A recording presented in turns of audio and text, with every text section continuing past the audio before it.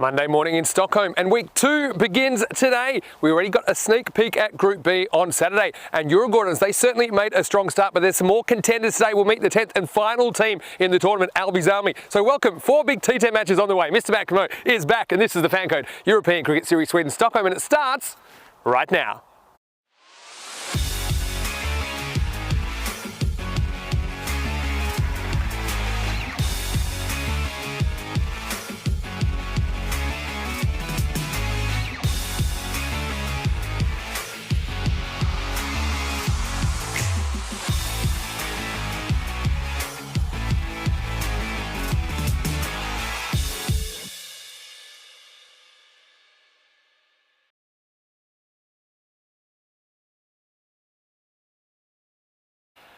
Good morning to you wherever you're watching around the world, and welcome to another big week in European cricket.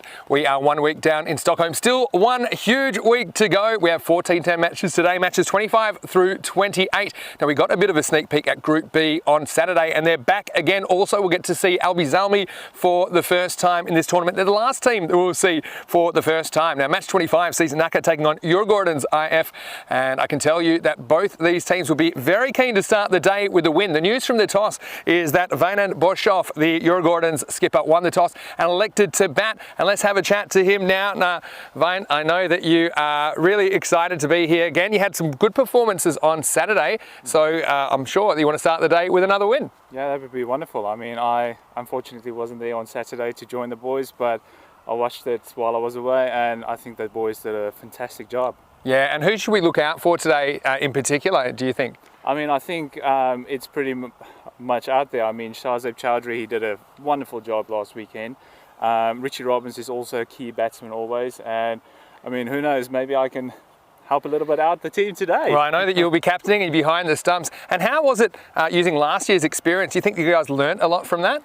I think so, and I mean, especially having some T10 experience last year at the end of the year, and then also just to qualify for this tournament, I think it's been pretty good, and I think Swedish cricket has done a good job to implement the T10 for us. Yeah, well, I know that you've recently been selected for your T20 international debut coming up next month. How does that feel to represent Sweden for the first time? I mean, I think it's quite fantastic. Still a little bit of a shock, so still getting used to the feeling, but super excited, very, very proud, and just to be under the guidance of Jonty Rhodes, I think that's going to be absolutely fantastic just to learn from him. That's going to be a big thrill for sure. Well, best of luck today. I know you've got back-to-back matches. All the best for your performances on day 7. And look, we've got Zabi Zahid here, the Naka skipper as well. And Naka obviously had a lot of success last year holding the title in a European cricket series, but not the ideal start for you guys on Saturday. Yeah, it was a tough day for us, and we are missing our keen batsmen, but still we are trying our best, and we will put a good show today.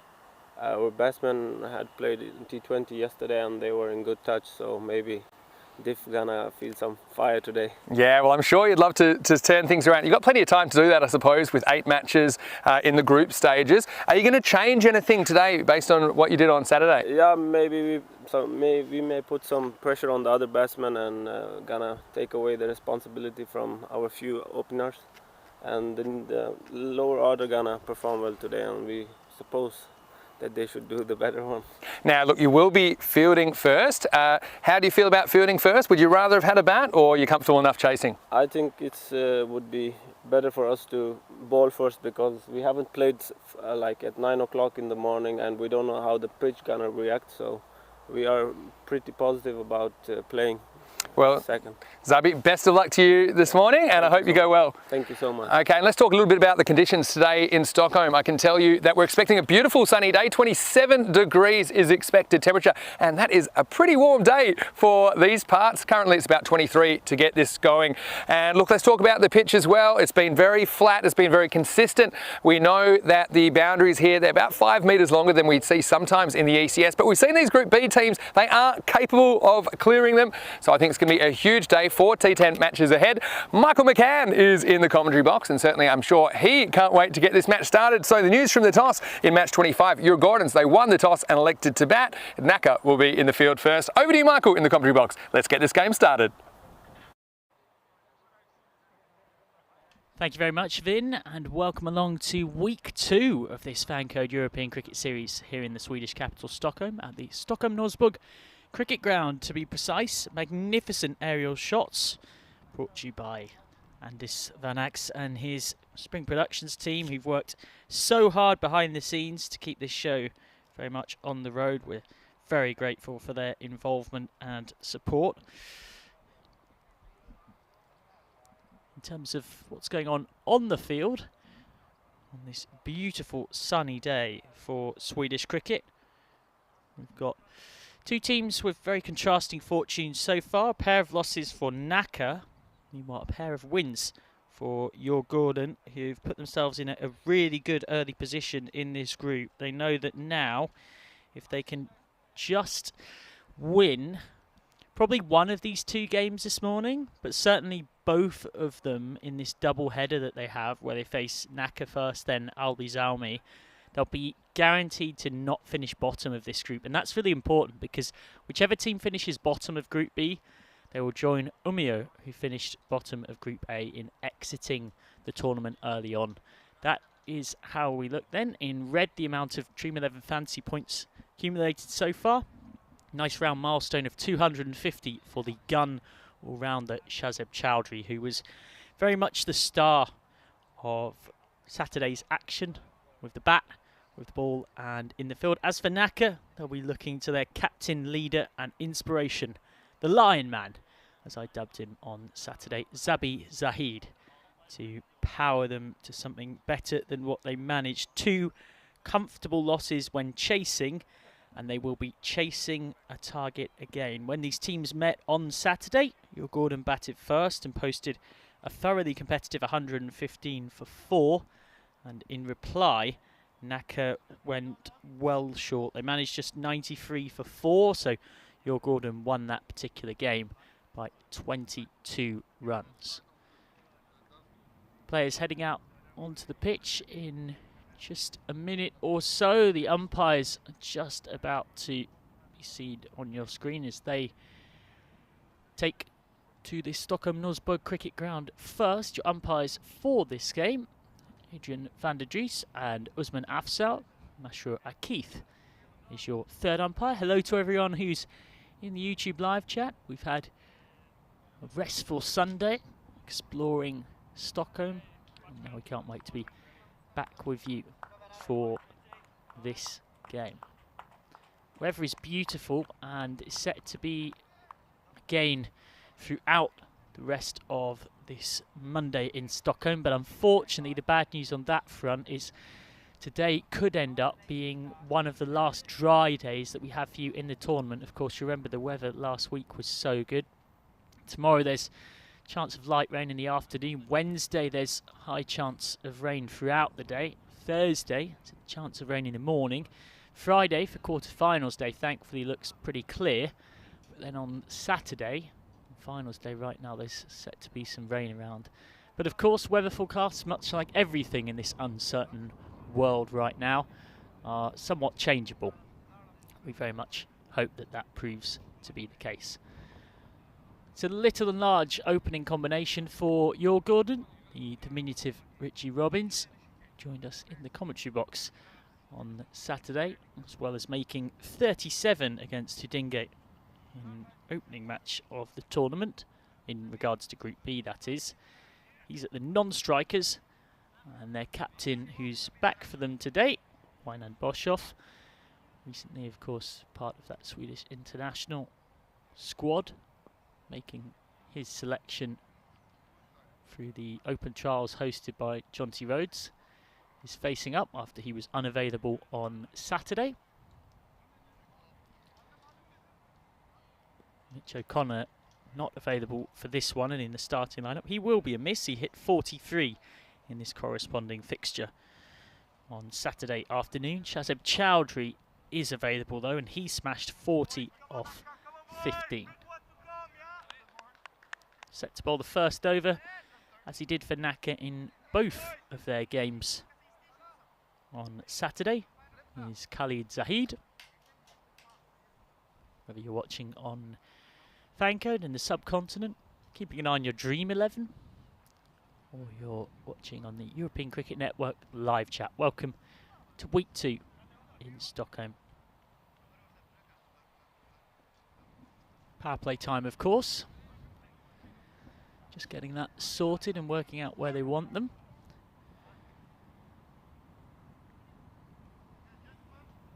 Match referee Adrian van der Dries just hurrying Necker along somewhat because they have taken a long time to set their field here. Almost as if they were surprised to be out there fielding when they have had good notice that they will be.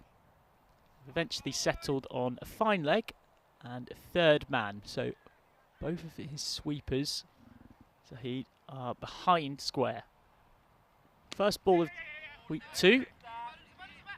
And a direct hit could have been close. I think it might have actually flicked off the umpire on the way through. My eyes didn't deceive me. Either way, Boshoff takes advantage of the overthrow and comes back for 2. Just watch this throw zinging from cover. Not sure if that just took a flick off the leg of umpire Adrian van der Dries. Maybe I need a new prescription. Either way, eventually they've in fact come back for 3, pardon me. So Richie Robbins takes guard. He got a 4-ball duck when these teams met on the Saturday. Be desperate to avenge that particular fate.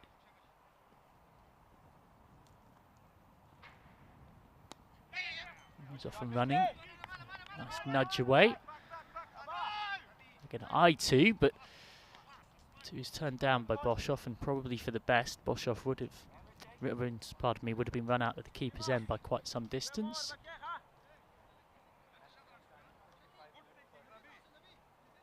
So he's got nobody outside the ring in front of square on either side of the wicket. Yeah, so I'm sure Boshoff's going to be targeting those straight boundaries. It's back of a length, and as expected, he is targeting straight. But Lamar Momand fields well. Momand, who, like Boshoff, has come through those open trials to get a call up as part of the Swedish national team's upcoming tour to Denmark and Finland.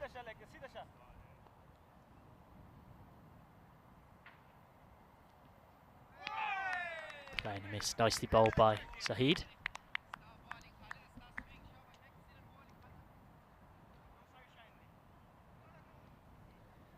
Just right in that channel, and they've got a slip in here, Naka. Don't see it very often in the ECS. They've gone for one. He's definitely in the game there with a ball like that. And again, really good swing. It's just got him pushing awkwardly at it, Robbins.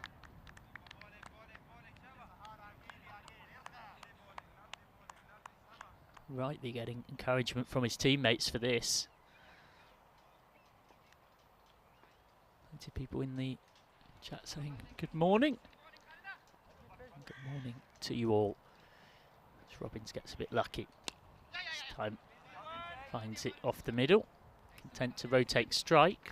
So end of the first over of the day. And it is a boundaryless over, which in a power play is almost always a good result for the fielding side. And it certainly is here. Khalid Zahid concedes 6. Will Gordon 6 without loss.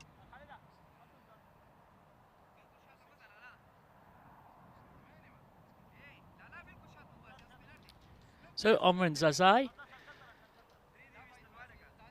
is just giving the ball a shine and helping it to the man who's going to bowl this second over. One of the rare people we've seen bowl spin in this tournament successfully in the power play. Abdul Hakim took 1 for 18 off 2 against Mashta on Saturday evening when he bowled the first and the third overs in the power play.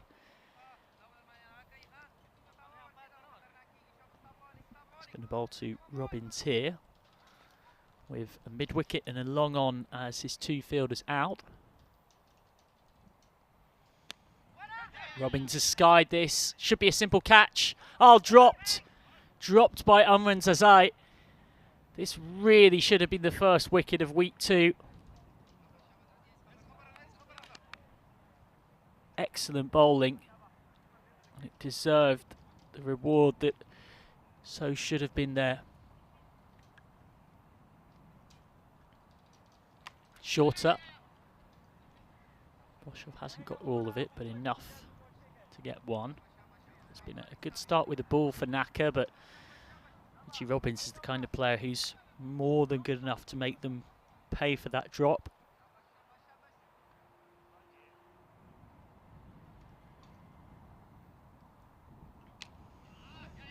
And again, Robbins has skied it. This time the bowler does it himself and takes the catch himself.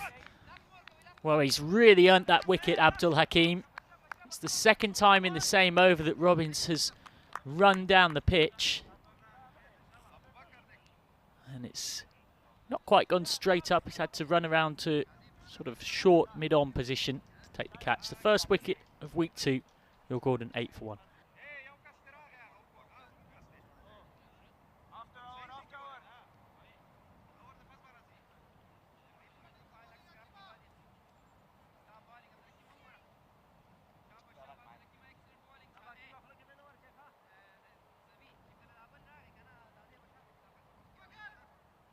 So Richie Robbins gone, and midway through the power play, Will Gordon still yet to find a boundary.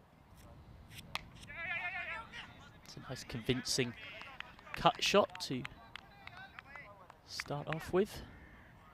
In fact, pardon me, it is Wino Boshoff, because they'd crossed from when the ball was skied in the air. Now this man is going to get going, Shazib Chowdhury. Now if he's in for any period of time, watch and enjoy, folks.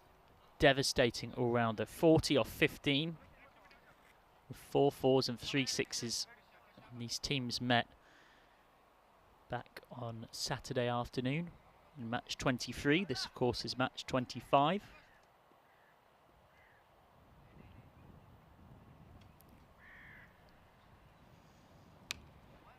Short.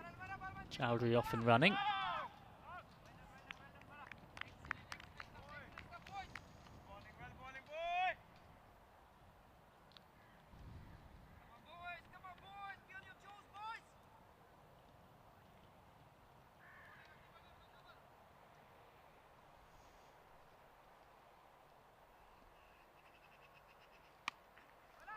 Short and pulled away convincingly. That will be the first boundary of the innings.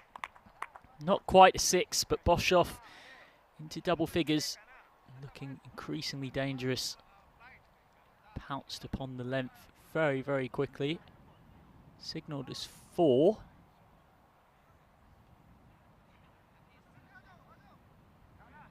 So end of the second over.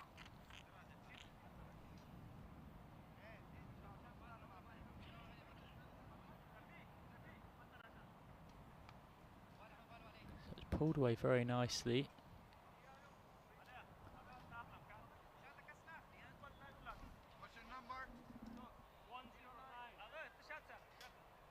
Yeah, it looks to me like it's bounced just inside. Great camera work from the guys at Spring Productions. Will Gordon 14 for 1 off 2.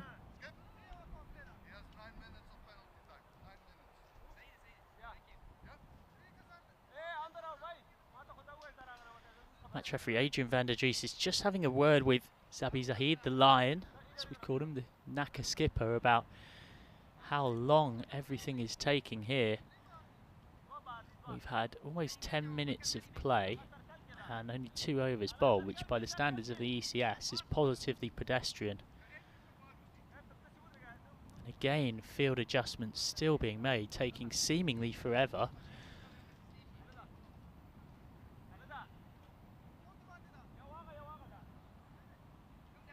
Well, this is a bit ridiculous, frankly. They've got a long off out in front of us, and they still haven't figured out who they want to be the second player out in the power play.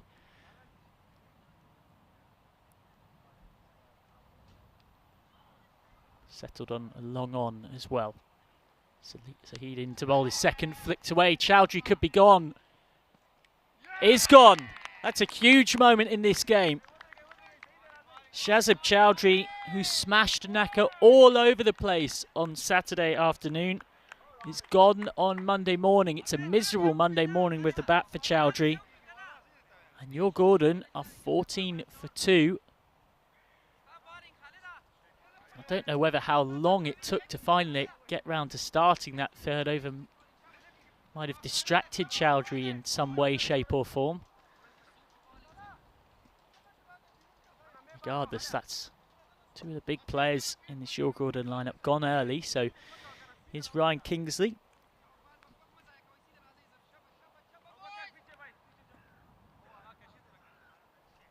Kingsley, who batted impressively when these teams met on Saturday afternoon.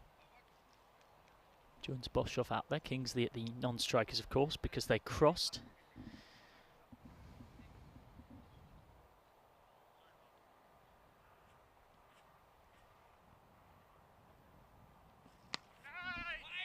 It's not a bad ball, and it's not a bad shot either, but it is a bad piece of fielding. Might have got an awkward bounce on the way through. Regardless, Boshoff, gratefully accepts the gift. Just using the outswing of Khalid Zahid. And it bursts through. Backward point, who is looking at the ground and protesting his innocence in the piece.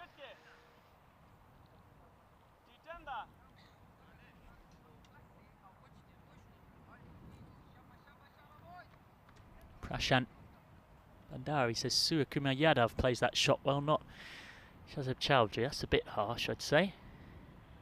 More than a bit harsh as a comparison. Boshoff does get that off the edge, but he used soft hands. And that's what meant that it wasn't ever going to be a catching chance. Just 3 balls left of the power play. A pretty good one so far for Naka. Kingsley has strike. He has just 3 balls left of these restrictions being in play. Third man and long on out. Wonder whether he's going to decide to counter-attack or just try and nudge it around for a bit.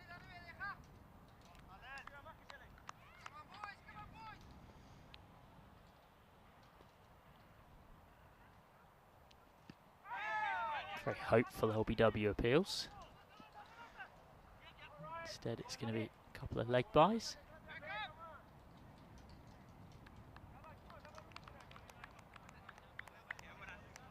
Let us know in the YouTube live chat what you've made of what you've seen before, so far. Pardon me. Quite a few people saying that I think Naka already looked much improved. I can tell you they had a confidence-boosting win yesterday. And that is the commentator's curse. Naka much improved thus far, but that is a real bit of charity. It's a huge wide. Absolutely nothing Sadat Siddiqui could do behind the stumps. That is a properly gifted 5 runs to the Your Gordon total.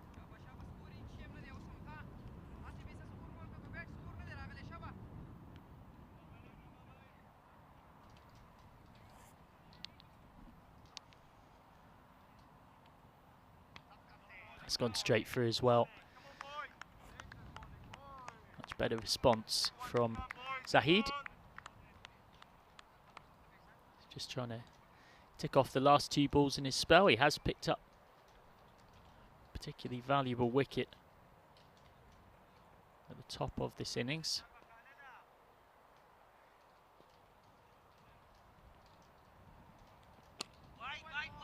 That's much, much better. It's a very good proper Yorker.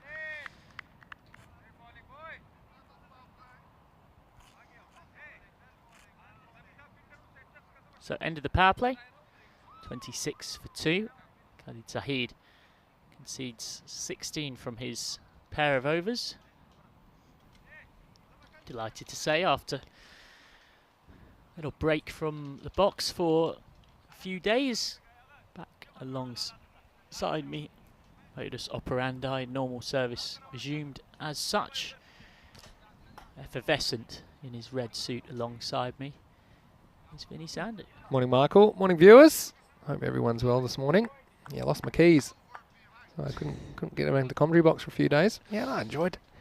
Yeah, had a lot of help there, so I wasn't rushing back, and Well, thanks to everyone that sent me well wishes. Were concerned about me, but I had a bit of a stint, so appreciate Michael you stepping up, and interesting game this morning. Yep. Gordon's been a bit of a reality check so far, but plenty of cricket to go in this game. And Hakeem's second starts with cover point sweeper. Doing well enough to stop the boundary, but not well enough to stop the two. Yeah, we had, by the end, we sort of had a batting lineup. Yeah. Running alongside. It was well, it's good to know good fun. that it takes 11 people to replace me, I guess. Oh dear.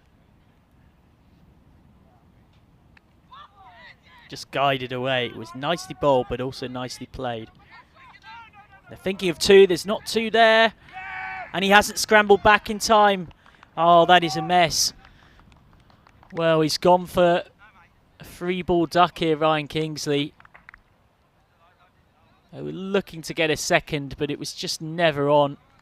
And Kingsley was not even close to getting back. So that is the end of Ryan Kingsley.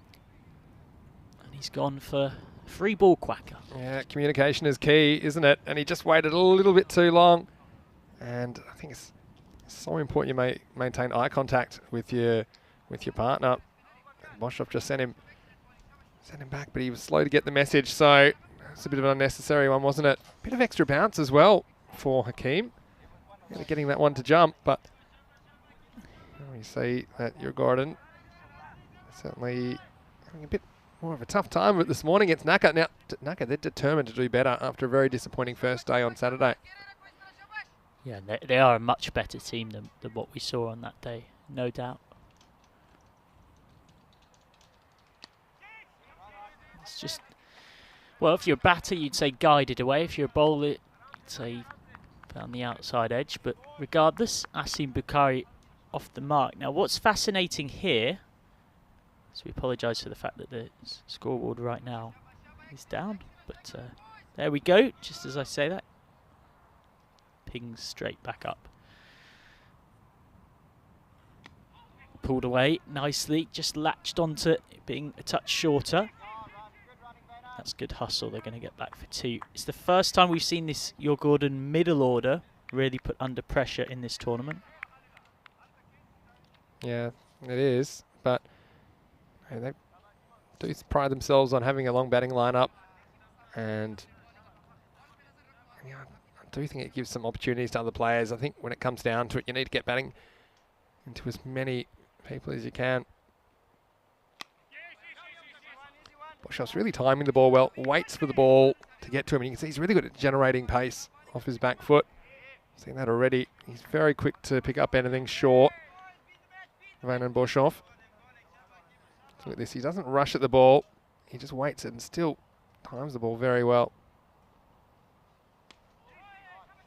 This time it's Bukhari who stand-up sweeps to deep square leg. I want to say a very good morning to Stefan Boshoff as well, who is a manager of a team I played for in South Africa a couple of years ago, and I know that he'll be tuning in to watch his brother, and I hope you can tune in to this as we get to the end of the over 34 for 3 after 4, the first ever European Cricket Championship, and it's coming. It's only 7 weeks away today, can you believe it? We have 15 nations going head-to-head in T10 action, 96 games over the 4 weeks. You see, there's groups of 5. The top 2 in each group will progress to Championship Week. And on the 8th of October, we'll know who will rule Europe. First ever European Cricket Championship. Watch it right here on the European Cricket Network. Yeah, and one thing to look out for there, I mean, I find it hard to see Scotland A, Netherlands A, and that England representative 11 not making it through, but there's going to be some titanic battles. You say that, though, that they may be inexperienced in the format. You know, think about Scotland, they haven't played a lot of T10. True, but it didn't exactly take long for Max O'Dowd and Scott Edwards to adopt a T10. Did that? I mean, the first, they played on Cluj, and it was a bit of an arm wrestle the first game they played. I mean, they will have 8 matches to work through it, but I don't know. I just don't think it's necessarily as clear cut as that. Over number 5. It's a nice start from Lamar Momand.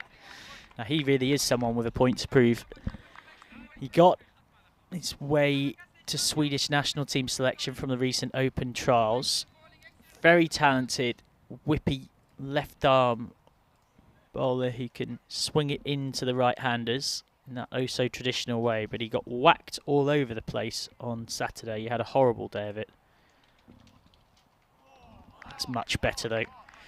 Went for 37 off his 2 overs against Mashta, and he didn't fare too much better against your Gordon.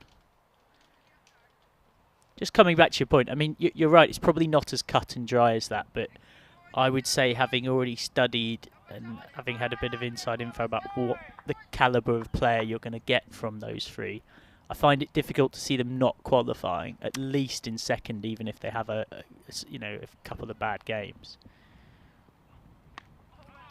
Yeah, I think you would expect that. But I mean, if I've learned anything on ECN, is expect the unexpected. I mean, I'll take you back to Svanholm back in ECL in 2019, getting knocked off by SG Findorf in the semi-final, which no one saw coming back then.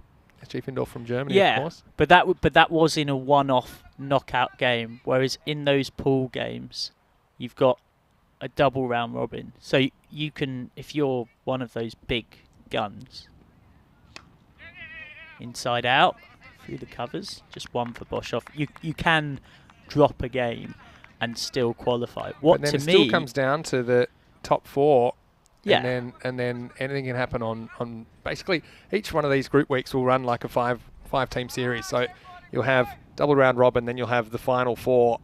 Yeah. And then essentially the best 2 performers. So both the finalists from the group week will make it through to the championship week. I'm just saying. I'm not saying they won't. I'm just saying. Yeah, no, I understand. It's definitely going to be interesting. When you take a team like Italy, for example, that have played a lot of T10 cricket, and we've been there quite a lot. Same with Spain. Just losing this radar. Sweden have led the way. They've got their own T10 competition now. And they've...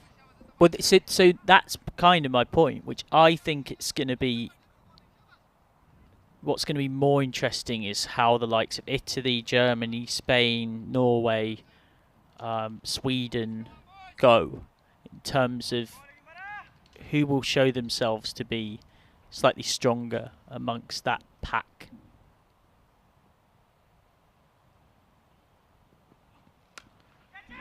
Low full toss, totally missed time, but there's nobody in at short mid wicket, otherwise that would have definitely been a 4th wicket. They're very reliant on Boshoff right now. They need Bukhari to get going. It doesn't tend to, unless someone plays one heck of an innings, be that sustainable to have a whole innings based on one player. Got a question, Michael, from Selvakumar Murugasamy. Wants to know, will the county players play for the England 11? Maybe after this ball you can just detail for our viewers exactly how that England 11 will be selected. So that's yet another wide. So Momand, having bowled a very good over, is just, as he's trying the variations, which he was here, he was trying a little cutter, losing his lines. Yeah, so the England team will not have professionals in it. So you won't see, as far as I understand it, county cricketers in there. It will be the very best amateurs.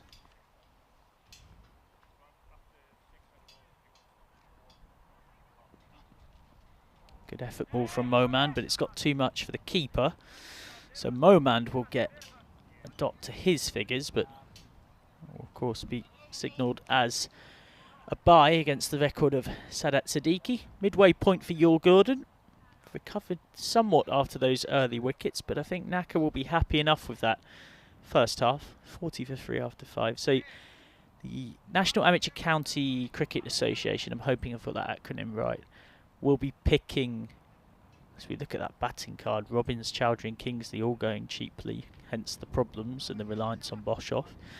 Will be picking the very best amateurs available. Now when I say amateurs, we're not talking about yours truly in the Acton Forwards. We're talking about guys that play Premier League cricket across the UK, that some play for the very top university sides. You know, I know there's plenty of names in the conversation who've played county second team cricket before but never quite got that pro contract. So you're talking about seriously good amateur cricketers who will be very proud to have the opportunity.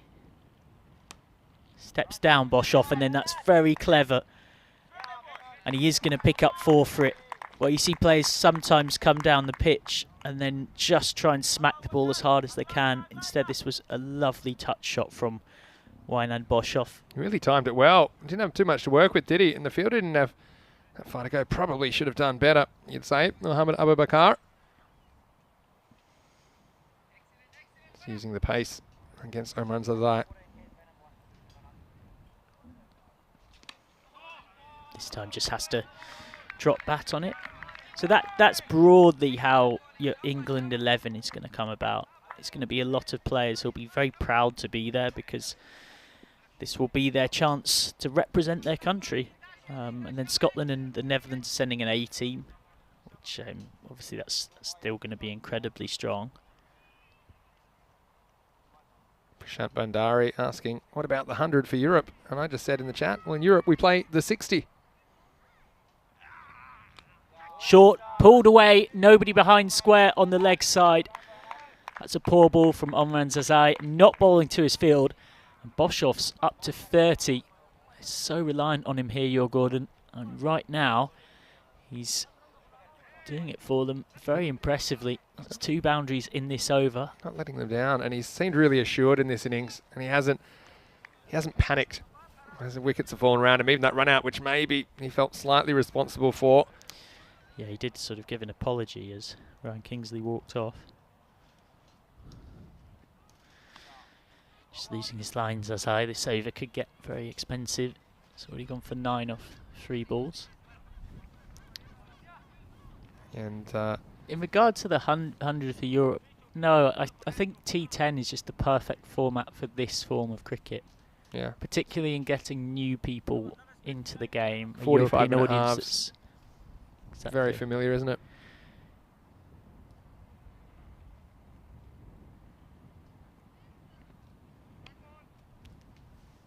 This over's already into double figures in terms of cost, and we're still only halfway through it.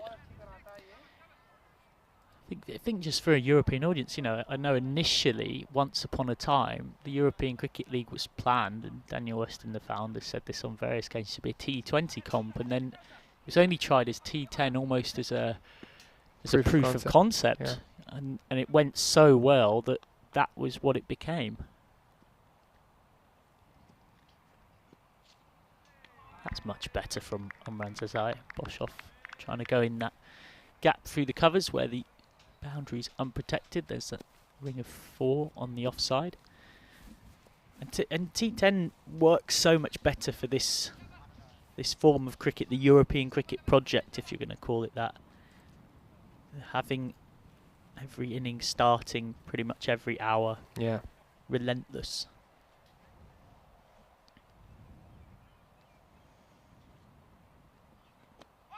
Brilliant Yorker. And a big shout as well. He's bowled all sorts in this over. Omran Zazai. Well, it's hit the toe of Boshoff. Maybe just drifting down leg on the angle. Pinned him. Superb bowling. He's bowled some real guff in truth in this over, Omran Zazai. But that is comfortably the best ball of it. Much, much better.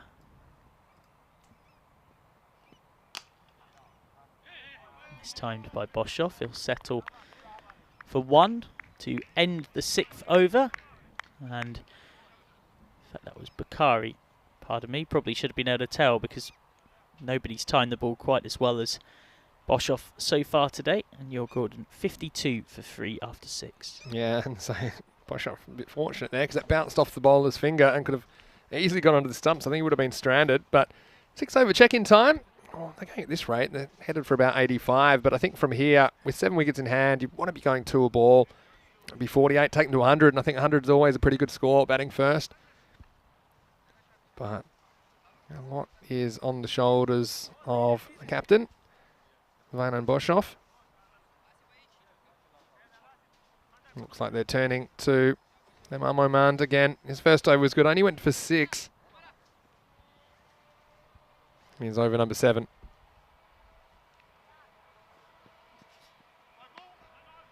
That's wide, and certainly one thing that they can work on. That brings it to 10 wides for the innings already. We're in the 6th over, so there was a 5 wides in there, I suppose, but still, these are the 10 extra that sometimes can make the difference between winning and losing. We've seen a lot of games decided by 10 runs or less. Yeah, he's got all of the raw attributes to be a brilliant fast bowler, the Momand, but it's also someone that right now is quite erratic, as we've seen thus far in this ECS. And he's demonstrated again, he's had a tendency to overcompensate from one side to the other. Now he's maybe just got away with this. Yeah, it's good bowling. Oh, it's comfortably inside. When it passes the popping crease, that's when it gets judged, so that's a good decision. It's a good ball if you can produce that. Kind of just freezes the batsman thinking they want to leave it, then look for that wide. Once they've made up their mind, it's hard for them to go after it.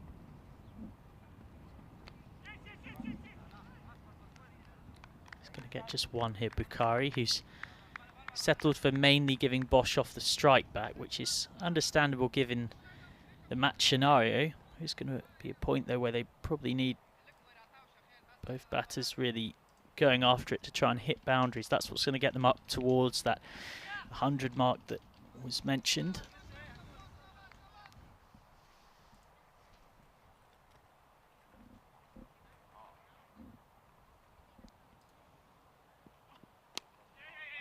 Just jabbed away by Boshoff. Hang off 2.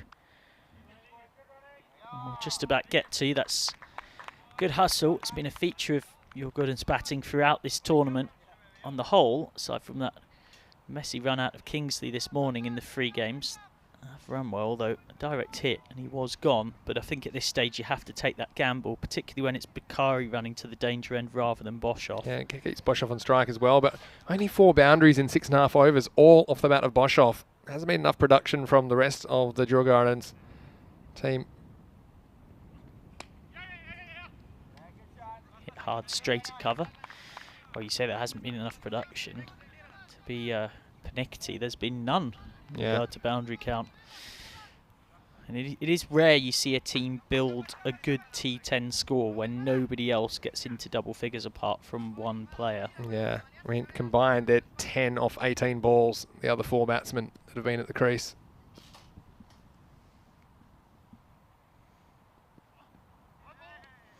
It's another wide from Momand. Having said that, not in a bad position. If they can kick on from here, there'll be a kind of change of feel, I think, in the last 3 overs, because they've got 7 wickets in hand. I think they'll be really looking to be quite aggressive and take some risks. You do worry for them, though, if Boshoff gets out. They've been so reliant on him. That's true. They've got a but the people coming middle out order, but a middle order that hasn't had much batting opportunities in the tournament so far. In fact, to be precise, it's had next to none.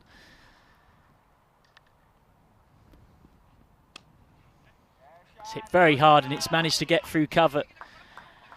Well, a long barrier for Abdul Hakim could have done the trick here, because this, from what I saw, has nutmegged him.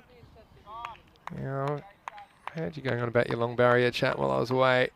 See, that goes over a long barrier. See, your long barrier, unless it's only 1 leg high. So this is the thing. On some of these outfields, it'll bounce over it. But I think you did need to get something behind that. Well, you've got your body there as well as the leg. Yeah.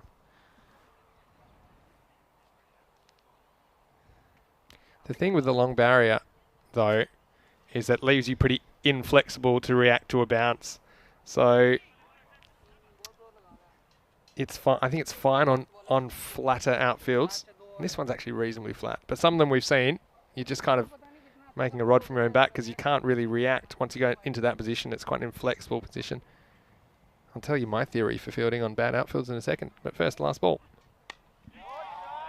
Extraordinary shot. He sort of played that on 1 leg, Bukhari. And finally, a player who isn't Boshoff has hit a boundary for Jorgorden. End of the 7th, 66 for 3. As in Bukhari just definitely guides that one in the gap for 4. Yeah, you got plenty of bat on it. That's exactly what they needed, isn't it, at this stage? Bukhari getting going. So, pretty good kick to the end of that over. join us over the next few weeks as we head towards that first ever European Cricket Championship that we mentioned earlier. That's an international event starting on the 13th of September. But before then, we have the end of this series in Stockholm, then Malmö in the south of Sweden for 2 weeks before we head back to Germany.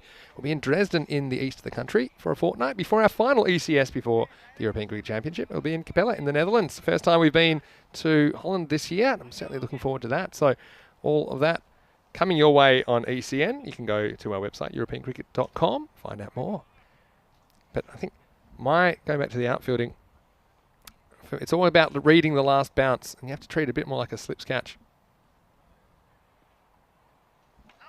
It's a nice start from the lineman, Sabi Zahid.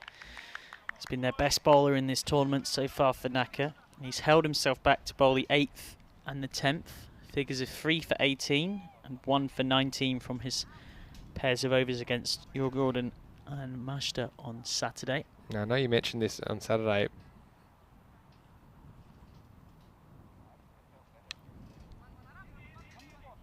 I've got to ask you about the lion on the back of Zabi Zahid's shirt. It's not a regular squad number, is it? It's been a lot of love for this. A lot of people saying maybe we should just have 11 animals on the back of players' shirts. They all just pick their favourite animal. You sort of have, right, the golden retrievers coming on to bowl this over, or the rabbits coming on this over. What would you be? You'd be the Lion King. What's Zazu again? It's a nice single. I'd have a golden retriever, I think. I'll tell you what you need to be. 15 balls left, but coming back to Zabi Zahid, which is the important thing. So basically what happened is his two brothers kept nicking his shirt, and it was really annoying him. That's the first part. Slow ball, full toss, hit hard through extra cover and fielded well by Omran Zazai at the expense of 2. So great fielding though. Kept getting very, very irritated by his brother stealing his cricket shirt. And then his brother also picked Zabi's lucky number and put it on the back of his shirt because they both have the same lucky number. Oh, brilliantly bowled from Zabi Zahid. That is the ball of a line, far too good. And that is eaten up Weinar Boshoff. And Jorgården's key batsman, who's held together this innings so brilliantly, is only undone by a magnificent little change-up from the line. Perfect Yorker. Jorgården 70 for 4. Really good. I mean, I don't see enough of this at this level. If you can produce these kind of deliveries, then it doesn't matter if you've been in for 1 ball or 8 overs. It's going to be difficult to keep out. And even if you do, it's going to be difficult to score an attacking shot off. So, excellent bit of bowling. So Boshoff gone for 37 off 26, 4 fours and no sixes. He did rotate strike very, very well. And out for his first bat of the tournament comes Shravan Kannan. He's not got long to try and put together a contribution of note. So in the end, Zabi got so sick of all of this, as a way of putting something on the back of his shirt that made it distinguishable, and also stopped his brother stealing his shirt, because it was like, well, this is clearly my shirt. I think he'd be more likely to steal it because it looks so cool. That's a good point. But I am reassured that the solution has worked. Decent bowling again, and a nice shot from Kannan to get off the mark. His first run in this ECS, 71 for 4 off 8. A great over from the lineman. He's conceded just 5 runs from it, and he's picked up that key wicket of Boshoff. He got embroidered on the back of it. That huge lion. And that's what really makes it stand out, because it's not just the fact that it's the first player we've seen without a number in this, or any ECS. It's the fact that it's so big. It is huge. You can see that in another town. I think our satellites and our drones that are up there have been filming up in the sky can pick out the lion. I feel if there's a lion, there should be like a Zazu. You know, the character that Rowan Atkinson played in The Lion King? Come on, Mike. Oh, okay. I feel like that would be you. Right, okay. That just suits you and your voice. Okay. Recently portrayed by John Oliver as well.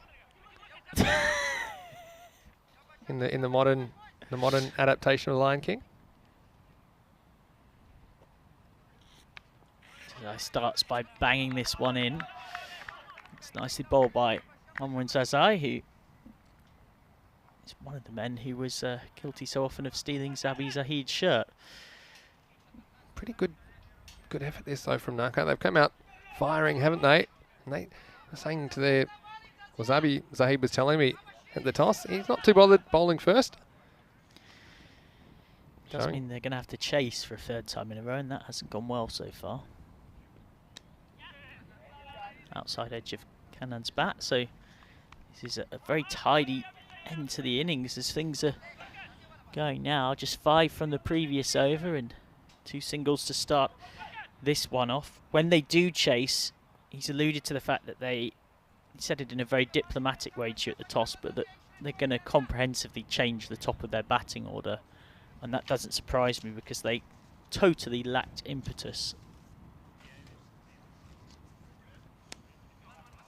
Just guided away by Bukhari for 1.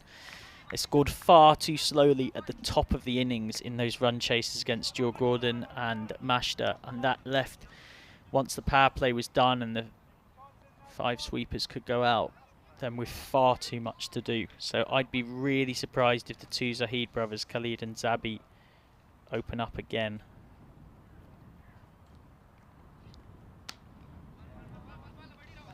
It's the 4th single in a row, so really good start to this over thus far. In fact, pardon me, a dot, then 3 singles. When they played on Saturday though, it was Uri Gordon 115 defeating Naka 93. So the difference here looks like they'll be chasing a lot less. True, but even that 93 doesn't quite tell the full story.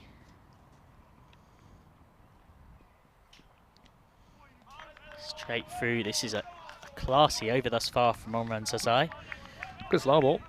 They've changed up their pace well. Completely fooling him.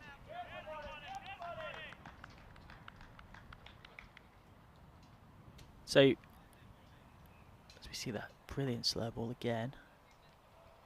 He was already through the shot before the ball had got to him, really.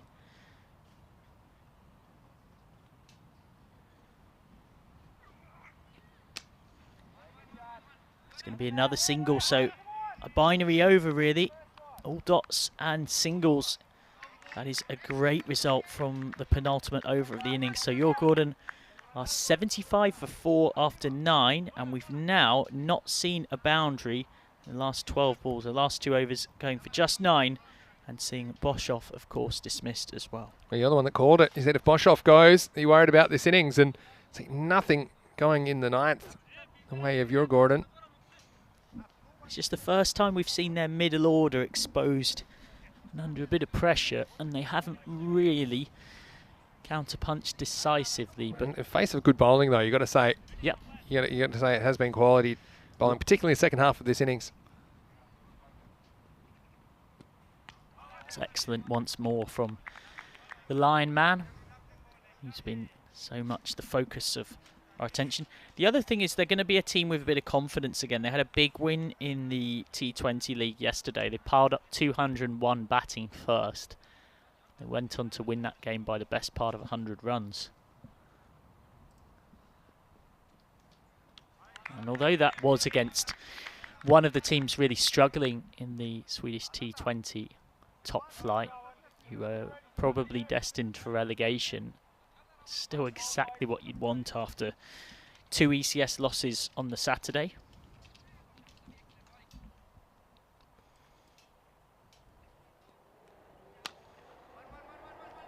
I should mention as well, Michael, that we've had 5 penalty runs applied for slow over rate.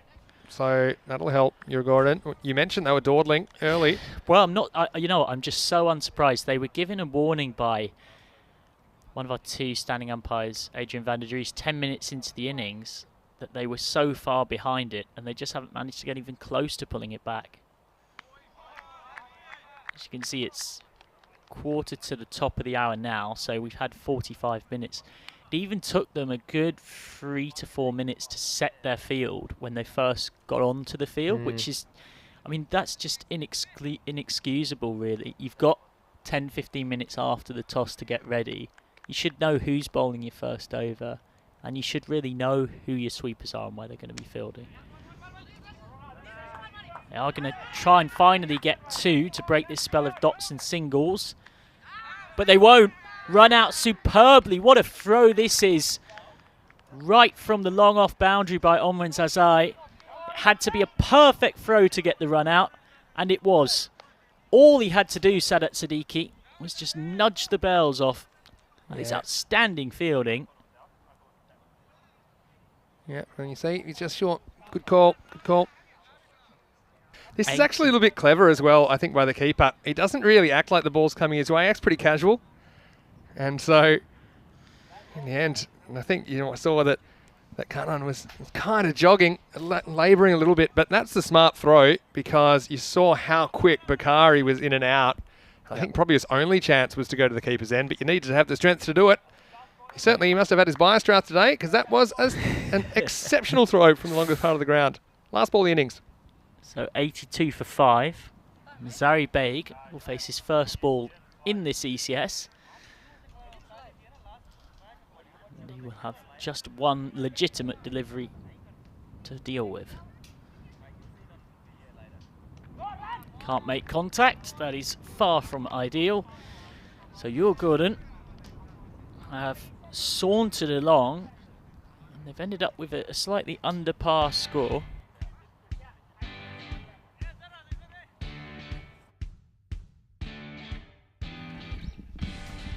So let's have a look back at the highlights from this match 25. The first match of week 2 certainly didn't go according to plan early for Omar Zazai. And, well, then the bowler did it himself. And from then, it really was all Naka, you'd have to say. Yes, very, very impressive from Naka. They removed Robbins early after he had a life dropped in the same over off Hakim. Sazab Chowdhury made just 1, caught by Hakim off Khalid Zahid. And the wickets just kept tumbling. Out came Ryan Kingsley. He didn't last long. After that boundary from Boshoff that managed to burst through point. And 5 wides from Khalid Zahid. Kingsley was to be run out here, eyeing 2 off the edge of Boshoff's bat. Boshoff was intent on coming back and then sent Kingsley back, and it was too late by then. Combination play by Mohammed Abubakar and Sadat Siddiqui to complete the run out. Kingsley gone for a 3-ball duck. Boshoff kept going on his merry way. He looked very, very fluent, easily the most fluent of the Yor Gordon players. 37 off 26, featuring 4 fours. That was one of them.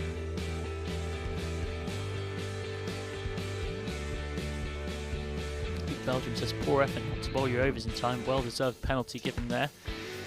Yes, absolutely.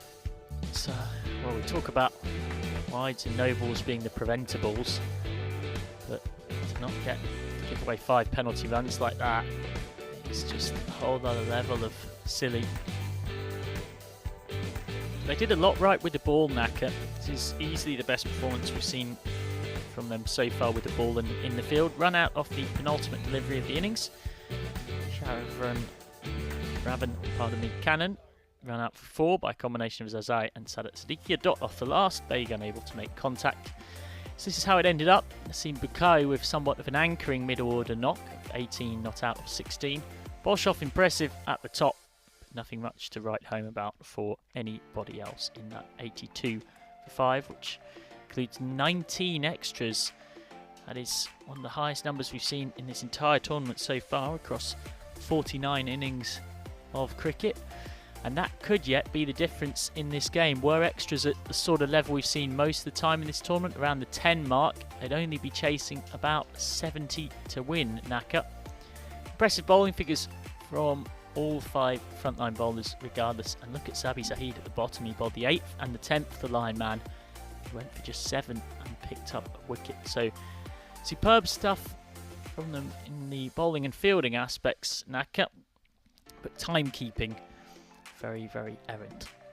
When we come back then for the run chase in around 5 minutes or so, Naka will need 83 runs to win to get their first win in 3 games across this competition. Neil Gordon will know if they can defend this with what is an excellent bowling attack they have at their disposal. And they'll have 3 straight wins to start off this ECS after being losing finalists last time. I'm Michael McCann, and Sandy alongside me. And you are watching the FanCode European Cricket Series here in Stockholm. Do rejoin us for the run chase of match 25 coming up shortly.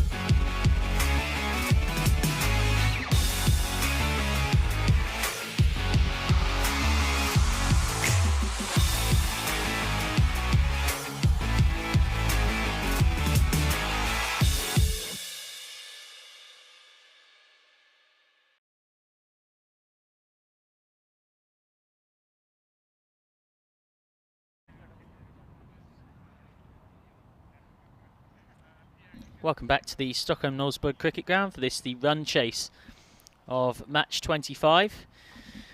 Your Gordon have posted a relatively modest 82 for 5. Batting first, we know now from so much experience here across the last week and a bit that par's probably about 100. They're a long way underneath that. Now, one of the key men in your Gordon bowling department, who was unavailable on Saturday, he's going to be into the action early on here. Joshua Goddard to bowl the first over of this, the reply. He gets really good bounce, as you'd expect from a tall seamer like him. And he's got the added benefit of a brand new Kookaburra ball in his hand and a very bouncy concrete pitch. So I expect he's going to be something of a challenge. Now, I warned you that I saw changes coming at the top of the Naka batting lineup, and so it has proved.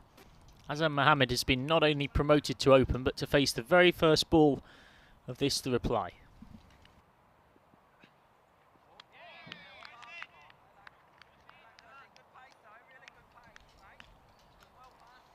Well, Goddard just speaking to our umpire. He feels like he was a bit unlucky.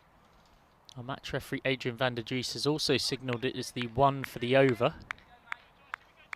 You can see there Goddard not overly satisfied.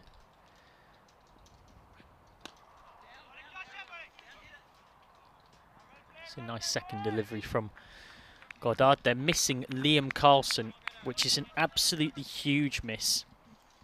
Carlson has recently got himself into the Swedish national team squad, went for just 21 from his 4 overs on Saturday across their pair of games against Dinge and Naka.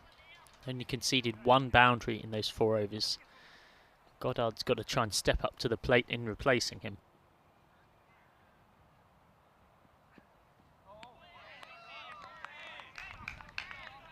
Well, that was pretty Carlson-esque. I mean that in the most complimentary way possible. He's got a 6-3 field with a long on and long off back. So the instruction's going to be very clear, which is to bowl probably on the fuller side, maybe with the short ball as the surprise one.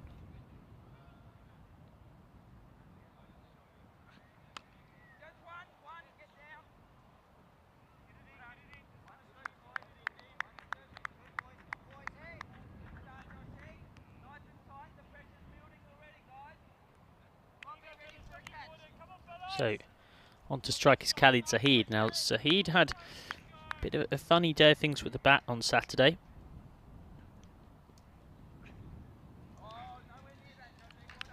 Got 28 of 22 batting against your Gordon.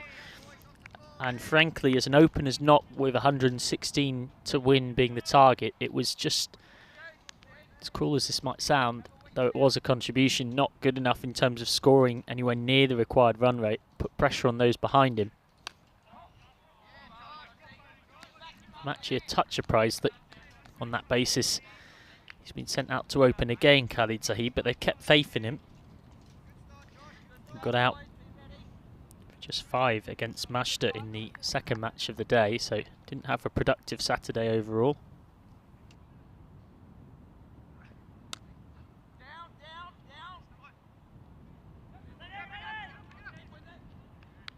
Well, it's a rare misfield from your Gordon. They were very good in the field on Saturday. That somehow escaped through Zari Beg's legs. They didn't take a second though, so not costly in any way, shape or form. End of the first over, a boundaryless over. Naka are 5 without loss.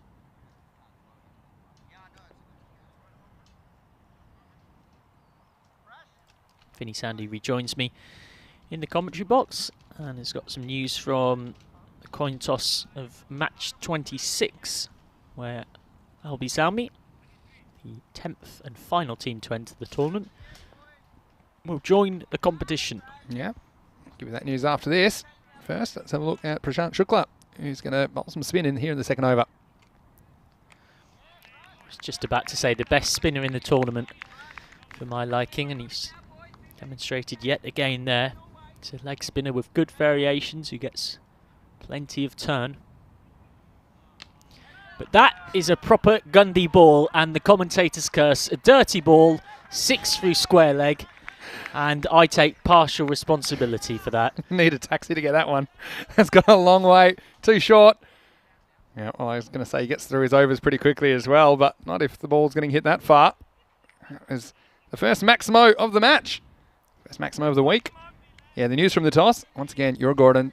They won the toss and elected to bat in match 26. Will be the second match of the day against Alvi. It's better from Shukla. And that ball was worse than any delivery that he bowled in his 4 overs on Saturday. Took 1 for 5 off his 2 overs against Hidinge and 1 for 15 off his 2 against Naka. So that is again dragged down a bit. Yeah, so 82 looks a bit light on, doesn't it? But in the first week, we saw an average run rate of about 9. It's not that far short.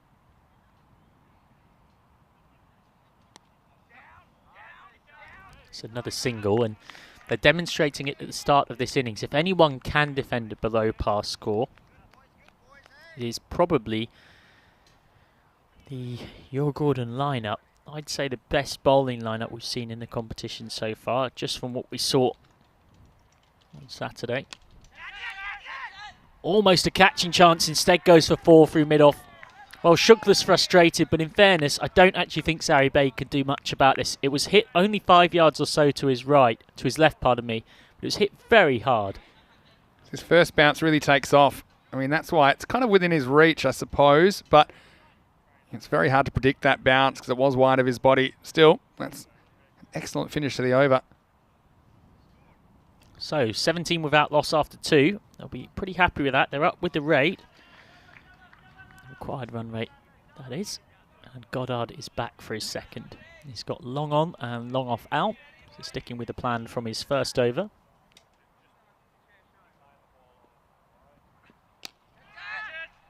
It's hit hard at Baig again, who's had a lot to do out at long off. Yeah, see, this is what I'm talking about. The first bounce really takes off because it's actually quite hard underneath this surface. So he just had to get in the right spot and hope that hit him. I don't think it was a very pleasant experience.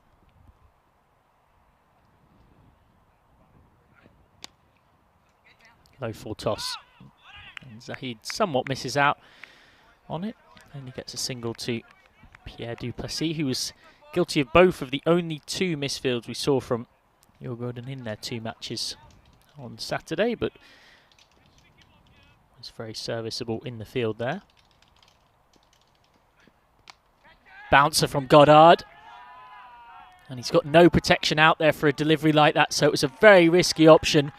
Shukla running back couldn't do anything about it. And Arita Bakat has got to go and fetch it. So after a slightly sluggish Saturday, he's really kicking into gear here. That is a nice pull away for 4 by Hassan Mohammed. He's almost beaten by pace. He was certainly hurried by that bouncer from Goddard, but still got through it.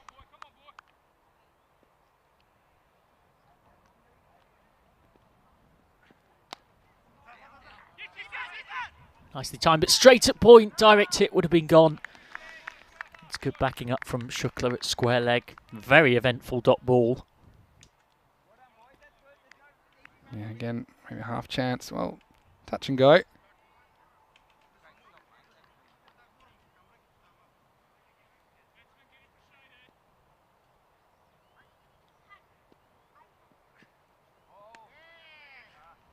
That's going to be wided. So Goddard's outswing just not helping him.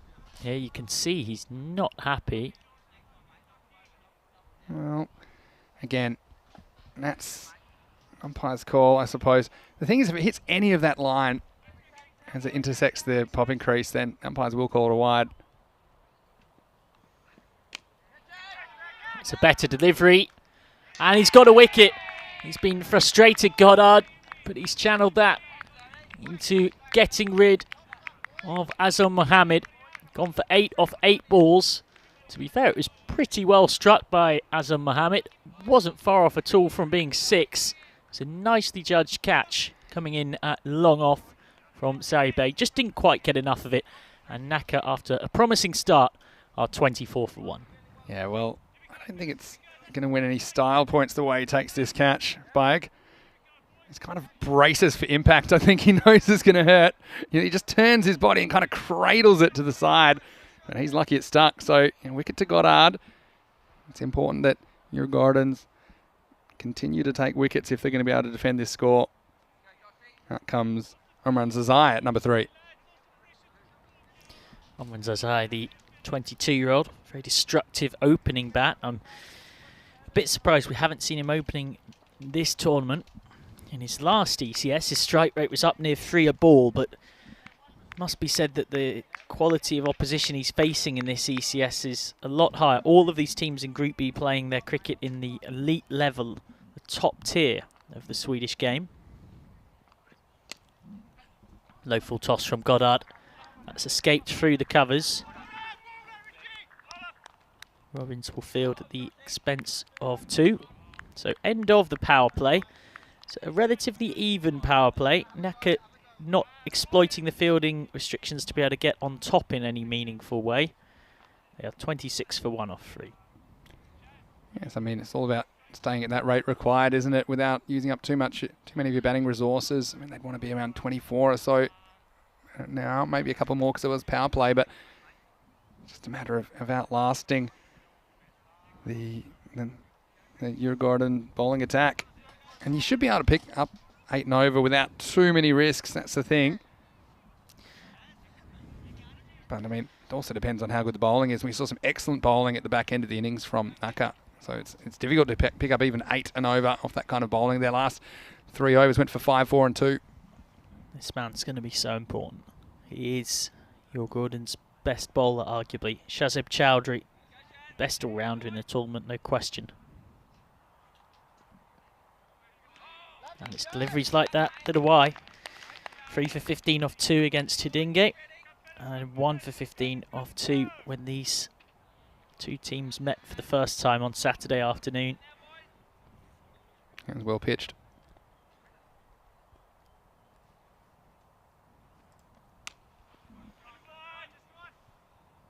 Kingsley does the fielding well at the expense of just a single. Very manageable required run rate that sits just above 8. Yeah, so they'll want to keep it around there. They won't want to see it going 10 or higher. Oh, gone! What a piece of wicket keeping from Boshoff. And he's caught behind for 2 off 2. The oh so aggressive and so often impressive Omran Zazai. Gone for 2 from 2 balls. It is an acrobatic, flying, Superman-esque catch behind the stumps from Boshoff.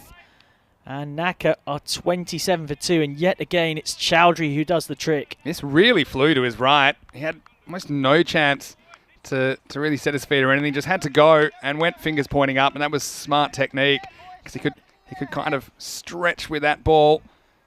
A lot easier to take it that way than trying to take it with your little fingers together. So it was an excellent piece of wicket-keeping technique, and you can see why Boshoff has been selected to make his T20 international debut, vice-captain of that team next month. But a huge wicket. Zazai gone for only 2 and now 27 for 2. Absolutely right. It's going to be a valuable asset to the national team. Right now, he's been the main man for Djurgården, both with bat and then with the gloves in hand. Sadat Siddiqui facing up. Siddiqui, who didn't manage double figures in either of his 2 innings thus far in this ECS.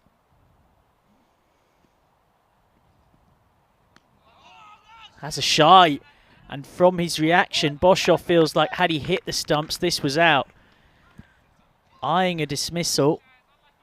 Well, actually just looking there, I think the bat of Siddiqui had got back in time. It was definitely close. Hard to tell exactly. It'll go down as a wide.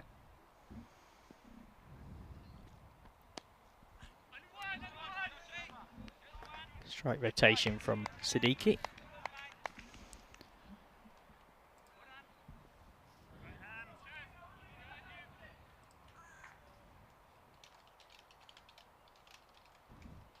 So definitely, if you're Eurogardens, it's about staying in the game, and you don't want to get blown out of the water with a big over, which can happen. But the longer they stay in the game, I think the more they'll believe.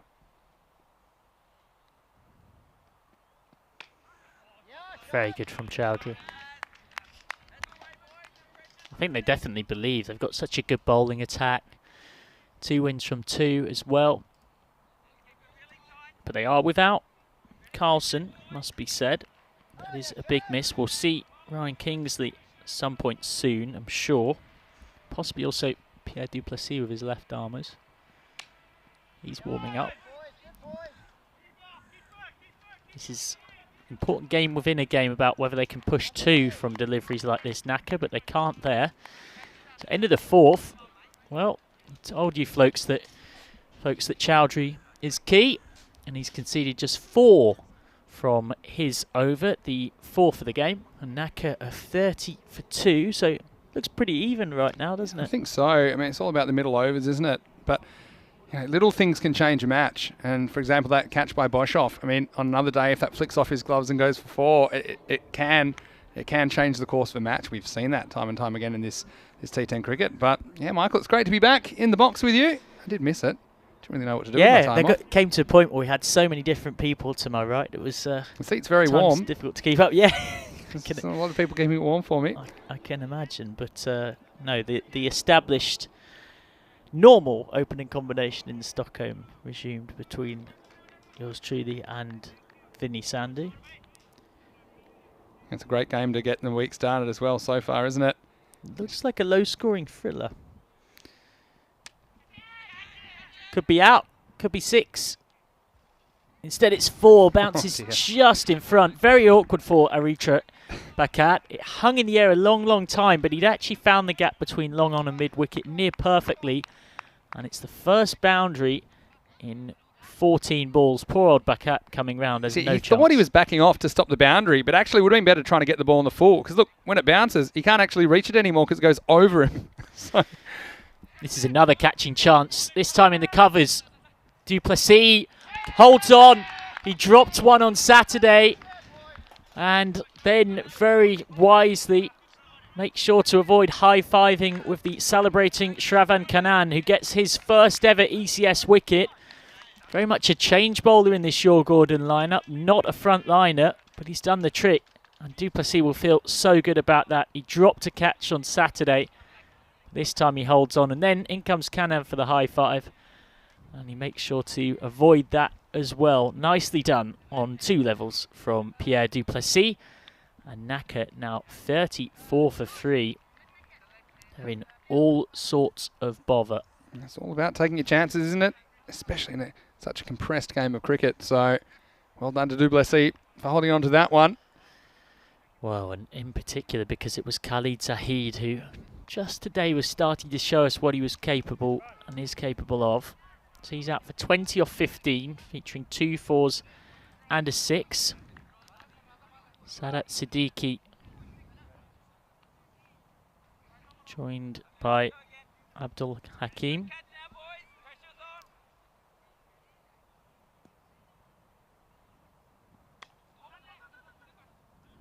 Two is the call straight off the bat from Siddiqui. Oh, and the bowler's knocked the stumps over, and they're going to get a 3rd, possibly. No, they turn it down in the end. Well, had it been a direct hit, it was definitely out. Even if he'd have taken it, he'd have had a chance there, Kanan. Yeah. Yeah, well, I mean, these two teams, very, very similar scores at this particular part of the innings. Different was Boshov was up and going for your Gordons.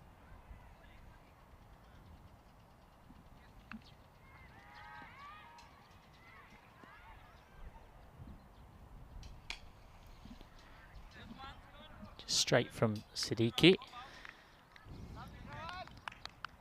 Whilst the required run rate's not out of control, definitely concerning signs for Naka, who've struggled with the bat in the tournament so far.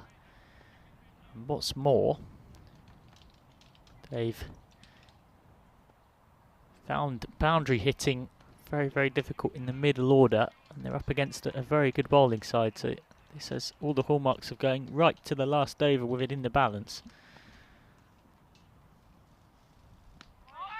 Oh, is that gone? Yes! More superb work behind the stumps from Boshoff, who's having a quite outstanding debut in this ECS.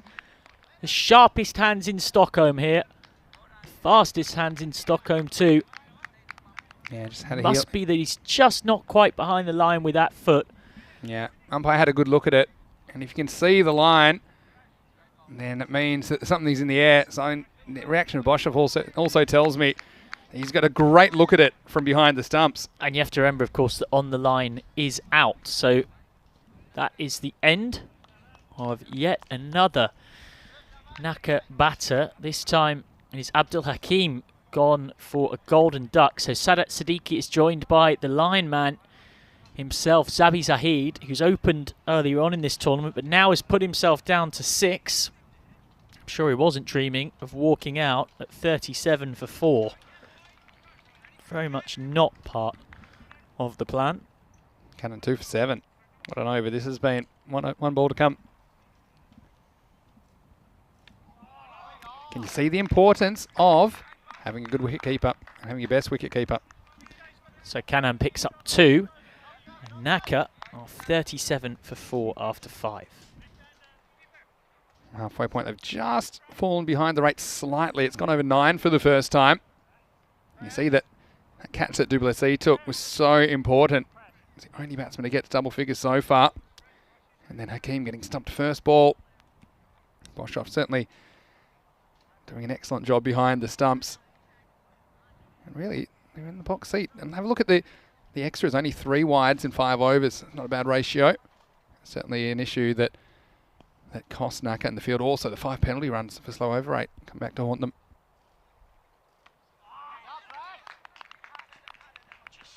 Again, just strike rotation, but nothing more as Shukla's back to bowl his second.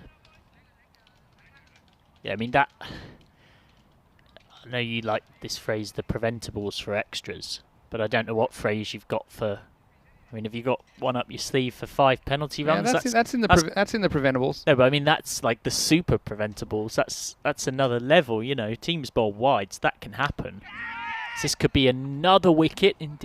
Instead, it's just short of Richie Robbins extra cover, and it nearly bounces over his head. He's not the tallest man, and he actually does well here to jump and grab it and make sure it doesn't. It's that first bounce. It's quite a hard surface underneath it, the top layer of grass.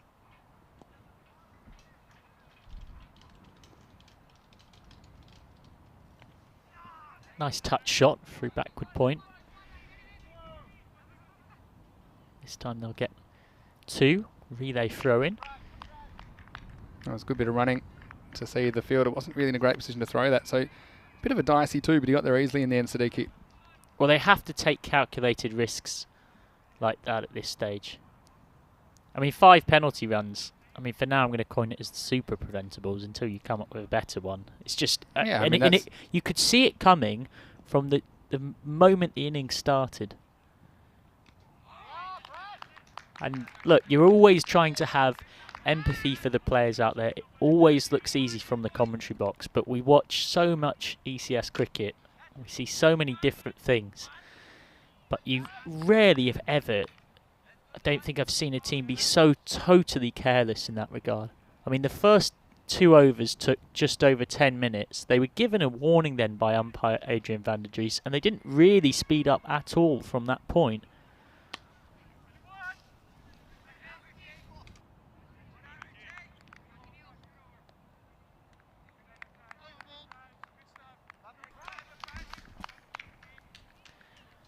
End of the over. It's more tidy stuff from Shukla, who goes wicketless for the first time in this ECS. Concedes 18, which is a bit on the high side by his high standards.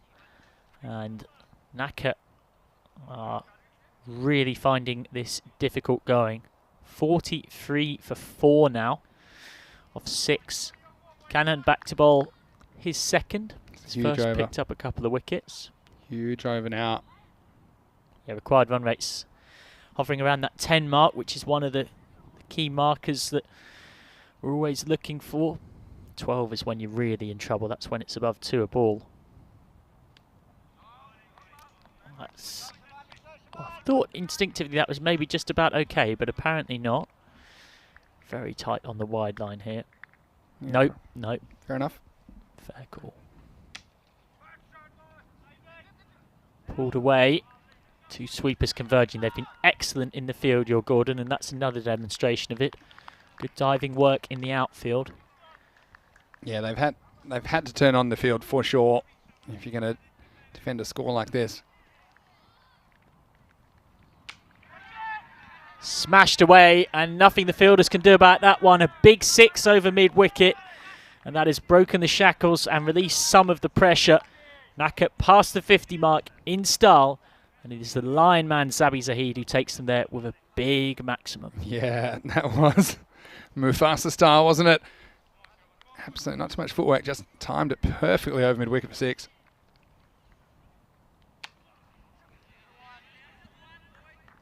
This time just 1 for the line man. He looks in pretty good touch out there. I hope that adjusting himself into this new role in the middle order, he can take his team home here. It is a group that we've expected to be very, very even, and that's how it's played out so far. We could be about to see the team with 2 wins so far lose to the side with 2 losses to their name to this point.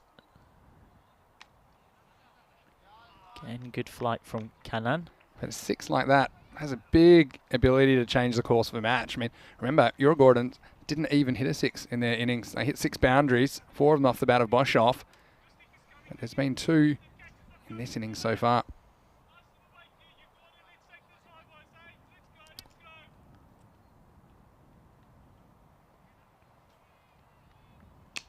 Steps down through the covers and caught by Robbins. That's a good catch. It was hit very, very hard and flat. And a big celebration as well from your Gordon. They know just how much that means. And it's Zabi Zahid, the line man, who has to go for 11 off 7. He hits that big 6. But it's Cannon who wins the war despite losing the first battle. 54 for 5 now. Cannon has his third. Yeah, and it's just a good catch by Robbins. I mean, it was travelling at him pretty flat, but he received it expertly. And now wicket's also a concern for Naka, with 5 lost within 7 overs. And it's coming up to the lower order, middle order and lower order to somehow beg, borrow or steal these final 30 or so runs. But it's all about taking your chances. That's something that your Gordons have done very well in this innings.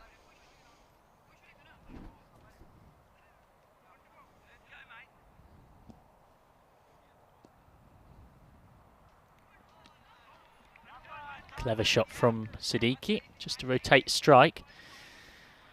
And now youngster Momand is out there with him. Siddiqui will keep the strike thanks to that shot. 55 for 5 off 7, and this is how we look for match 26. Yeah, so we see your Gordons, they'll be back, and we'll see if they're still undefeated.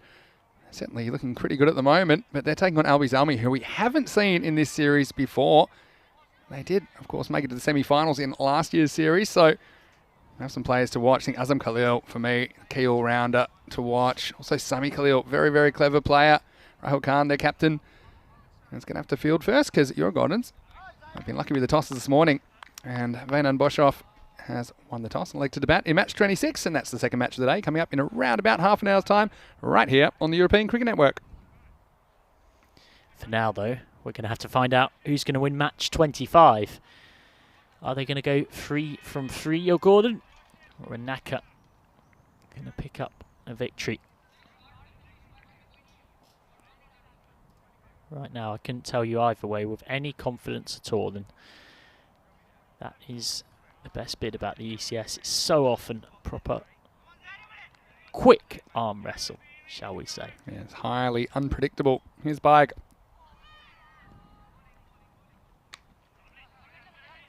Just pushed for 1.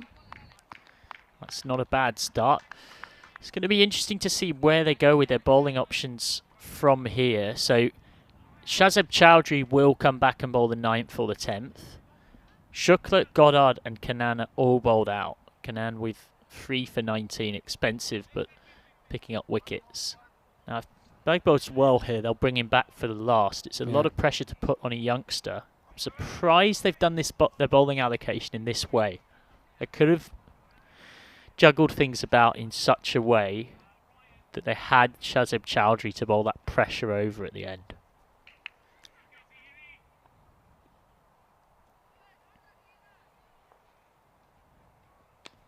Full toss. He's somewhat missed out. He's still managed to sieve it through backward point. Goddard will keep it to 2. Yeah, it's an interesting one. I mean, obviously, Baig, if he's an option they are thinking about for the end of the innings, well then maybe they back him to bowl that 10th over. But you're right, he can't bowl 2 in a row. So the other thing is I think the 9th could be really critical. And so I don't think that Chowdhury's a bad bowler to actually bowl that over, because if they can hold this one down, maybe so they need 20 off 2 overs. I think you'd rather have your best bowler bowling the 9th.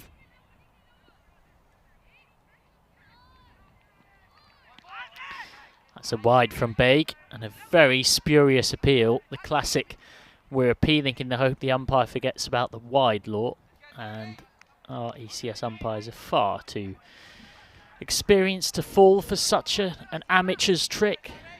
Boshoff, though, is quickly up and throwing. That's the indoor cricketer in him, you know. He's played a lot of it in South Africa. Played the SA under-19s. Cut away. Lovely timing from Momand. And that is his first boundary of the innings. Naka into the 60s, 63 for 5. It's a tough one because I feel like you probably could use in third man. Well, they do have one, but very, very fine. This is just a good shot, though. It was all about the timing there. So I think, yeah, especially with what Momand's showing so far. They still have a quarter of this innings left, don't forget. So Naka are in a position where they can win the match, but anything can change very quickly. We know that.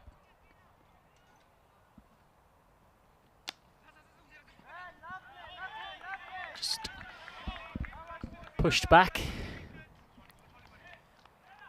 This pair content to get bat on ball for singles and then wait for one that is bad enough they can pounce upon. Good over so far for Naka. 9 from 4 balls. Yeah, but wicket can change it. When you add 2 wickets onto that score, looks a lot worse for Naka. But he's got to get it right to the left-hander. Doesn't want to spray it down the leg side. Needs to make the adjustment.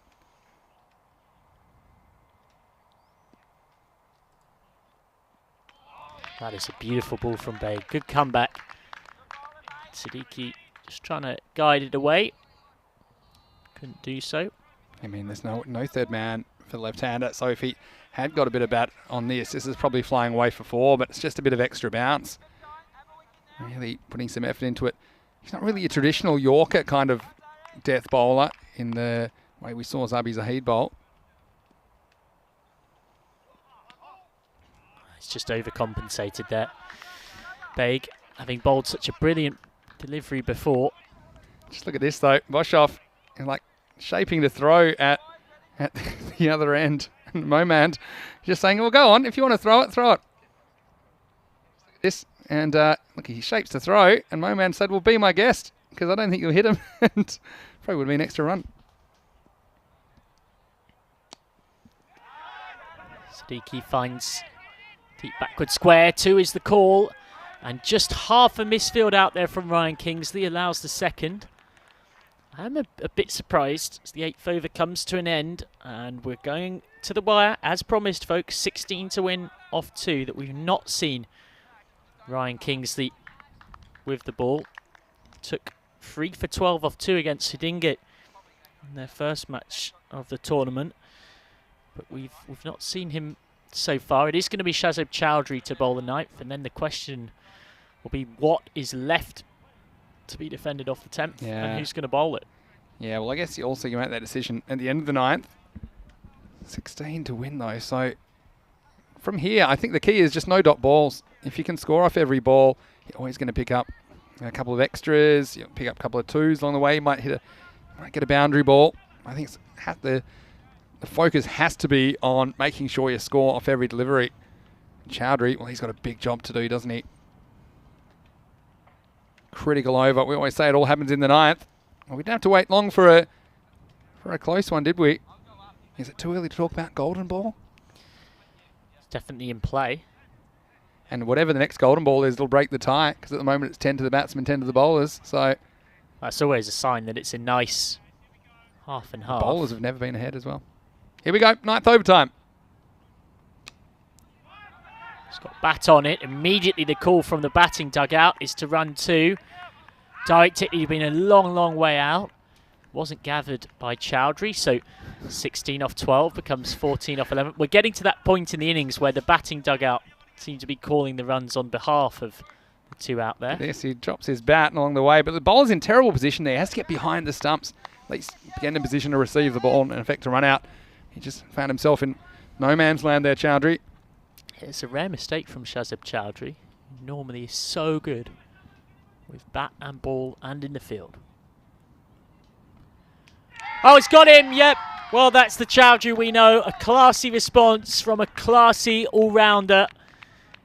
A second wicket for Shazib Chowdhury. Aman Momand gone for 9 off 5. And now it's 14 off 10. And Naka lose another one. They're 6 down. It's a really clever little variation there. It's a little bit of a leg cutter. Comes out the front of his hand, holds it back. And that's why the batsman, Momand, was just through his shot a little bit early. He's pumped, Shazib Chowdhury. Why shouldn't he be? So, out comes Lamar Momand, the fast bowler who can occasionally provide some lusty blows down the order, but this is very much his secondary occupation behind his bowling. Siddiqui has been good at getting off strike, but there is going to be a point in this run chase where they're going to need one of these two to hit probably at least a couple of boundaries to win it from here. It's unlikely you're going to score 14 just in 1s and 2s.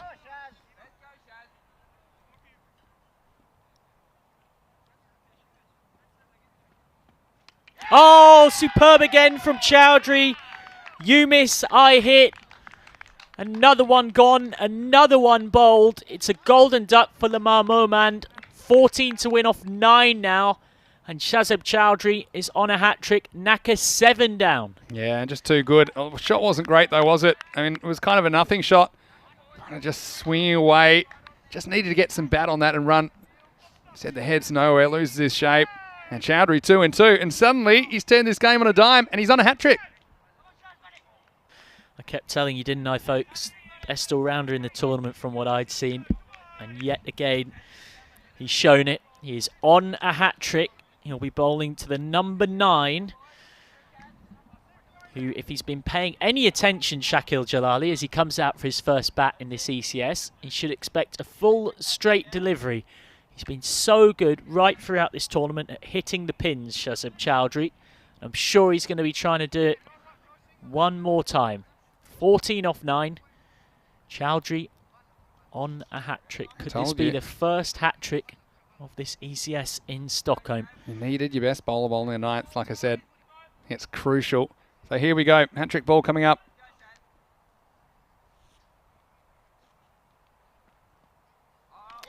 Well, it's not a hat-trick, but it's the next best thing if you're a fielding team. A precious dot ball at this stage of the innings. Jalali had no interest in playing it. And so Chowdhury gets a dot. He's just kind of deer in the headlights, this. And now the other batsman's going down, Siddiqui, saying, well, what are you doing? You know, it's no good just hanging around. I mean, that's the sort of one. If he gets a little edge, it could go anywhere, maybe get some runs. You have to take some risks. He's got bat on it this time, Jalali. Not the quickest runner between the wickets, but he gets through to the bowlers for 1. So 13 off 7. Dilemma for Siddiqui here. He's the last recognised batsman in the order. He's in with number 9 Jalali. He's looked very unconvincing. And I just wonder if Siddiqui here is going to be eyeing a single to keep the strike. Yeah, yes and no. It's not like he set the world on fire either. I think you'd take everyone possible. That was a nice shot by Jalali. That was a good shot. Bat on ball. I think you take every run you possibly can at this stage, but doesn't want a dot, that's for sure. Steps down. Hasn't got all of this. It was very high off the bat. They're not remotely interested, as predicted, in running 2. So Siddiqui will move on to 14. And at the end of a magnificent over from Shazib Chowdhury, he finishes with figures of 3 for 8 from his pair of overs. He just keeps getting better and better and better in this ECS. And Naka need 12 to win off the last. Siddiqui to start that on strike. Well, dare I mention it? 5 penalty runs. Looking pretty crucial at this stage, isn't it? I knew we were going to end up coming back to this at some point in this game. And it's just, well, I coined it the super preventables. It's just mindless. And it happened right from the start of the innings. They took 3 minutes to set the field ahead of the very first ball of the innings. They were never in a rush at any stage, quite the opposite. Always seemed to be 3 or 4 players having a big conference together. Meanwhile, you contrast that with how efficient Djurgården have been. That means they're well ahead of time, which means that even though it's the last over, they were able to get a few players there into a quick huddle to have a discussion about what they were going to do here and how they were going to do it. They've gone for a big gamble in giving Azim Bukhari his first bowl of the tournament. Bukhari is going to defend 12 off the last. He bowls occasional, sort of a dolly mixture of medium pace and his spin. He's going to be bowling to the left-handed Siddiqui. 12 to win off the last, folks. And Naka going to get their first win, or are Djurgården going to make it 3 from 3? He's got the straight boundaries very, very well protected by sweepers, but relatively little protection in any way, shape or form behind square on either side of the wicket. Pretty much 6 or 8 runs in boundaries here. Short, swung away. Square leg is out there. Duplessis fields well enough to prevent the boundary, but it's always going to be very difficult to prevent 2. Remember, we've got 55-metre boundaries rather than the usual 50, so that is making it even tougher than normal for these fielders to stop the second run. 10 to win off 5. Siddiqui keeps the strike, so that's a good result for Naka. They'll be happy with that. Oh, it's come off the outside edge. Luckless for Bukhari and Djurgården. And Siddiqui finds the rope. A thoroughly unconvincing shot. Not that he'll care. And suddenly Naka need 6 to win off 4. Oh, and this is so much of the game. It's just what I'd call just plain luck. But he did it by having a go. Got enough batter on it and flew away to third man for 4. There's no third man back on the boundary. They've moved the man in the circle a little bit finer now, but now 6 off 4. Just got to avoid dot balls from here on. Have put third man out now. Feels like following the ball. Though in truth, this time the singles turned down. Well, Jalali was backing up a long way. There was definitely one there. But Siddiqui has boldly said to his number 9, you can stay there. Trust me, I'll finish this. 6 to win off 3. Wouldn't be turning any run down at this stage. Steps a long way down. Straight to long on. Dropped. And the throw comes in. That's out. Direct hit. Gone. Well, it's all happening here. So Sadat Siddiqui, the established batter, is run out. And this is redemption of the highest order for Sheravan Kanan. He dropped a very difficult catch out at long on, but then zings the throw in. Siddiqui is run out, going for a second that in truth was never really on. They were not going to get 2 here. And great credit to Kanan. He drops the catch, but he gets the throw in rapidly. And now it will be 5 to win off the last 2. Look at this. Look at this. He dawdles and he's blaming Shakil Jalali, but it's his fault because he didn't run straight away. If he runs straight, and I think Jalali's saying, well, we're not even going to cross because the ball's already back in. They wouldn't have even crossed. And sure, he's busy ball watching to see if the catch had been taken rather than getting his skates on. So out comes the number 10, Abu Bakr. He's not batted yet in this ECS. Comes into this pressure cooker situation. 5 to win off the last 2. And now they've got 2 tail enders in. They are going to put a third man very fine out on the boundary, which I think makes sense. Naka. And they turned that run down 2 balls ago, which I think was crazy as well.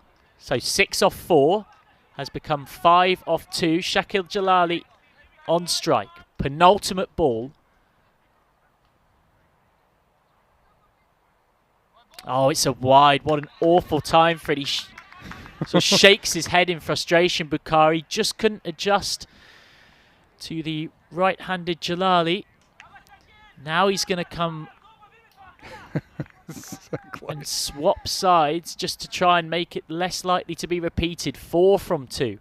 Left arm around. Miscued, surely caught. Is caught by Kingsley. 4 to win off the last now for Naka. They've lost their 9th. It is Jalali who's out for 1. Bukhari picks up a wicket. The change of angle works for him. And the pendulum yet again swings towards Jorgården. Well, it certainly does. Holding his nerve, wasn't he? There, Kingsley.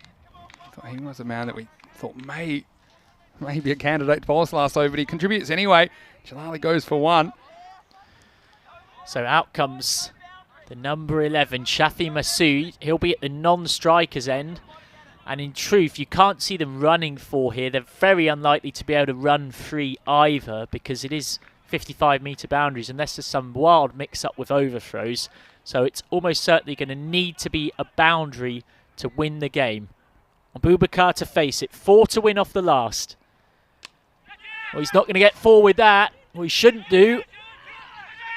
They're running and running and running, because why not? The throw comes into Boshoff. They get 2. They've got not even a chance of getting a 3rd. There's this strange situation where everybody's standing around a little bit confused. And eventually the ball is deemed to be dead. So they get 2 off the last. And Naka finish on 81 for 9. Jorgården win this extraordinary game of cricket by just 1 run. Unbelievable scenes here in Stockholm to start week 2. And Jorgården get their 3rd win from 3 in the campaign. 3 straight losses for Naka. Outstanding cricket from both teams. One of them had to lose, and at the end it was Naka who fell apart. And it's Jorgården who win match 25 by 1 run. 1 run. Well, again, we won't talk about those 5 penalty runs just yet, but Bukhari held his nerve at the back end of the innings. But back at the start, it was Goddard who opened the bowling along with Shukla. And well, certainly we saw a bit more of attacking flair in the first half of the innings. Khalid Zahid, well, he batted pretty well for his 20 off 15. And good bit of catching. Got his partner, Azam Mohammed, for only 8. Couldn't quite get that one out of the screws. And this was an outstanding bit of wicket keeping. And it was Boshoff that snared that one. Sasai going for only 2. And again, Jorgårdens, it was all about them taking their chances, defending this moderate target. This one, Field just backed off it, didn't he? Buckhart went over his head anyway. And once again, it's Duplessis who stepped up and took an important catch. That got rid of Zahid for 20. 2 fours and a maximum on that innings of 15 balls. And then, excellent bit of keeping here. Heel in the air, nothing behind the line. And that was Hakeem who had to go for a golden duck. Oh, then it was line time. And you thought there might be a bit of roar in the line today. This one certainly roared out of the park. It was one of 2 sixes in the innings. Once again, it was all about taking chances. And that one was Robbins that held on to an important catch to get rid of the opposition captain. And it was left to Sadat Siddiqui to try and put the innings back together. But then how about this in the 9th from Shazeb Chowdhury? Really important piece of bowling. That was Moman that went first.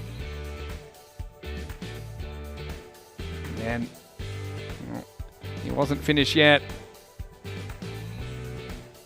And the very next ball, it was 2 and 2. And so, incredible 9th over. We mentioned the importance of the 9th. Set up a 10th. They end up going for Bukhari, who was untested. Well, you thought it might be Naka's day when that outside edge flew away to the boundary.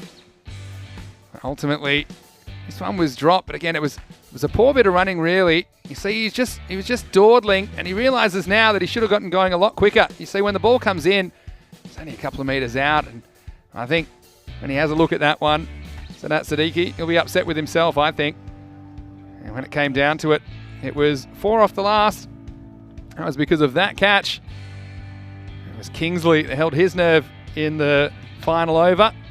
And ultimately, 4 to win. They could only scramble 2 off the last ball. So the final score here is Djurgården's 82 to Nacka 81. Let's have a look at what's coming up next. Djurgårdens, they'll get a chance to get on the park again, and I'm sure they'll be boosted by that, and I think they can bat a lot better. They'll be against an Albi Zalmi team that's very talented. Have a look for Azam Khalil in there, as well as Sami Khalil. Kudratulamir Afzal, another player to watch. Remember him from last year. And the news from the toss is that Djurgårdens, they won the toss and elected to bat first. That game is coming up in just about 10 minutes' time. You can join us back here on the European Cricket Network for that one.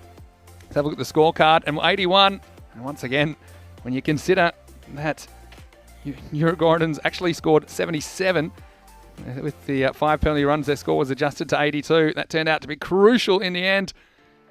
And you see it was 20 for Zahid, 21 for Siddiqui, and Zabi Zahid, 11 the Lion. And as far as the ball went, Chowdhury 3 for 8. Wasn't he the hero in the end? Kanan 3 for 19. Important contribution from him. A wicket for Goddard. Also, look at Bakari. Came on for that last over in a pressure situation and held his nerve, only conceding 10. I'll say only, but he had 12 to play with. So there's your final, 82-81. If you wanted a close start to the day, you didn't have to wait very long. I'll tell you what though, Nacka, they will be back, and we will see more of them.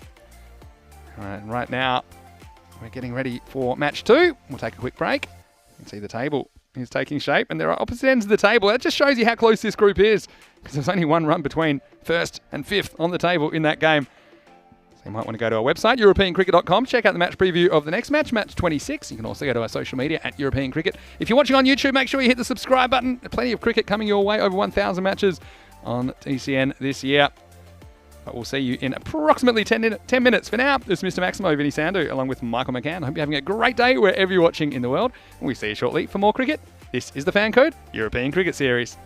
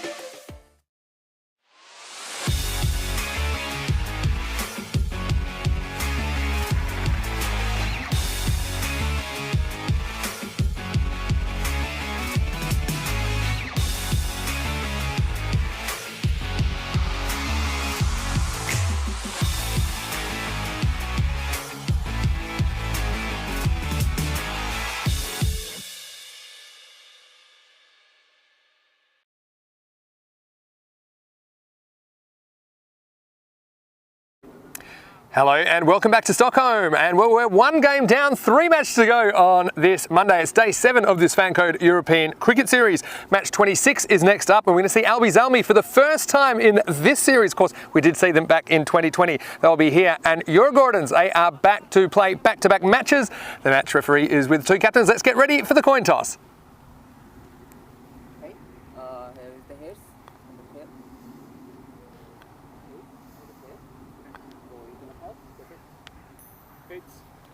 Heads is the call.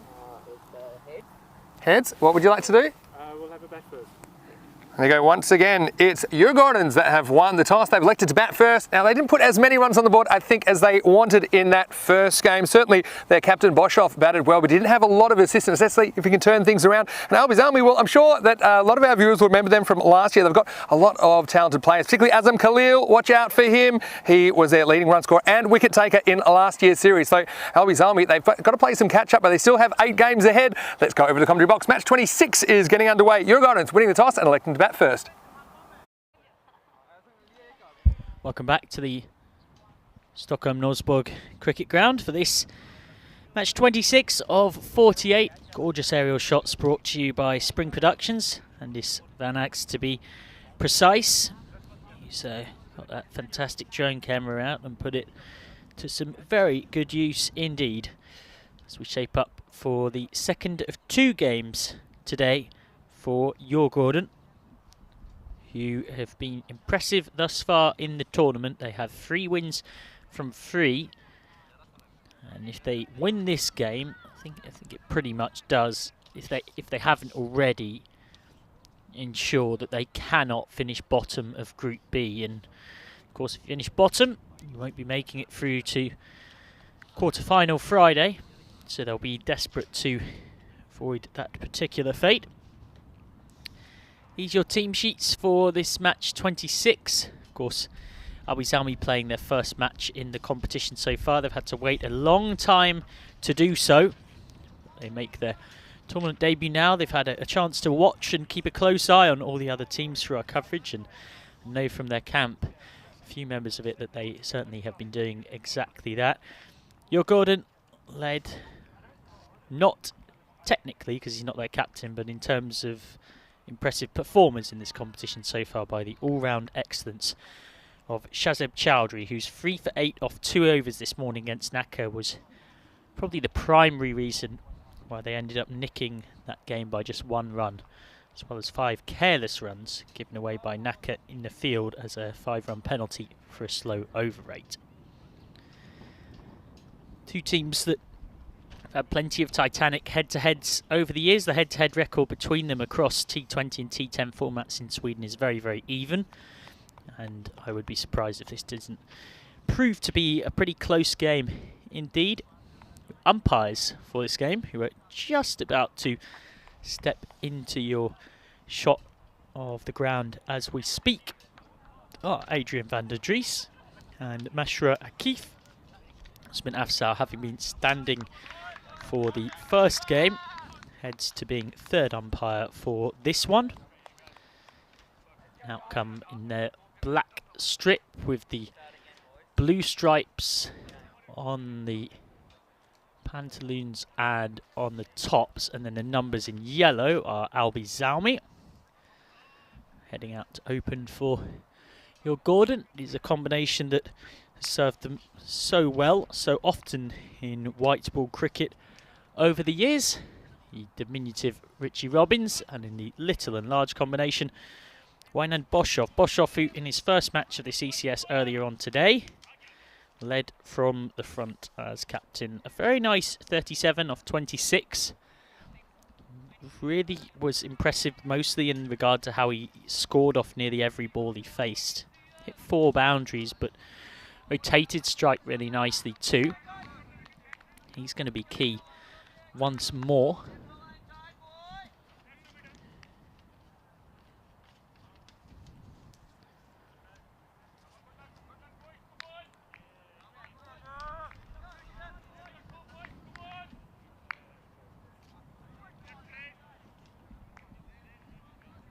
To bowl the first over for Albi Zalmi for them in this ECS. Someone who rarely lets them down with the ball. Quadratula Mirafsal. It's fast, whippy deliveries that does also tend to get a bit of swing with the new ball as well. He's got a 6-3 offside field, with a gully as well. Can bowl a sharp short ball, and to that end they have backward point and deep backward square leg as they're 2 out on the boundary. And this, of course, the power play time of the game, where only 2 fielders are allowed outside that 30-yard circle. Boshoff off the mark, finding one of those 2 sweepers from the very first ball. It's going to just sort of bang it in back of a length off this concrete surface.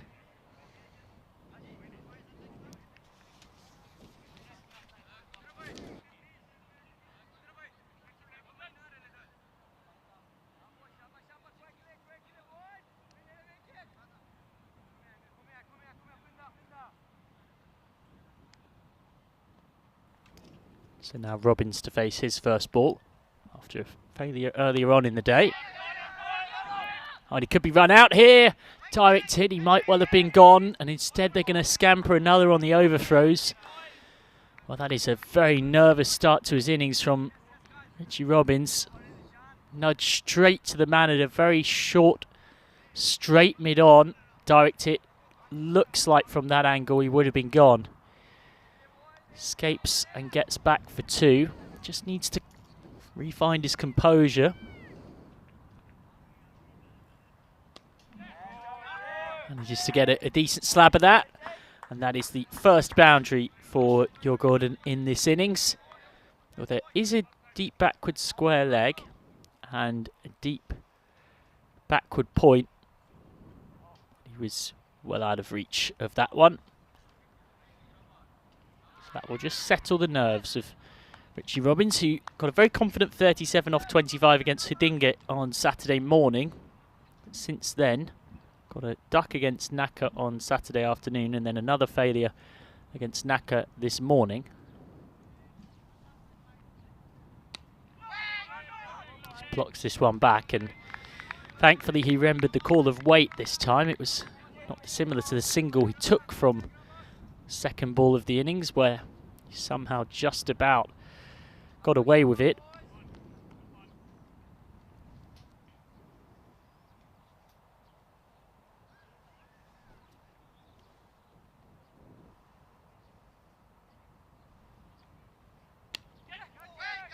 Didn't get all of this, Robbins, and another direct hit chance, and had that hit, Robbins definitely would have been out. He's got lucky twice in the same over, and instead they're going to get more on the overthrows. They end up with 3 in total. Very fortunate here, Robbins. And rightly called through, take advantage of the overthrows that resulted. So somewhat fortuitously into double figures already. Here, Gordon. Robbins has got 9 of them.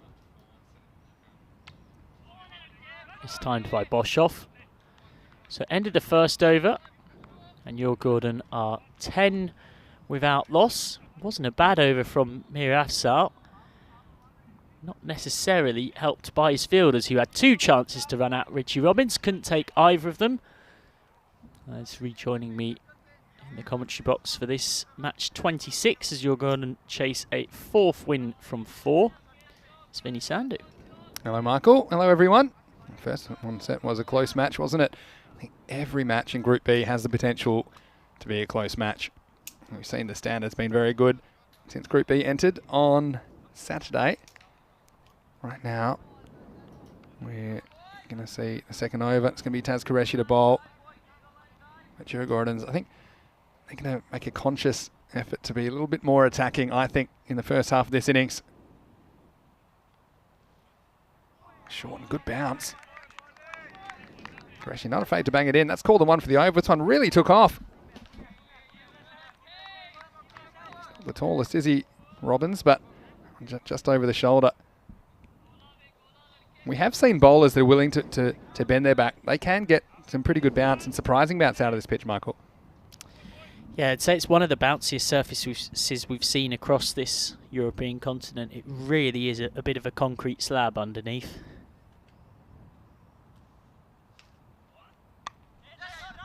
This one takes a nasty hop, gets away from the fielder, and the chase is going to be on. I don't think this one's going to be caught. 4 runs. And Robbins getting on top of the bounce this time. Didn't quite get up as much. It's a proper Tortuga bounce. There's Jeffrey the Tortoise. Bang. The second or third bounce just goes over the fielder. And Uri Gordons will take them all. 4 runs. Robbins was disappointed to go so cheaply in the previous game, so I'm sure he's out to prove himself. He's already up to 13.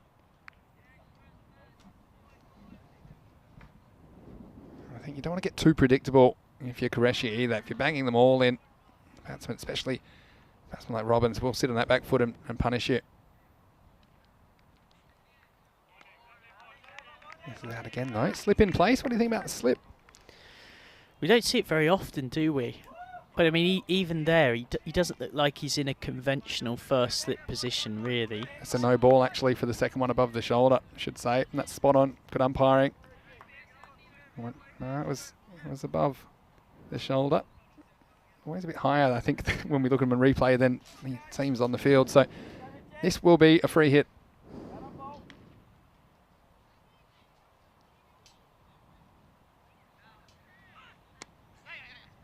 Doesn't quite get what he wanted there. I think he was sitting on another short one, but it was fuller. Or he's forced to bowl it fuller for fear of another no ball, Qureshi. Yeah, for sure. Qureshi, who has already got plenty of ECS experience from last time out with Albi Zalmi, picked up 3 wickets in that tournament. Was very, very wildly inconsistent though, had an economy rate that was higher than one would want, up near 10. Next one is played down for a single. And Prashant Bandari was asking in chat, how could that be a no ball? Well, it was. The first one was above the shoulder. We saw it. Yeah. And then anything above the shoulder then, even if it's not above the head, it will be called a no ball. So it was a correct call. So I think it's one of the most difficult ones to judge as well in real time from square leg.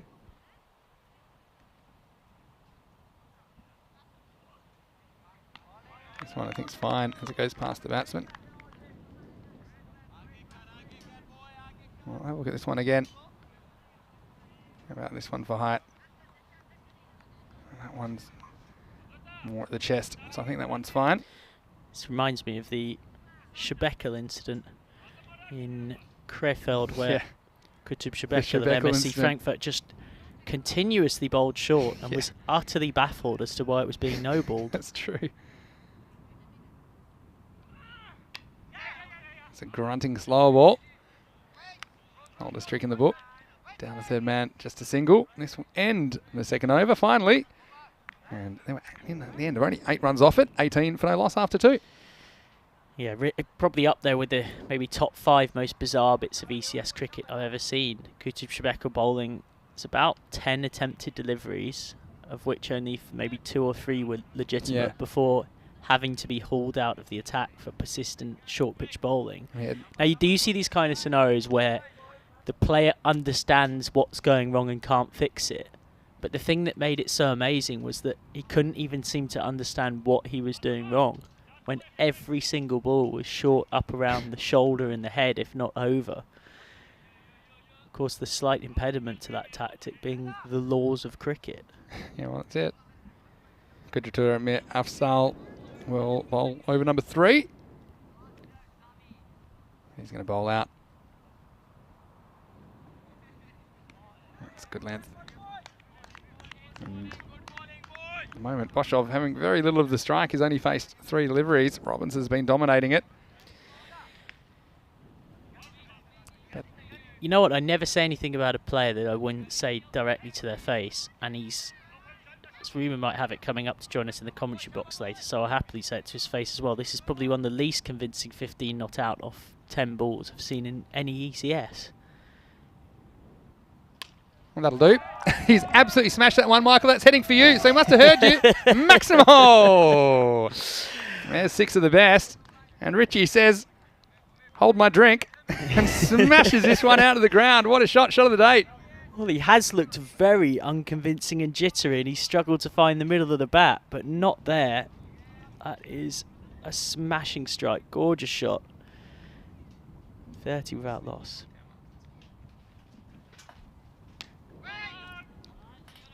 That one just played back. Well, Arup Das is asking, is Vinny in the commentary box? And so, Arup, if you're watching, I'm right here. Okay? You're saying, why aren't I in the commentary box? Well, I said, I think I am in the commentary box. It's one of those things. I started questioning, an existential question, but I am here. Not a voice. I exist as a much voice as appearing from everyone the else sky does. somewhere. Full toss. Now they've pushed the long off back, so they'll just get one. Yeah, you do see a lot of jobs in this changeable modern world being done by maybe AI or assistive robot technology. I do feel like commentary might be one of the last to come in that regard. I think that they could do a pretty good AI of my commentary now after about 550 games this year. Oh, this one's smashed on the leg side, a little bit short, and Bosch goes bang! Maximo, second one of the over, and they're after Kudratullah. Yeah, just too short. He's not bowling quite quick enough in this spell that's going to bother Boshoff, particularly given the form that Boshoff's been in.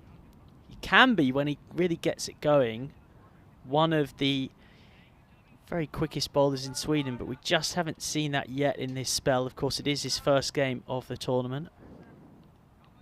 Yeah, he's very quick onto that, wasn't he? Hello to Steph Boshoff, who's in the chat. Told you he managed me in South Africa. Lovely guy, Stefan. Well, that's what you'd always say about the boss, isn't it? Yeah, he's great. Well, he picked me up in the auction. 4.5 million. worth every penny, wasn't it? And we get to the end of the third over. And the score now is 32 for no loss. So pretty good over there. And there were 14 off it. And Steph, I gave him my Australia kit bag because he asked me about 37, 38 times and eventually said, so you're looking after that for me, Steph? So he's a hunter of stash then. Yeah, I gave away a lot of stuff to that team. That's the Panthers in Pretoria. And great kits as well. You would have liked it. Nice kind of deep purple. Oh, okay. Yeah. We haven't seen many purples in the ECS. Haven't seen many purples. And so, yeah, Steph, it's great to see you in the chat. I'm sure that Voni's doing very well. Held the innings together, really. He was the reason they were able to scrape together that score of just above 80. But here's a big moment in the game. Azam Khalil, a man who a lot of our viewers might remember from last year. He's going to come into bowl over number 4. So power play's over. 5 outfielders are out. And he's a key player for Albies Army, isn't he? This one just gets some bat on it. Saves him himself, I think. Brilliant LBW appeal from Azam Khalil that started as an LBW appeal, then turned into an, ooh, that was close, I think I've hurt my hamstring. Just watch him, it was very straight. Goes from the hands in the air to the hands on the head. His accuracy is his best weapon, Khalil. When he's bowling his best, he just has the ball on a string. Yeah, much like his accuracy in the car. Well, Steph said absolutely 4.5 million of the best money spent ever. Should say it was rand, which is not necessarily, you know, the kind of a currency which 4.5 million buys you that much. Still buys you a fair bit though. This one, stand-up sweep, and well, it's fumbled by the fielder. It'll be 4. So you thought that Fuzzy Chowdhury would be able to cut that one off, and he did make the ground, but it's just a bit too powerfully hit, really, from the batsman, and that's 4 more runs to Djurgårdens. Yeah, it was hit very, very hard from Boshoff on the slog sweep. It's clever because vast majority of Khalil's sweepers are in front of square on either side. This one's going nowhere quick. For our South African viewers writing their complaint letters furiously now in their droves, just to be clear, I don't share that view. This one beats him outside the off stump. It's a good comeback from Khalil. Despite that boundary, that over only going for 6, the score at the end of 4 is 38 for no loss. Well, it's wonderful when we get so many people in the live chat. I'm just looking live chat right now. We've got Steph in there, and obviously we've got a fair few others that are saying hello to me, and a few people miss me, which is lovely. A few people like my shirt. It is a cricket bat. I'll just get a bit closer. It's cricket bats and cricket balls. You can see that, and it is. I've got the jacket off at the moment because it's about 27 degrees maximum expected today. So, and we've got Bip Lob in there as well. And thanks to everyone back to you as well saying hello to me, and a few people saying hello to you as well, Michael. They haven't given you a chance to miss you yet because you've been working very hard over the past few days. But it's wonderful to have your company today on the European Cricket Network. And any more cricket to come? Yeah, you mentioned the weather. I fear this might well be our last day of good weather. Let's hope not. Looks like we have a good record this year of beating the forecasts for the most part. Glad to for the most part. Glad to hear it. We've of course had to play through a fair bit of rain. I think Crayfeld was played exclusively in rain. Playing in wetsuits by the end. Israel Khan, and he's going to be stumped by a mile. And he didn't bother to have a look at him, did he, Robbins? Well, his struggles against spin continue. He looked in all sorts of trouble against Abdul Hakim earlier on in the day. And again against spin, he's just trying to hit the ball too hard, trying to go after it immediately. And maybe that's a little weakness in Richie Robbins' armoury. I think he'll be kicking himself for this shot. I mean, he can go back and he can punch that. But I think he just made up his mind. That's another one that's Michael's frantically making sure that all these get clipped together to show Richie later. Don't worry, you won't be watching this. That's true. That's a good shout, to be fair. No, that wasn't a good shot, bottom line. But look, it does bring a very good player to the crease in Shazeb Chowdhury. And let's see if he can make an impact in this game. Yeah, Chowdhury smashed 40 off 15 against Naka on Saturday afternoon. Struggled early on in the day against Naka though, so trying to get into his work for Monday. And that's a good way to do so. Straight boundary, 4 runs. Well, it was a bit too short, but he rocked back and put this away really well, Chowdhury. All about the timing. Sort of slapped down the ground. Boshoff was briefly ducking for cover. 42 for 1. Yeah, nice shot. That's a very confident start from Chowdhury. Good time for him to come to the crease, though. That's well pitched. Wasn't quite sure which shot to play for that, so... You've watched a lot of ECS cricket. Correct. How many leaves on average would you say we've seen games per leave? Because it's a very rare stroke. Yeah, it's pretty rare. It's in the air, and this is a chance. Now, who's going after it? Fielder in the circle, comes back and holds a very, very good catch. And that was in the air a long time. Mohammad Zishan was the man who came around. I thought for a second the outfielder might have a shot coming in, but he called it. And, well, that's an important wicket again. Chowdhury goes for an out. Big wicket. And just like that, in the 5th over, it's 42 for 2. So that's 2 failures on the same day for Shazeb Chowdhury. He goes in single figures again. It's a bit of a surprise. He's normally so dependable with the bat.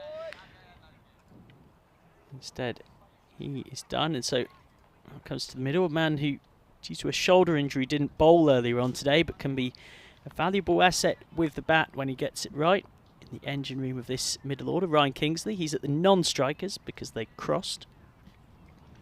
Yeah, well, they didn't want to lose Chowdhury as well. Boshoff goes back, cuts with the spin, gets it into the gap. They should come back for 2 here.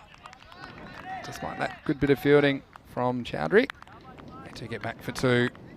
So now, once again, I think Boshoff's in the position where he has to hold things together as he's lost a couple of partners. Did get a bit more of run production from Robbins today, but apart from that, looks like the captains are going to have to lead from the front once again.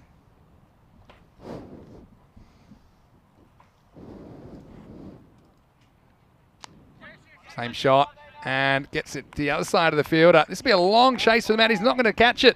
Well, that's really good timing by Boshoff, who's batted extremely well this morning, and it's 4 more runs to finish the over. And the score at the end of that over, very eventful one. There were 10 runs. There were also 2 wickets. The score is 48 for 2 after the halfway point. So Boshoff, with that shot, has now scored more than 50 runs across his 2 innings today. 20 off 12 here as well. It's a good contribution from Robbins at the top of the order, including one massive 6, which is one of just 2 6s in the innings thus far. But you'd think if they're going to be looking to double this from here, get up around that 100 mark, they probably need Boshoff to bat through. Azam Khalil back for his second. And this is the one that kind of goes right to left. He's going to throw, hit the batsman, and I don't think they'll run again. That's good sportsmanship. And you know, we were just talking a little bit about that Panthers kit and and the bag. So yeah. I might have something for you in a second. Oh, nice. Live from South Africa. Bit of stash. Yeah, it won't be for you, but.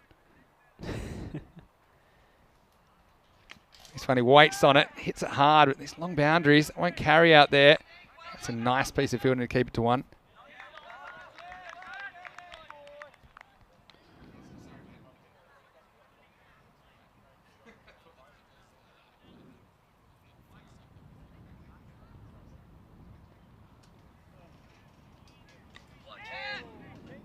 This one is a bit of an outside edge. Just the one. But Khalil's a clever bowler, isn't he? Because he can turn the ball left to right, but he's also got this kind of carom ball, which will just flick out of the front of the fingers, and that should turn the other way. That's a more orthodox off spinner,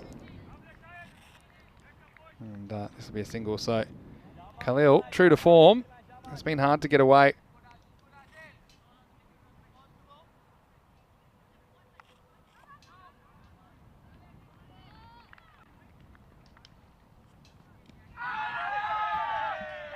Oh, he's given him. Oh, this one. Very quick to make his decision here. This looked like the one that does go the other way. Make up your mind, you see. And where's this one pitch? Yeah, it's probably a good call. I know he's a long way down. But, I mean, it hits him fairly low down. And this is the other one. You see, it just straightens a little bit. Yeah, I think that's a pretty good call for me. You get an idea of the height on this replay. And you also see where he is, but... yeah, I think the batsman can't have too many complaints about that one. So, first wicket of the series for Azam Khalil. The score now is 52 for 3. It's been coming as well. It's kept the pressure on really nicely through his spell. 10 runs off 11 balls. That's a deserved reward for him. End of Kingsley for 2 off 3. Here comes Azim Bukhari, who got a very steady 18 not out earlier on. This one up, but he overcooks it slightly. They think about 2 on the fumble, they won't take it. So Bukhari, he's the hero from the last game, wasn't he? One of the heroes.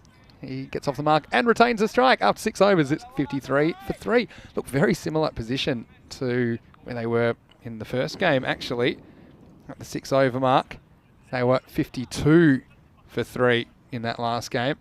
And now they're 53 for 3, but you look at Khalil, 1 for 11 off 2. He's been very, very tight.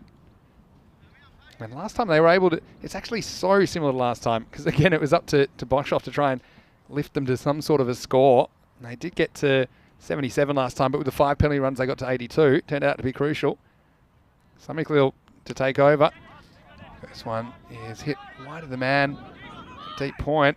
Well, they're going to have to run quickly. It's a long throw, though. They do get back for 2. Look, Sami Khalil, he's another bowler to watch, isn't he, for Albies Army?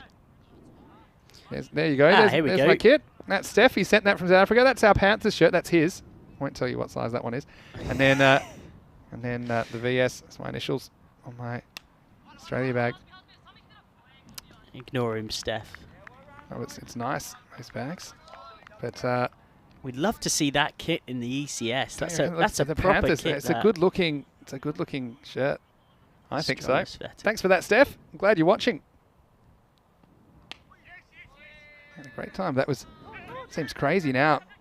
As you see the next ball, I'll get 2 on the fumble, so that's good running by Boshoff. But that's back when you could travel and stuff. Yeah, a bit more easily between continents. Definitely within Australia. I noticed the bag. It doesn't look as big as a traditional cricket bag. I'll tell you why. I knew you'd have some kind of story. This will just be a single this time. It looks like a golf bat. Yeah, well, the reason is you don't have pads, so it's really just enough to carry your bat. And for me, actually, I've got my keeping stuff as well, so it's really just to cover your bat and a few things. You don't need as much. You don't need a helmet. You don't need all these things. So Okay. yeah, only need the bare essentials. Of course, the most important bit of protective equipment. You know what that is, don't you? Yep. Yep, that's not one you want to forget. The abdominal protector, as you call it sometimes, or the box. Yep. Don't want to miss that one. Miles for the over. Goes after it. He nails it straight at deep mid wicket. That's a good bit of fielding by Azam Khalil. It's the end of the over. Score at the end of 7. It's 60 for 3. And, well, Michael, as you know, we have got the ECC coming up. And can you believe it's 7 weeks today that we'll be in Spain for this, well, it's the first tournament of its kind. Yeah, just looking through those groups, it's going to be really fascinating to see what upsets and underdogs and surprises that we get. It's such a leveler, this T10 format. You only need 2 batters to get in and have their day, or sometimes even just 1. And a game can look oh so different. Scotland A, Netherlands A, and England representative 11 probably start the tournament the favourites. And then we have a top 2 from each group go through to finals week, which is the 4th week. And that'll be sensational. This is also sensational. This is a great bit of batting. And the hitting's been really good through the offside. This time it's Azim Bakari who takes this full toss from Fasi Chowdhury and places it perfectly into a gap on the offside. And that's 4 more runs. So I think Bakari is a key man for Djurgården in providing support to Boshoff in these last 3 overs. Another filthy full toss. This one's probably too high. I think it's going to be called a no ball. And they're just going to stick with the 1 there. We'll wait for the final signal for the umpires. But yeah, no ball called. That's a good call. You can say it's above his waist. And Boshoff, that's smart by him. He said, I'll just stay here if it's going to be a free hit. Sign me up. I think he is the man to hit it though. Chowdhury, it's been too full. Here's a free hit. Another full toss, but this is a harder one to hit. It's a low full toss. But have a look at that first bounce as well to Daz Qureshi. Really does have a kind of trampoline-like bounce. Well, it's because of that really hard clay that's underneath this tough dry outfield. Overcorrection, and this one is put away. The fielder's coming around. It's a good effort, but it's going to be 4. And so you see Fasi Chowdhury just struggling to find his length both ways. And this is also the kind of line that's easy for the batsman to get inside it, and he gets a boundary. This is the kind of kick along that they didn't really get in the first match, Djurgårdens. Better. Once again, they're just going to trot 1. They might have got 2 there. I think Bakari putting his hand up, apologising, because if they'd run that first one hard, they probably would have got a second. Just some slightly erratic leg spin here from Chowdhury. Such a difficult art. Well, it steps across and smashes it. Does he have enough? The fielder goes back. He goes back, but that is up Maximo. Well, some more bish bosh from the Bosch. And he made up his mind there that he was going to make way outside the off stump to open up that leg side, and he did it perfectly. So, like I said, this is the kind of acceleration we just didn't see from Djurgårdens in the previous match. Clever bit of batsmanship from Vinan Boshoff. Yeah, Boshoff has decided that this is the over that's really got to go. This time we'll find the fielder. It'll just be 1. And it was a very expensive over in the end, wasn't it? Almost magical. Went for 19 in the end. The score at the end of 8, it's 79 for 3. Yeah, it was the big over that they were looking for at the end of that innings earlier on when they were batting first against Nacka that they never quite got. But you can see the one really flying up there towards the end of the innings, of course, thanks to that over. And from now, they'd expect to get to 100, really. If Boshoff bats through, Bakari also looks more fluent than he did earlier on in the day.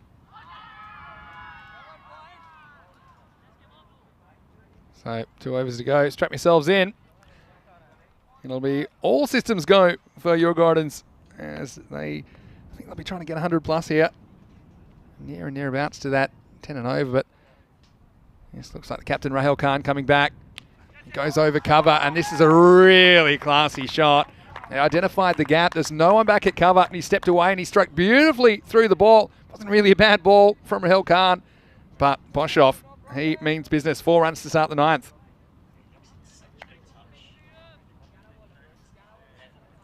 He managed earlier on in the day against Naka.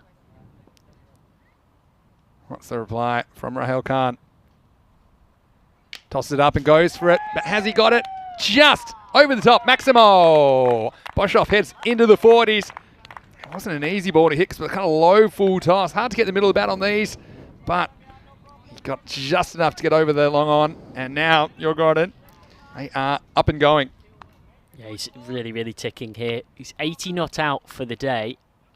And this is where playing back-to-back matches can really help you. You've had one knock. You get to know the ground, how the wicket's playing. There's a bit of wind out there that's a crosswind that can make things awkward. And having played that first game, you don't have to wait. You're straight back into it. Yeah.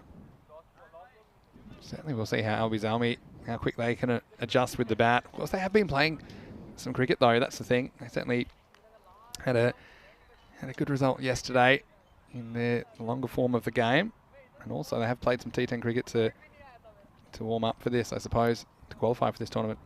They have 5 wins from 5 thus far in the T20 elite level tournament, so they are in very good form. But as we know, T20 and T10, different worlds. It's a good comeback from Rahel Khan. Hasn't have too much margin for error because if he goes short, and you see Boshoff, he can hit the ball leg side or offside. But if it goes 2-4, you saw what happened as well. But that one was spot on. He's a class act, Rahel Khan.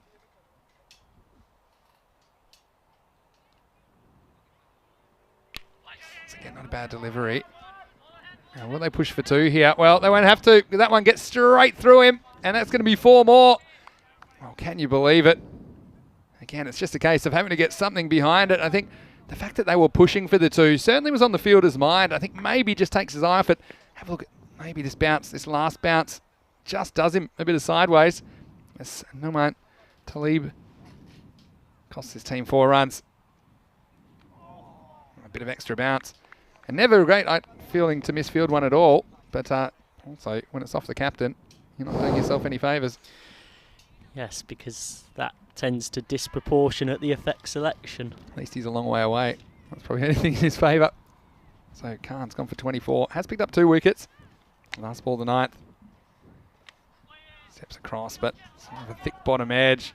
Do they just take the 1 here? I think that Boshoff wants the strike, so you can understand why. He moves to 48. It's the end of the 9th over. 94 for 3. Well, Boshoff's just providing that bit of acceleration they didn't get against Naka earlier on when they got 82 for 5 batting first. And Bukhari's looked a bit more fluid as well. That's 2 big overs in a row. 19 and 15 coming off the 8th and the 9th. That's what's really put them in the box seat here. And we have seen low hundreds chase down, though. In Group B, certainly a lot of batting talent to go around between these 2 teams, or these 5 teams really now. And you've seen Group B and a lot of buzz. I think a lot of reputations in this Group B. How do you think they've rated from a standard point of view versus Group A? Well, I did heavily predict right throughout Group A that we'd see a greater standard of cricket, teams being more consistent, and the fact that we had 5 elite level teams represented in the group would mean that it would be a lot stronger. I think that's exactly how it's proved. Yeah, tend to agree. All right, last overtime. Boshoff's on 48, and it's going to be Tazkareshi to bowl. Well, we'll go to 49 here. We'll just hold on to the ball, so I'll have to wait a little bit longer if he's going to make his half century. We didn't see a lot of Boshoff with the bat last year, which surprised me, but he's clearly a talented batsman. Yeah, he shouldn't get stranded here. The odds would say he will get back on strike at some point in the last 5 balls.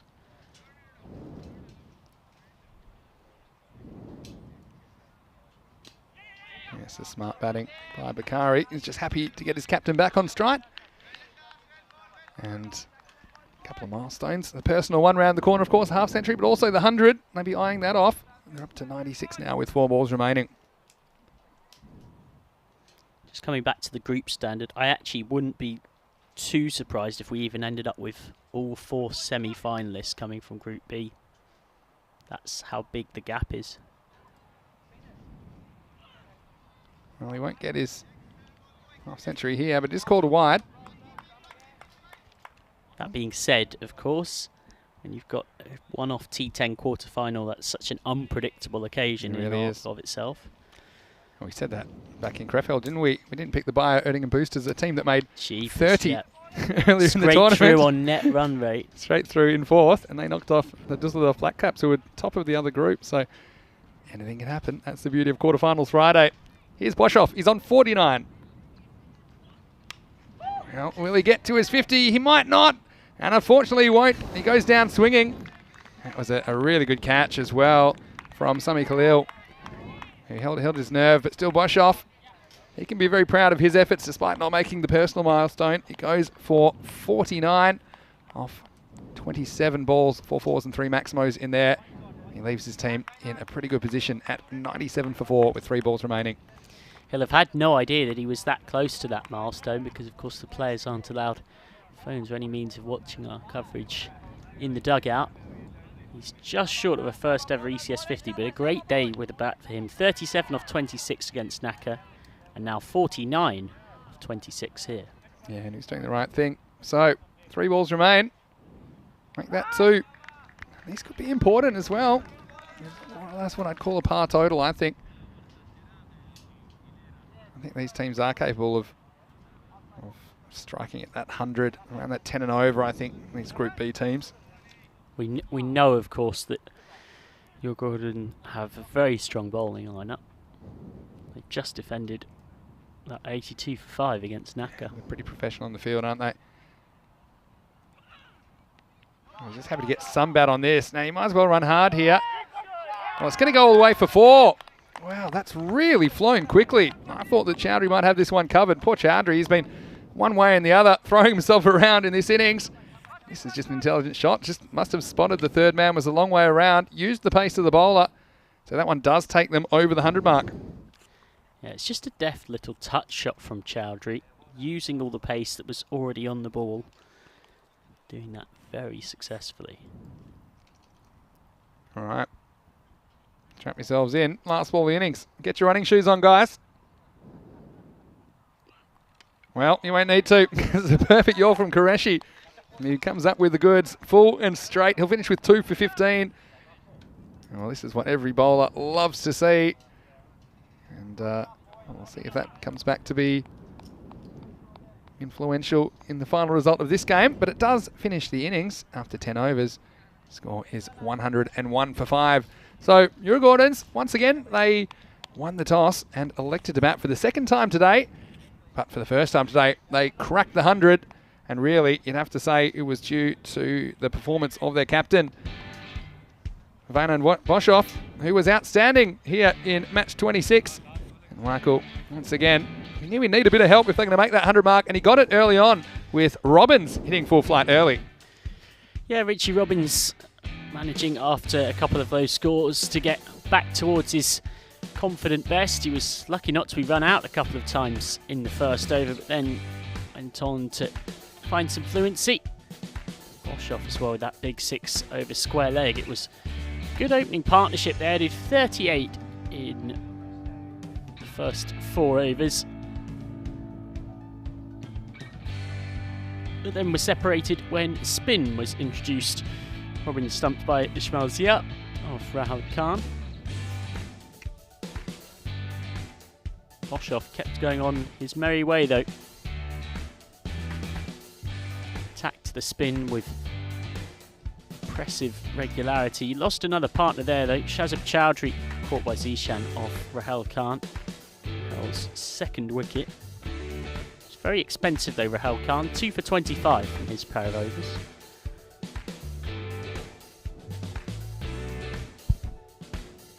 Ryan Kingsley was trapped LBW here for 2 off Azam Khalil. Azam Khalil has been a huge part of organising this tournament behind the scenes, and on the field, bowled very nicely. Then came 2 overs of back-to-back bowling that got the treatment. Fazil Chowdhury conceded 19 from the 8th over of the innings. From the 9th, Rahul Khan conceded 15. This was where the game was really put in towards Neil Gordon's marginal favour. This is what got them up to the 100 mark that they fell well short of in their run-setting exercise in game 1 of the day.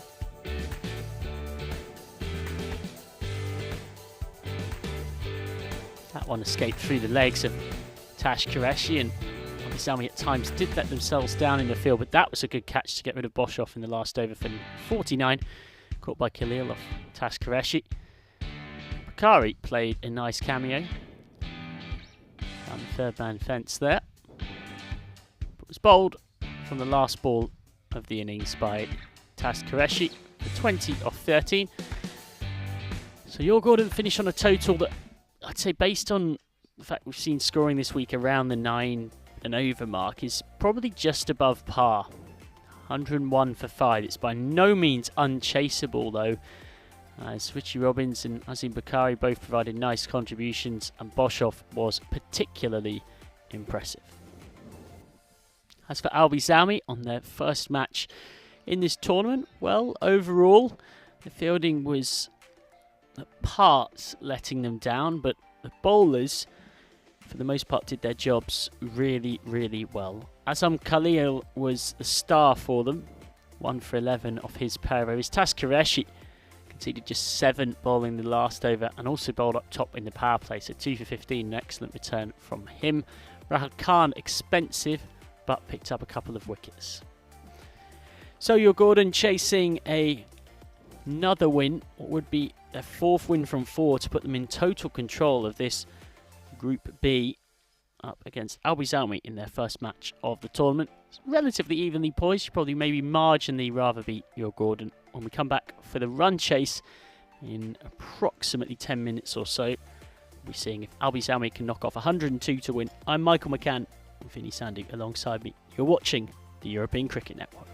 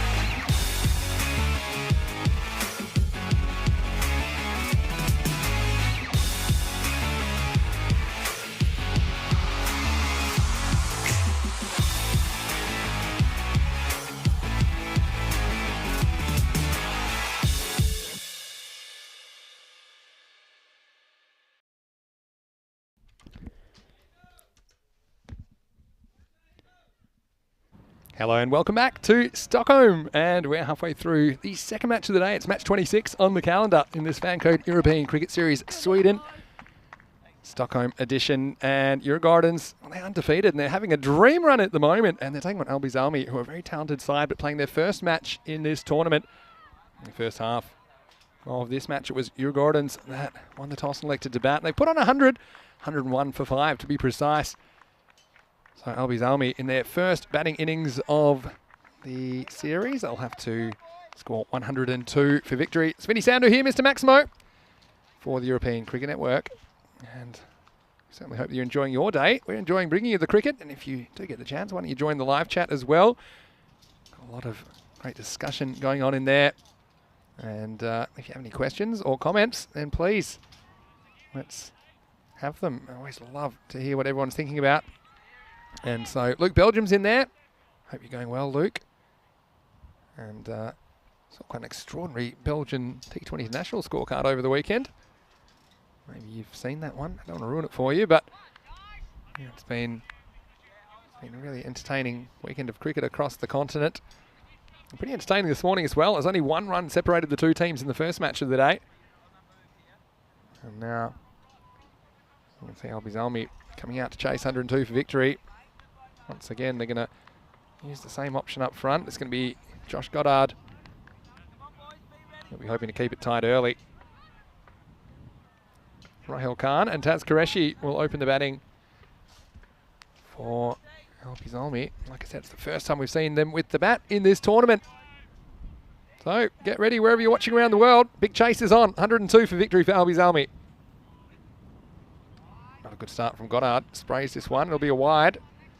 And that certainly is something that I think Albi's Army did, for the most part, reasonably well. There's only one wide and 2 no balls in their innings that they were bowling.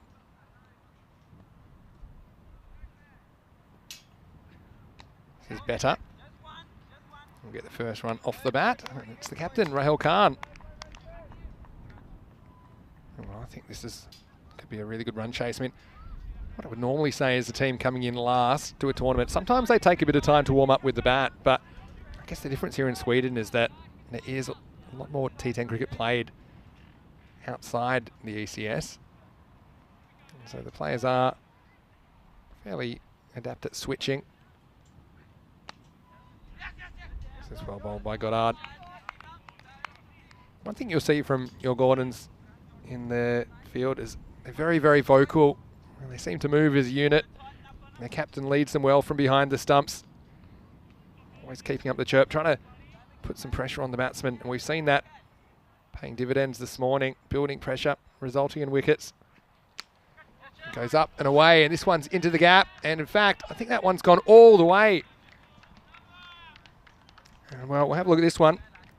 Signalled 4, but I felt like this was 6. I had a pretty good view of it. And well, great camera work as well. Yeah, I think that one's gone all the way.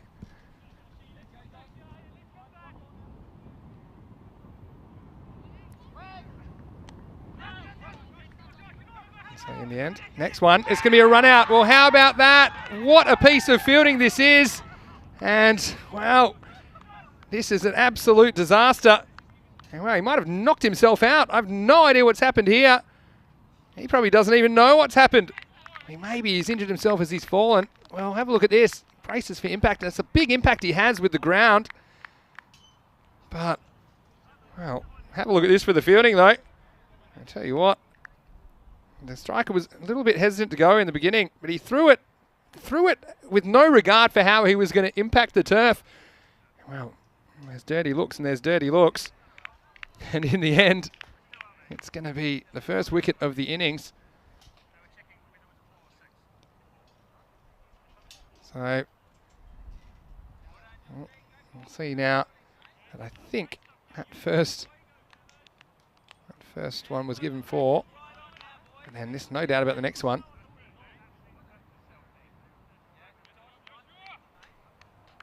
Goddard, how about that for a bit of fielding?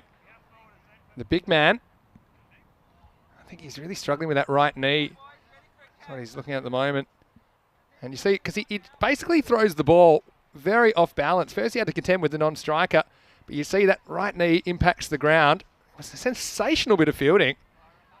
But you worry about his ability to finish his overs now. The big paceman. But disaster for Rahul Khan, the captain. He gave one of the world's dirtiest looks to Shahid Ali as he left the field. He departs for 5. The score is 7 for 1.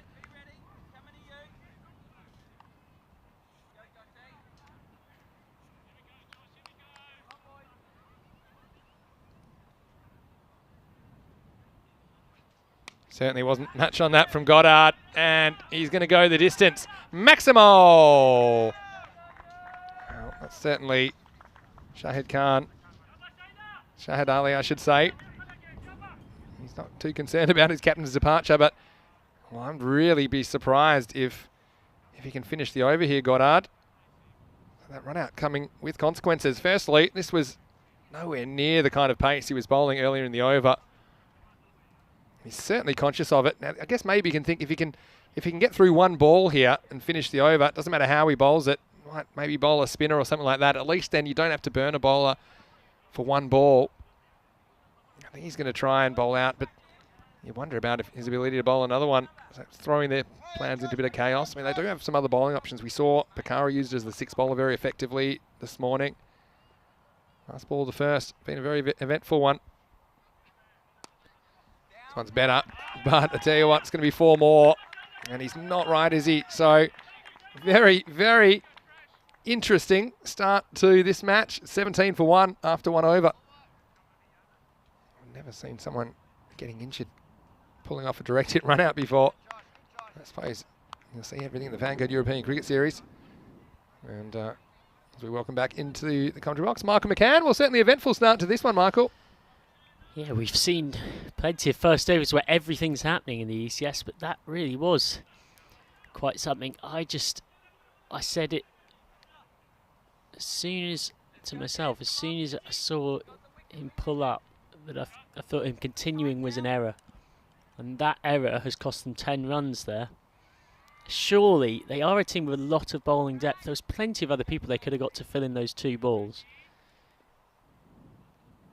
So here's Shukla to bowl second over. He's driven nicely.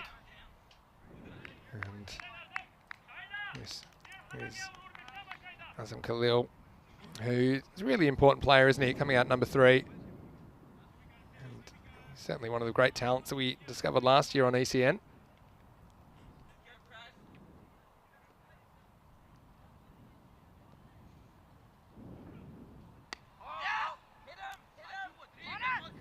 Good attacking, running, and a good understanding that time.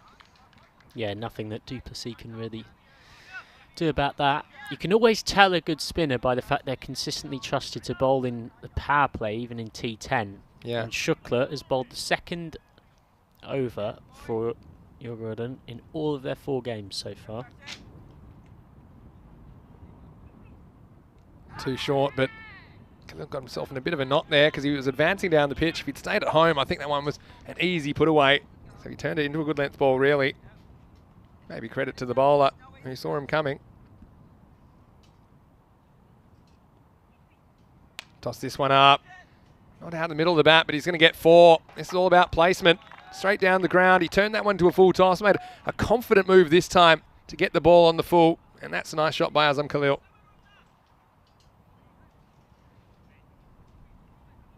His first boundary of this ECS. Manny's worked so hard to make this event happen behind the scenes. He's normally prowling around the boundaries edge, speaking to everyone who's... That means we won't be getting snacks while he's batting. That's the only problem. He's going to be busy. All right. Oh, this one. I think this is off the edge. I mean, that's what it looked like to me. Have a look at this on the replay. And it hits the keeper's leg, so you couldn't really call it a chance if it was off the bat. See, that's off the glove for me. But it's a good block by the keeper at least. He's got no chance there, Boshoff. Oh, it's mis-stumping. Kept very low. Yeah, it did. And this is the key. As a keeper, you need to stay low.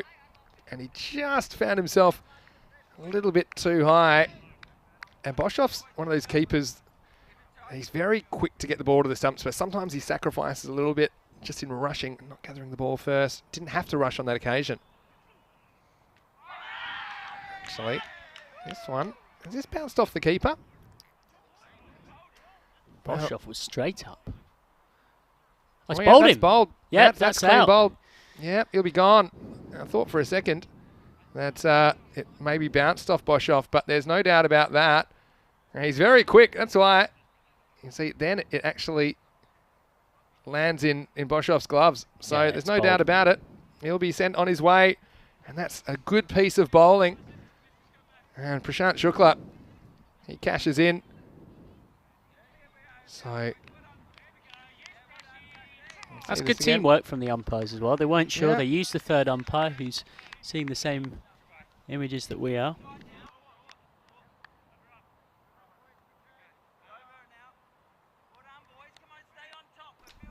Anyway, it's the end of the over. Is 24 for 1 after 2 overs. Huh? 7th ball. So 24 for 2. And hello to Prakash Mishra, who is in the chat.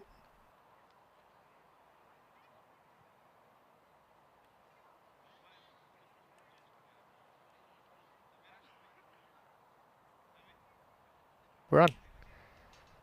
So 2 wickets in the first 2 overs. Shukla gets it right.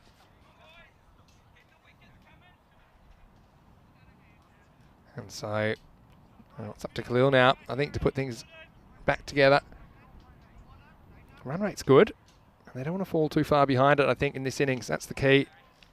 Otherwise, you put a lot of pressure on yourself in the back end of the innings, especially on this field where it's not easy to hit boundaries in clumps, especially if the bowling's good. We know it should be pretty good from your Gordons.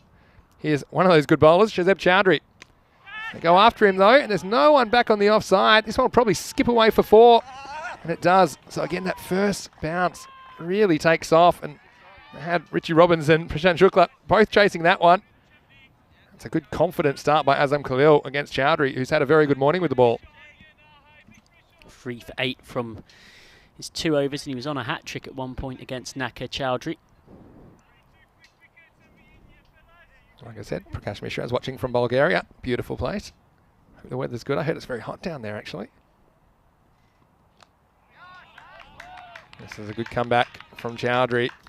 Certainly he was crucial in that 1-run win this morning. That 9th over he bowled was incredible. Yeah, it was his tight 9th over that left 12 for the part-timer Bukhari to defend off the last.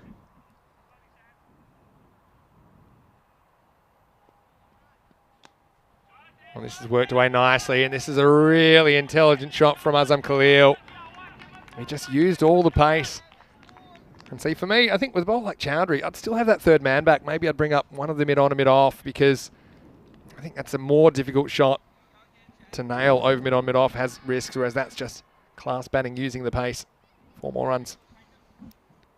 It's a classy shot from a classy player. And he looks in very good touch here early on. If he bats through, they've got a good chance.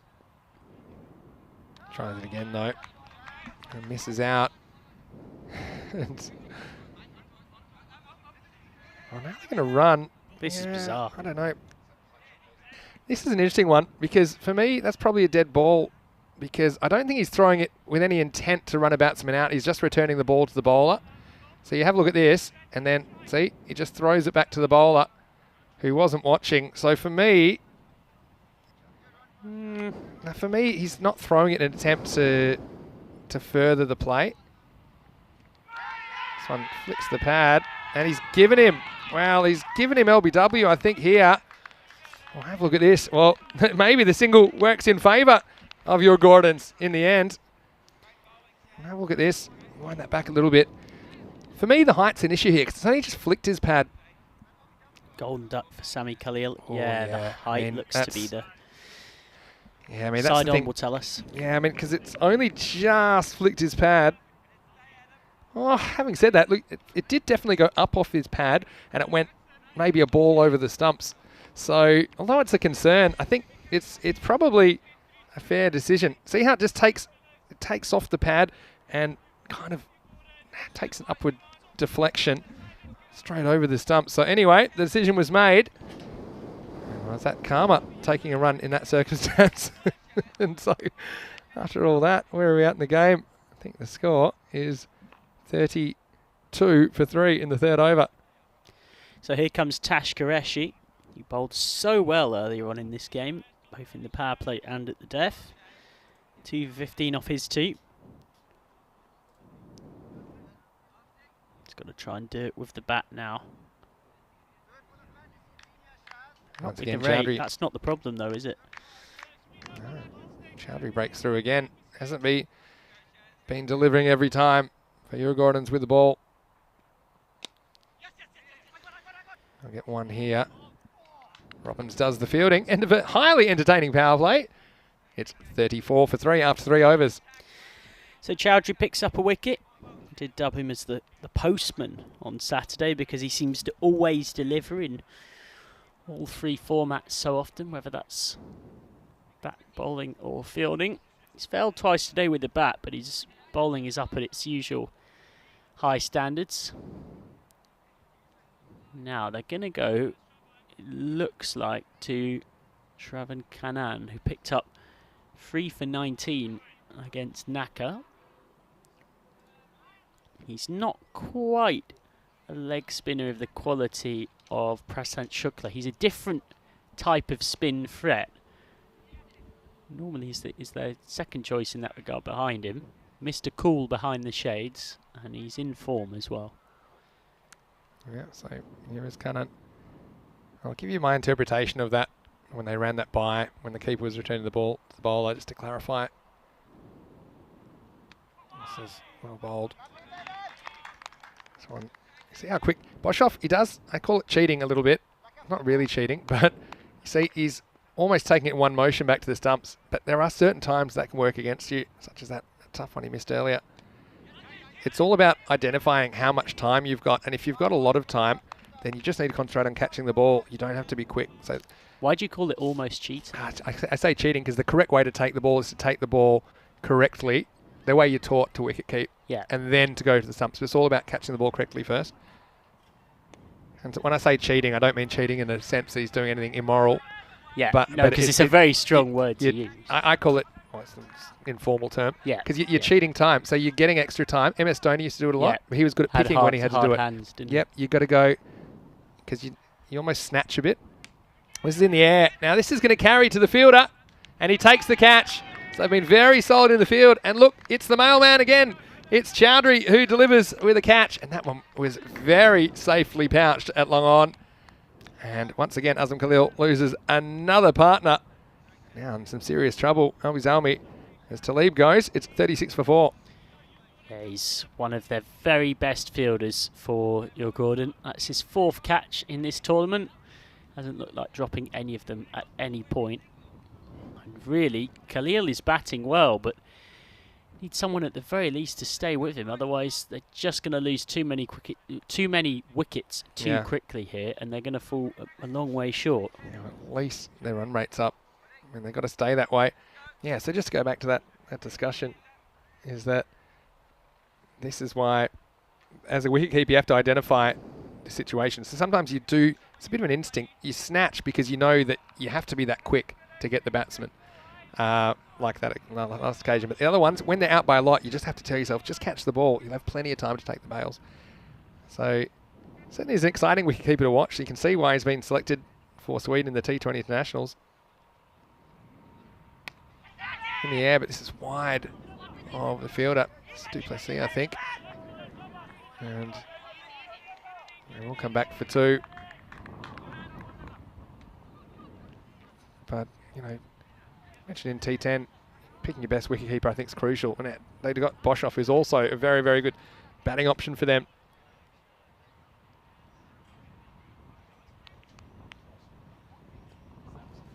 Last ball of the over coming up. He goes for it. But he's gone straight up in the air. Now Boshoff's got to find it and takes the catch. Well, Qureshi just comes in and throws it away, and 5 wickets have fallen now in the first 4 overs. That's the end of the 4th, and it's 38 for 5. And what an over that was from Kanan. 2 wickets fell in it.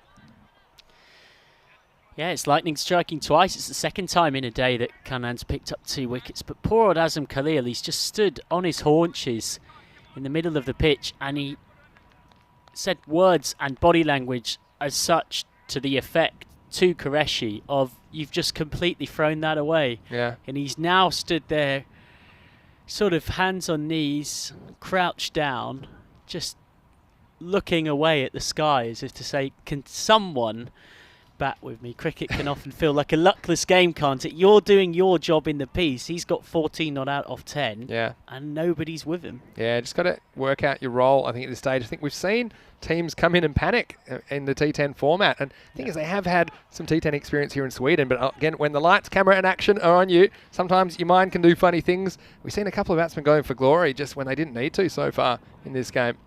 And also what we're seeing now, and we talk about this a lot on commentary, required run rate is up past that 10 and over mark. That's the first marker you really look for, that a fielding team's generally doing something right most of the time, unless it's a very high scoring game.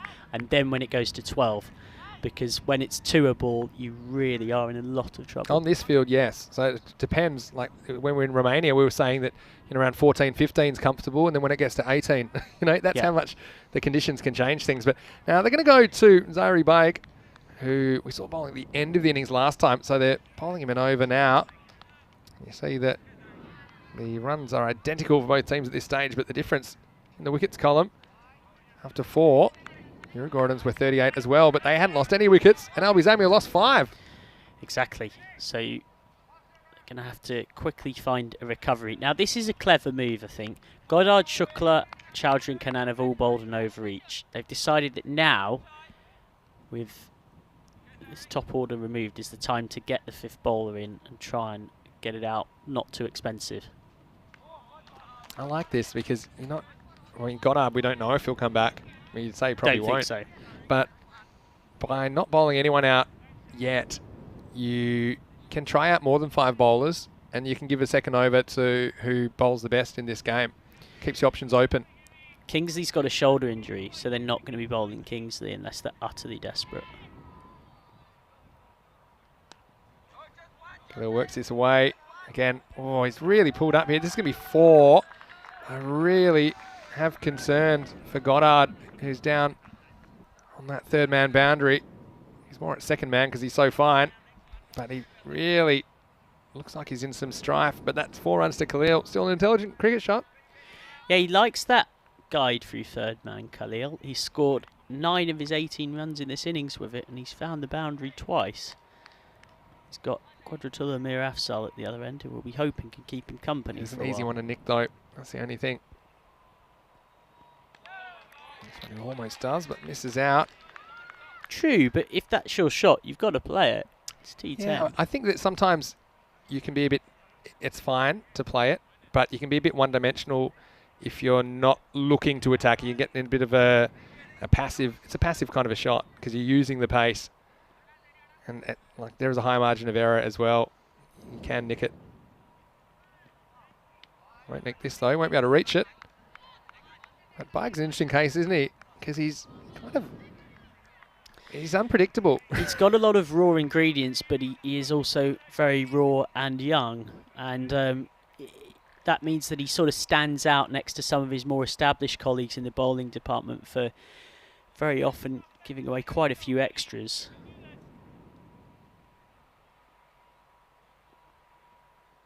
Like this. His shoulder as well. Look, Yeah. I'm not going to claim to be some great bowling analyst, but it's that obvious. You can see it. You just watch his front shoulder here. It's all sort of collapsing and falling away. Yeah. Now, I know the bowlers don't want to run on the pitch, but he doesn't need to be that careful. It's the angle of approach for me. I think he just needs to maybe approach from a bit wider, and his body will be in a better position to do that, but have the ball go closer to the batsman. And then it's just the kind of action which is... sometimes you have actions that people say are very repeatable. His action, there's just a lot of moving parts that can go wrong. So it's the opposite of that. It's not very fluid. Now, Ryan Kingsley, the experienced campaigner who's at short mid-wicket, has just come across to have a little word. But I mean, as quick as he gets it wrong, he can get it right. That's the thing. Sometimes it's disconcerting to play a bowler where he doesn't really know where they're going. This is a better one. He stands up and cuts though, and that's a handsome looking shot from Khalil. And he just got it right where he wanted it. Good footwork there, back and across, and he picks the gap once again. 4 more runs to Albies Army. It's a nice shot. It's his 3rd boundary. They've all come behind square on that offside, either with cuts or guides. And he's just bowling to, just playing the ball to where it's being bowled at him in that sort of channel. So this over's gone for 12 from 4 balls already. 4 wides in that. They were just trying to sneak in Baig here, and it's not working thus far. They're at that rate, aren't they? 50 off 5, where they want to be. Still 2 balls left in the 5th. Again, wicket of Khalil can change everything though. When you think there's 5 wickets down already. Well, yeah, he's the last member of the top 6 who's left.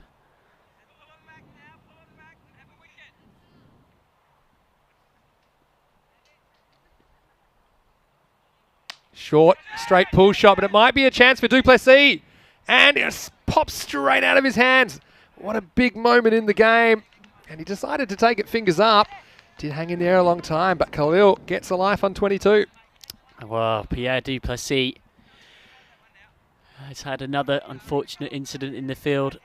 He's ended up on his knees as well there. They've dropped 3 catches in this tournament, and he won't thank me for saying this, but he has dropped 2 of them. Last ball of the over coming up. This is edged and taken. That one looked to be right off the end of the bat. And so, well, there was a chance missed off the previous ball. It was Khalil. But this time, it's his partner that goes. You have a look at this on the replay. Little bottom edge. And Kudratullah Mirafsal. Well, he goes very first ball at the halfway point. Well, they're on track for the runs. They're 51, but they've lost 6 wickets now. 51 for 6 after 5. Well, they'd have definitely preferred the catch being taken to get rid of Azam Khalil, but, well, maybe he'll end up batting through here and everybody else will get out because Shahid Ali is the only other player who's made it into double figures as out steps to the wicket the latest man to try and keep Khalil company. It's Ismail Zia, the wicketkeeper, gets his first bat in this ECS, and it was a wild shot to play there by Kudratullah Mirafsal to get that golden duck. It's just a drive. I mean, but when you think it's the first ball he's faced and he's trying to play a big drive on the up. It wasn't like he was horning across the line or anything like that. I mean, he just tried to drive it, and if he misses that, we probably don't think about it again. But it just happened to get the bottom of the bat on it. I think it was like a little bottom corner of the bat, if you like. So now they're going back to Prash Shukla in over number 6. Bowled a very good first over, only 6 runs off it. Picked up a key wicket as well. So here he is. That's a good start. A lot of people think that Shukla looks like Sandeep Lamachani. What do you think about that comparison? Yeah, there's definitely some visual similarities. Very good spin bowler as well, Shukla, of course, in his own right. Azam comes down the wicket and gets it on the full, but this is an excellent piece of fielding by Kanan.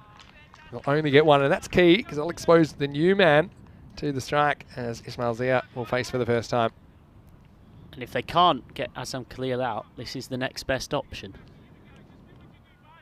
Keep him at the non-strikers, run for his partners. John beats the bat, hits the pad. And I think it's really important with so few deliveries, but we're into the 20s now. And that Zia just finds a way to get Khalil back on strike. This'll do. Just stand up slog sweep down to long on. But I guess the issue will be their bowlers. Like you say, you don't know if you want to risk Baig again, although he only went for 13 in the end. Goddard, we think that he's probably not going to bowl again after he looked like he got injured in the first over. Now this one could be out. Yeah, and he's gone. Super stumping. Oh, really good bit of work. Yeah, I think he was quick enough, just to the naked eye. We'll get a good look at it here. Wash off. This is one of those ones, like I say, you almost snatch it, And he just didn't get back, did he? He just had that back foot outside the line and he had to go try and slide his back. And that's one where you do have to be quick. You can see he's almost on the way to the stumps already. I think it's a good decision by the umpire. And again, it's the captain and wicketkeeper, Van Boshoff, that comes up with a sensational bit of work. And now Albi's Army, they're reeling. And the key man's gone. Khalil gone for 24. It's 53 for 7.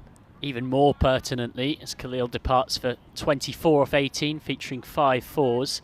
That's all of the top 7. So it's going to be 8, 9, 10 and Jack who are going to have to pull off an unlikely run chase from here. They're starting to fall behind the rate now. It was a matter of time now with Khalil gone.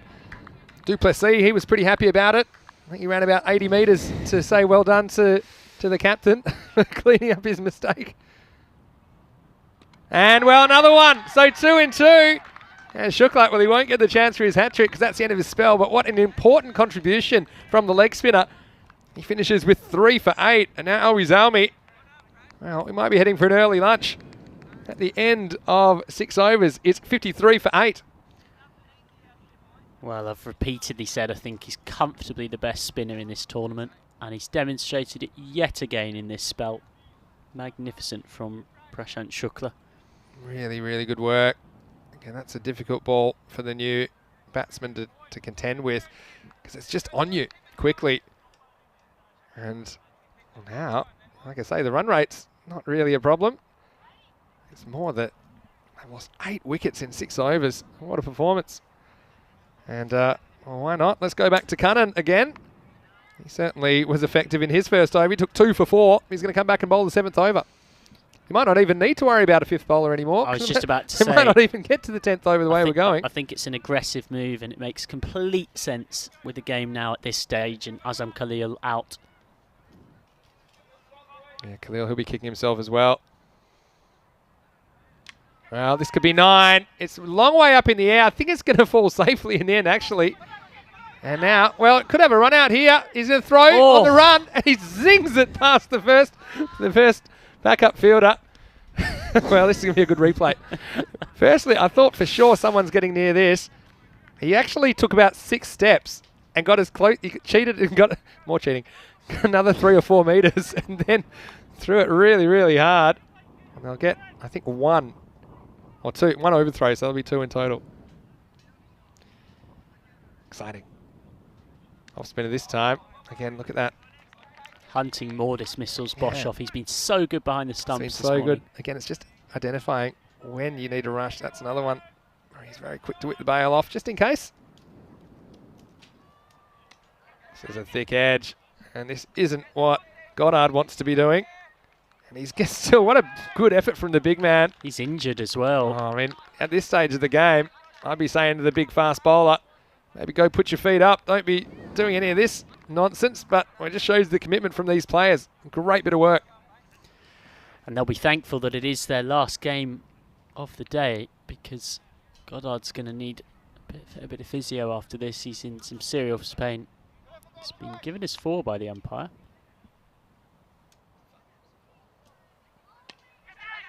Well, this is going to be out. So another wicket goes down. And Kanan, he's been on fire.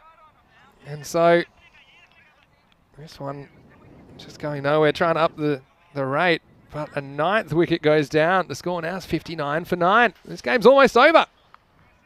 Yeah, they've just collapsed. Everybody apart from Azam Khalil has struggled with the bat. We've got 3 golden ducks. Sami Khalil, Quadratula Mir Afsal, and Aman Zahid. And now they find themselves just 1 wicket from victory. We still haven't had a forfeit in this tournament from anyone apart from Omio's Kayam Mia, who took 4 for 14 against Pakistanska. We've got Shukla taking 3, but of course his spell's done. But Kanan has a chance here to get his forfeit and wrap up the game against the number 11, Faiza Chowdhury. Maya's not happy in the chat. Oh well, you might not have to watch too much longer, Maya, because they're down to their last batsman. One here. They won't. Nabi Bakar.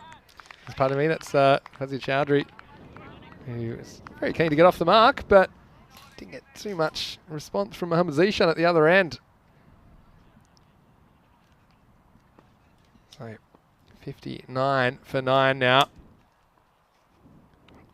Tries to get funky and ends up in a bit of a mess. It's the end of the 7th over. The score is 59 for 9. So he ends up with 3 for 10 from his 2 overs, Shravan Kannan. That is a magnificent spell, and it's the spin twins of he and Shukla who have, pardon the pun, turned this game the way of Djurgården. This is what's up next. Nacka win this from 3 up against Huddinge. Have a win and a loss. Yeah, well, we see that Huddinge will make their first appearance of the day in match 27, the 3rd match of the day, and Nacka, well, they're still winless, and they're previous ECS champions back in Pachuca last year. They would love to get on the board. The line will be in action. Zabi Zahid. Didn't he bowl well this morning? And news from the toss. Zabi Zahid, the man I was just talking about, he's won the toss and elected to bat first. So Nacka will get the chance to put the runs on the board. I think finally gets his chance to bat first, Zabi Zahid and Nacka. Yeah, they've clearly struggled under the pressure of run chases, so maybe batting first will suit them.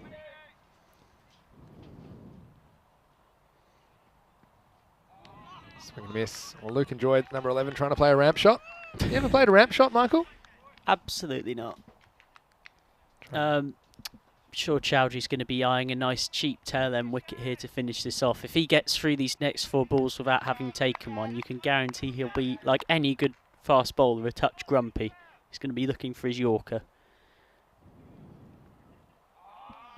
And so it just shows the power of taking wickets as far as stopping the runs. A key moment, Azam Khalil. You felt that when he got stumped, that as he walked off, so did Albi Zalmi's chances. But, you know, they've still got 7 matches to go in this group stage, and they've got time to get going in the tournament. They did make the semi-finals last time. I'd love to go even better this time, of course. It's a pretty good shot. Stands and delivers, gets it in the gap. There's 4 runs. That's a nice shot by Mohammad Zishan. Not often you see Chowdhury hit like this, but this one was right out of the screws. Nice shot.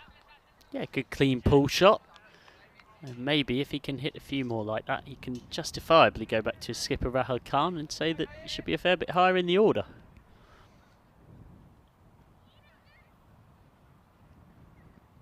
Slower ball this time, off the pad. Boshoff's going to have a go. It's the old foot first slide. You don't see that very often. And it'll just be one. Now it's really kind of the sad situation where you need to try and bat out the overs and scrape together as many as you can. Again, net run rate could come into it at the end of the week.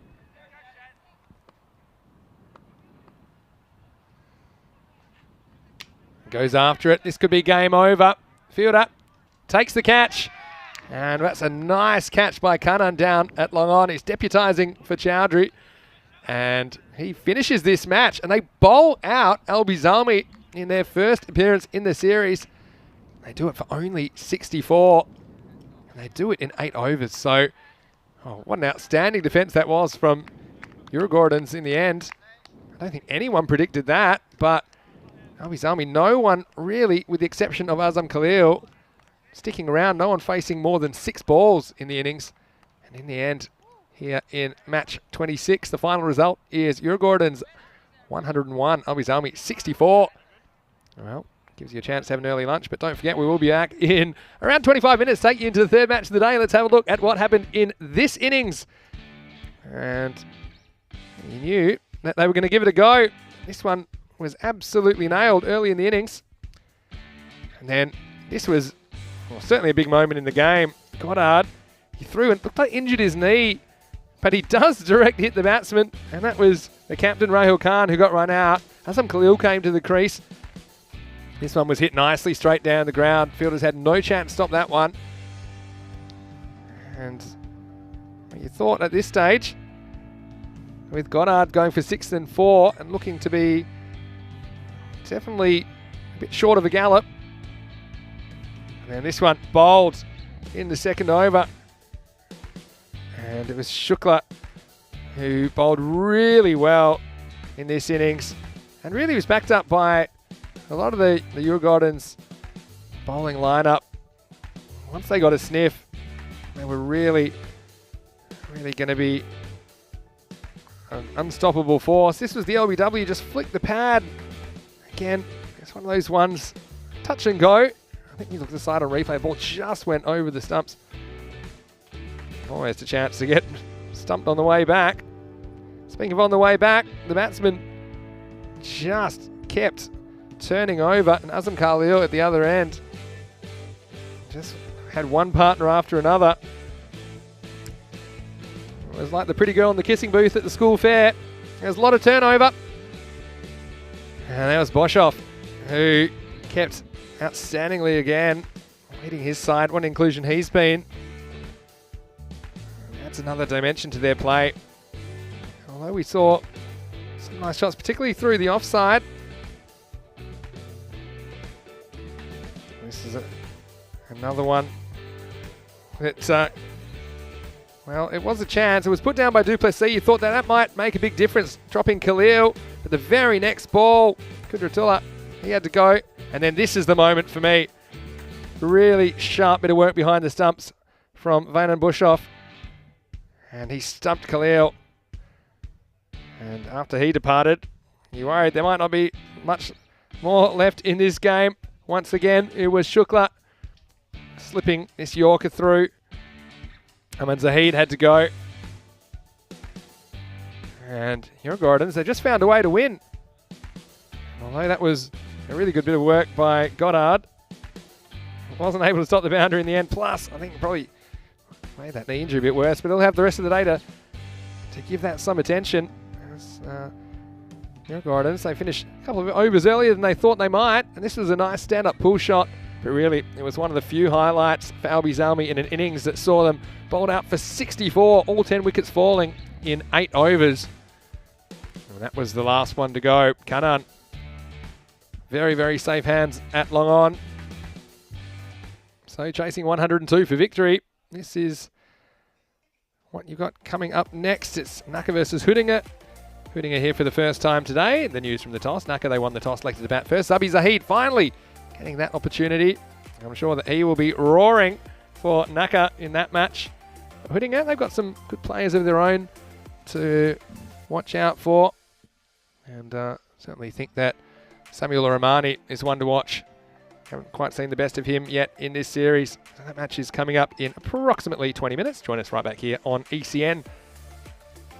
Let's have a look at the scorecard. You can see there, 2 dozen for Azam Khalil, a dozen for Shahid Ali, but no one else able to get out of double figures, out of single figures, I should say.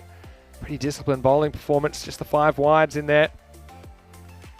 And they were all out, 64 for 10 wickets and 8 overs. So early lunchtime for those of us at the ground.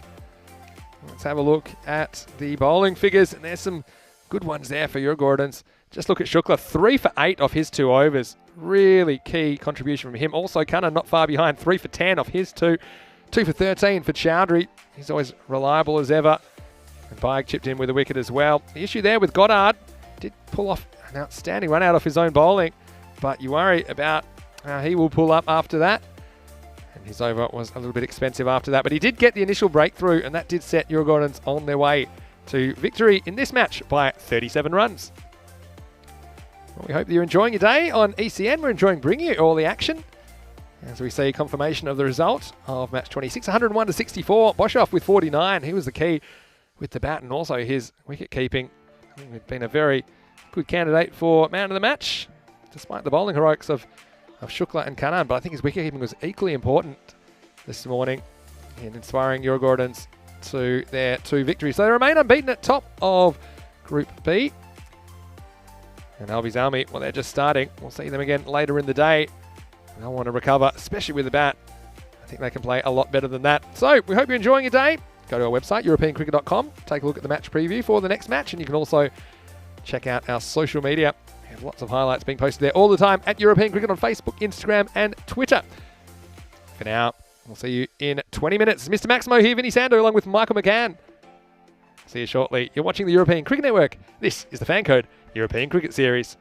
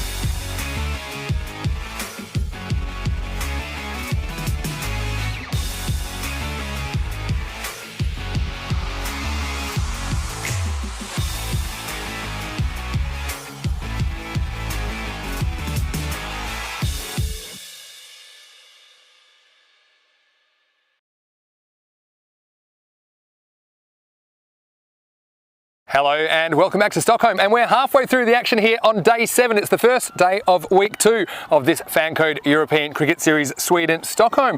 And now the third match of the day, it's match 27, Nacka. They are back and taking on Huddinge, who appear for the first time today. Well, the two captains are with the match referee, Adrian van den Dries. Let's get over to the coin toss for match 27. Have a head and a tails. Head and tails. You go. Heads go. And look, it's a tails. Tails, what would you like to do, Zabi? We're gonna bat first.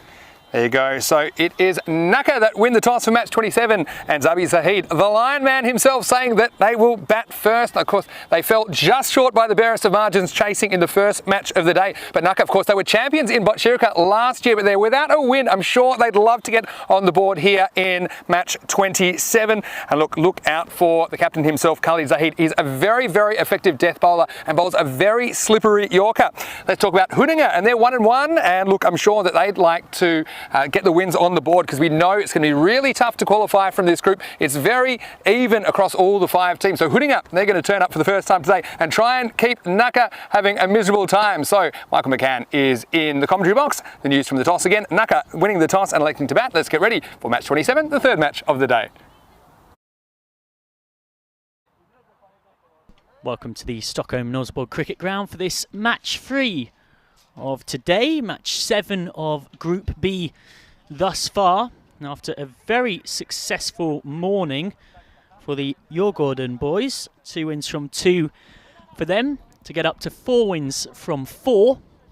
We thought we would have a word with a man who's been a key part of that side, Richie Robbins, who joined us the other day, and since then his batting has only gone from strength to strength, so he thought he better join us once more. Joking aside, Richie, you'd be pretty chuffed with that morning overall, wouldn't you? Yeah, I guess so. I mean, most importantly is that we won 2 from 2, and that puts us, played 4, 1-4, and that's great start to the campaign. I mean, I've been struggling, ever since I commentated for the first time. I struggled to get runs, but I don't know whose fault that is. But no, hopefully it will turn. But the most important thing is that we've won 4 games. Played 4 and we look good. We look good all round. Our fielding's been great. The bowling has been superb, and the batting as well.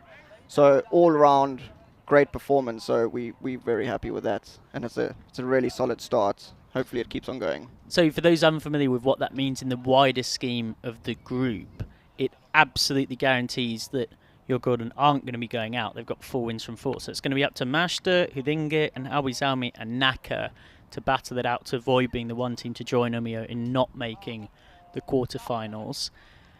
Looking at your team, it does actually seem like the bowling has been the most solid aspect of it. Yeah, I think so. I think the bowling has been very consistent. Batsmen have chipped in everywhere. Some players have scored runs in one game when others haven't in other games.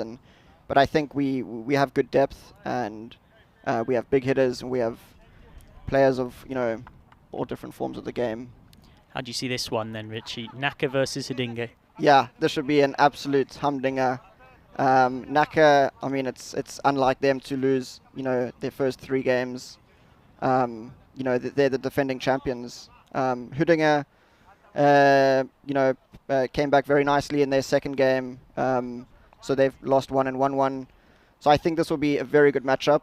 Fun fact is that both these teams played T20s yesterday in the league. Both scored 200 plus. Huddinge actually scored 249 in their T20. Wow. So I expect a good game. I expect, lots of runs, lots of big hits. And I think, I expect Nacka to really bounce back, but we'll see how they go. Yeah, lots of batters in form then on both sides of these two teams, who head out into the middle now after that toss, which Nacka won and decided to bat. So they're out there batting in the sky blue and black, and in the black and white.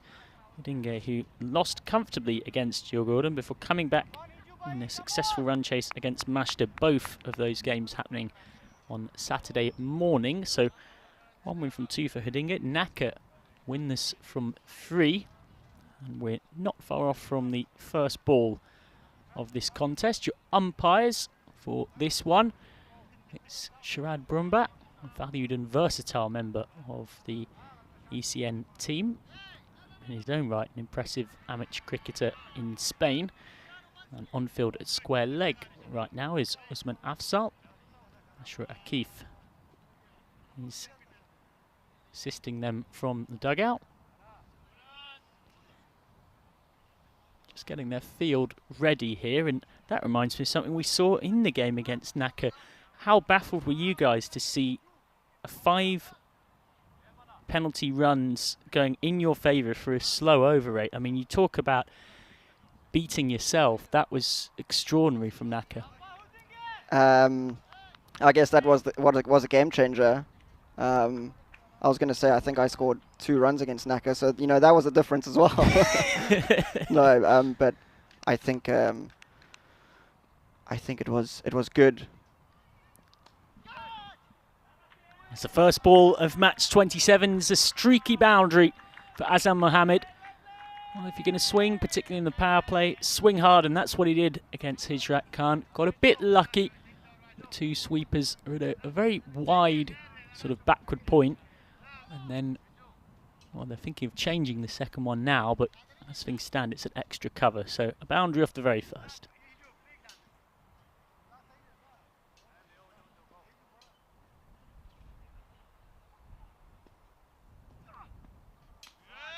Ball from Hijrat Khan, and a shot we don't see very often in the ECS, but we saw one in the second game of the day. It's an authentic leave from Azam Mohammed. Just having a look. Khalid Zahid is at the non-strikers. He's got a 6-3 offside field here, so he really can't afford to bowl 2 straight, you'd think.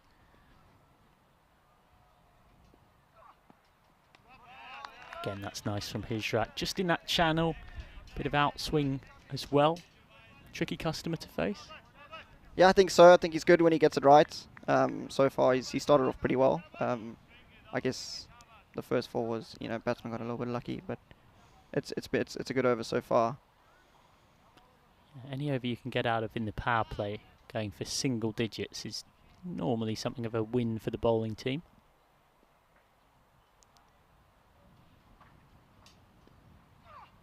That's the effort ball, and well, we talked jokingly on commentary the other day about the grunt with the slower ball, but this was the opposite. He properly pushed this one through Hijrat and beat him for pace. I think you'll see a lot of that. You know, as soon as the batters of Naka, you know, don't score runs for a couple of balls, there you'll find them swinging big. So you'll see that a lot. They'll probably give you a couple of chances. You got to take them because they will hurt you if you don't. And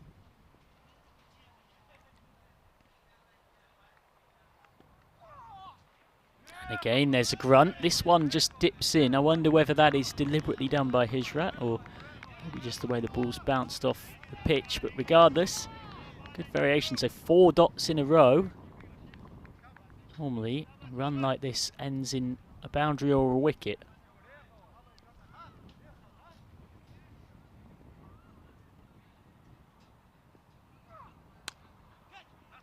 Instead, it will be quickly run single. He ran the long way around and he's hurt himself in the process. He's been sniped, Azam Mohammed.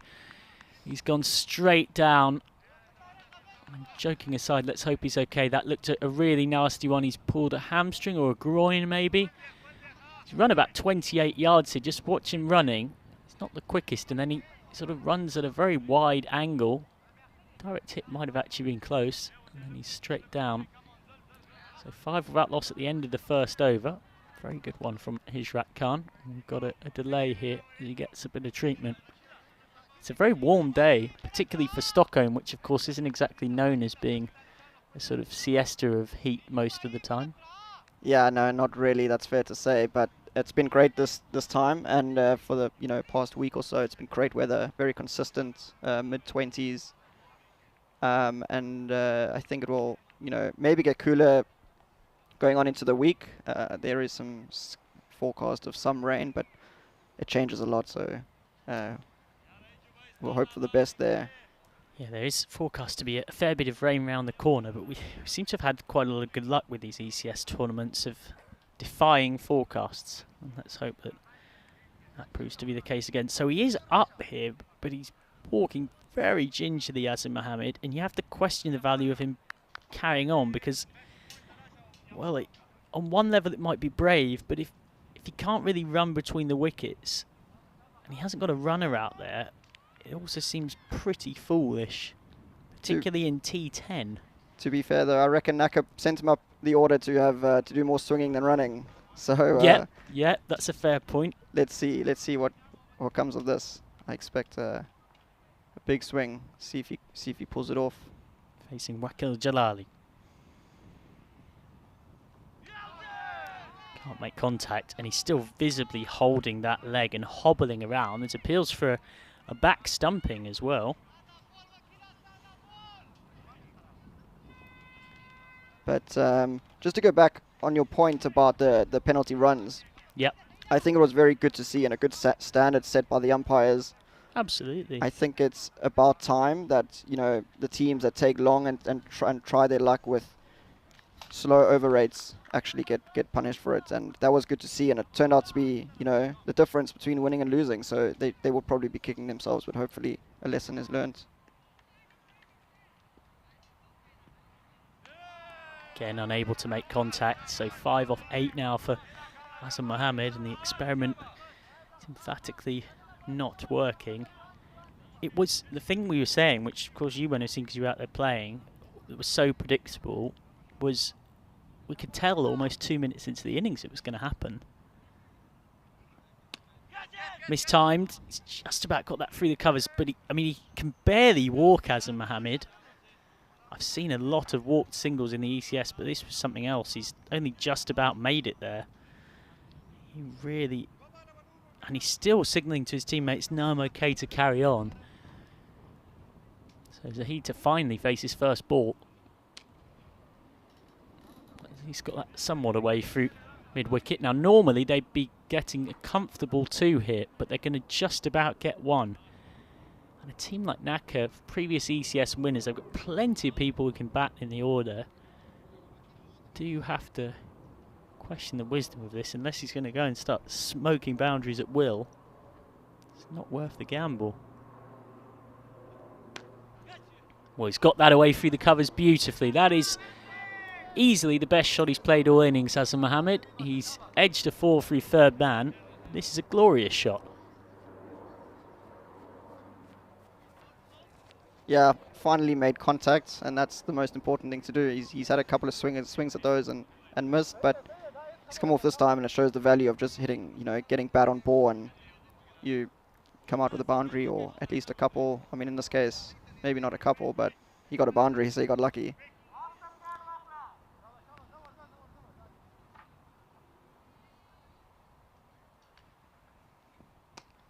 Swung harder at this, and it's through the cover region again, and it's going to skip away and go for 4.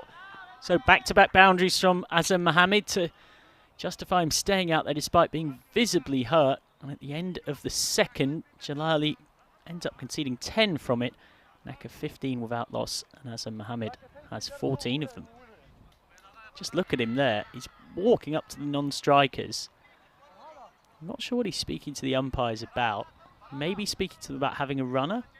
Yeah, would seem to make sense. What options do they have? I mean, I guess he could. It's an injury that's clearly occurred during the game as well, so yeah, would potentially be eligible for that. Hijrat Khan, meanwhile, is going to come back to bowl his second over, the last in this power play. He's got an extra cover out and a deep point as well. Khalid Zahid, who's watched this chaos from the other end, is now going to face up to just his second ball. Again, swings through that mid-wicket region that he likes, and he gets 4. It's a swipe across the line, but a well-timed swipe across the line brings him his first boundary. Yeah, I think that came from you know, the pressure building a bit, and Naka are slowly crawling out of this. It didn't look good at one stage, an over or 2 ago, but they seem to be, the runs seem to be accumulating now. Yeah, just a few balls off the middle of the bat, and it so quickly looks so different. And again goes through that region. One bounce for.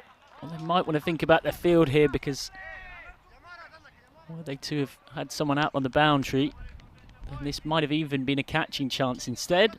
It's back-to-back boundaries for Khalid Zahid, and it's 4 consecutive fours for Naka. Thinking to do for Hijrat Khan.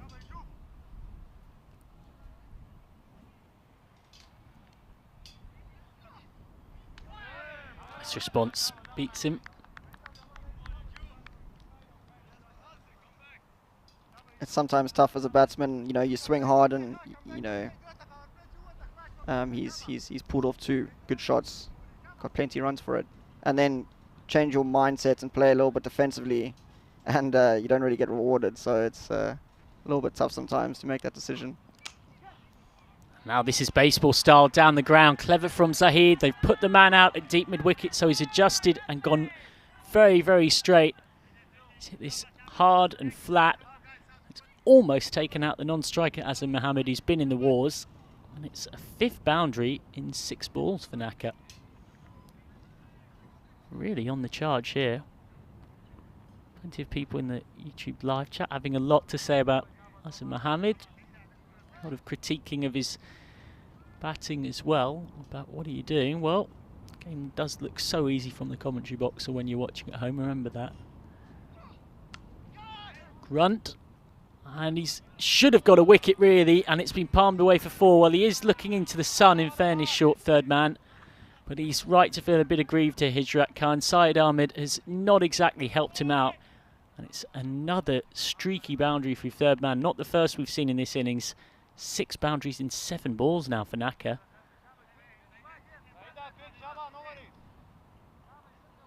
Yeah, as mentioned earlier, Naka often give you chances, and let's see what happens with that one. But that's a, you know, you don't want to drop him early on in his innings.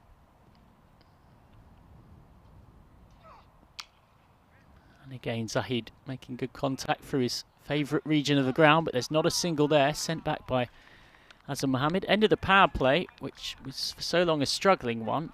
Then got a boost of sudden influx of boundaries. 31 without loss after 3. Hijrat Khan's most expensive spell of the tournament so far. He goes wicketless and concedes 21.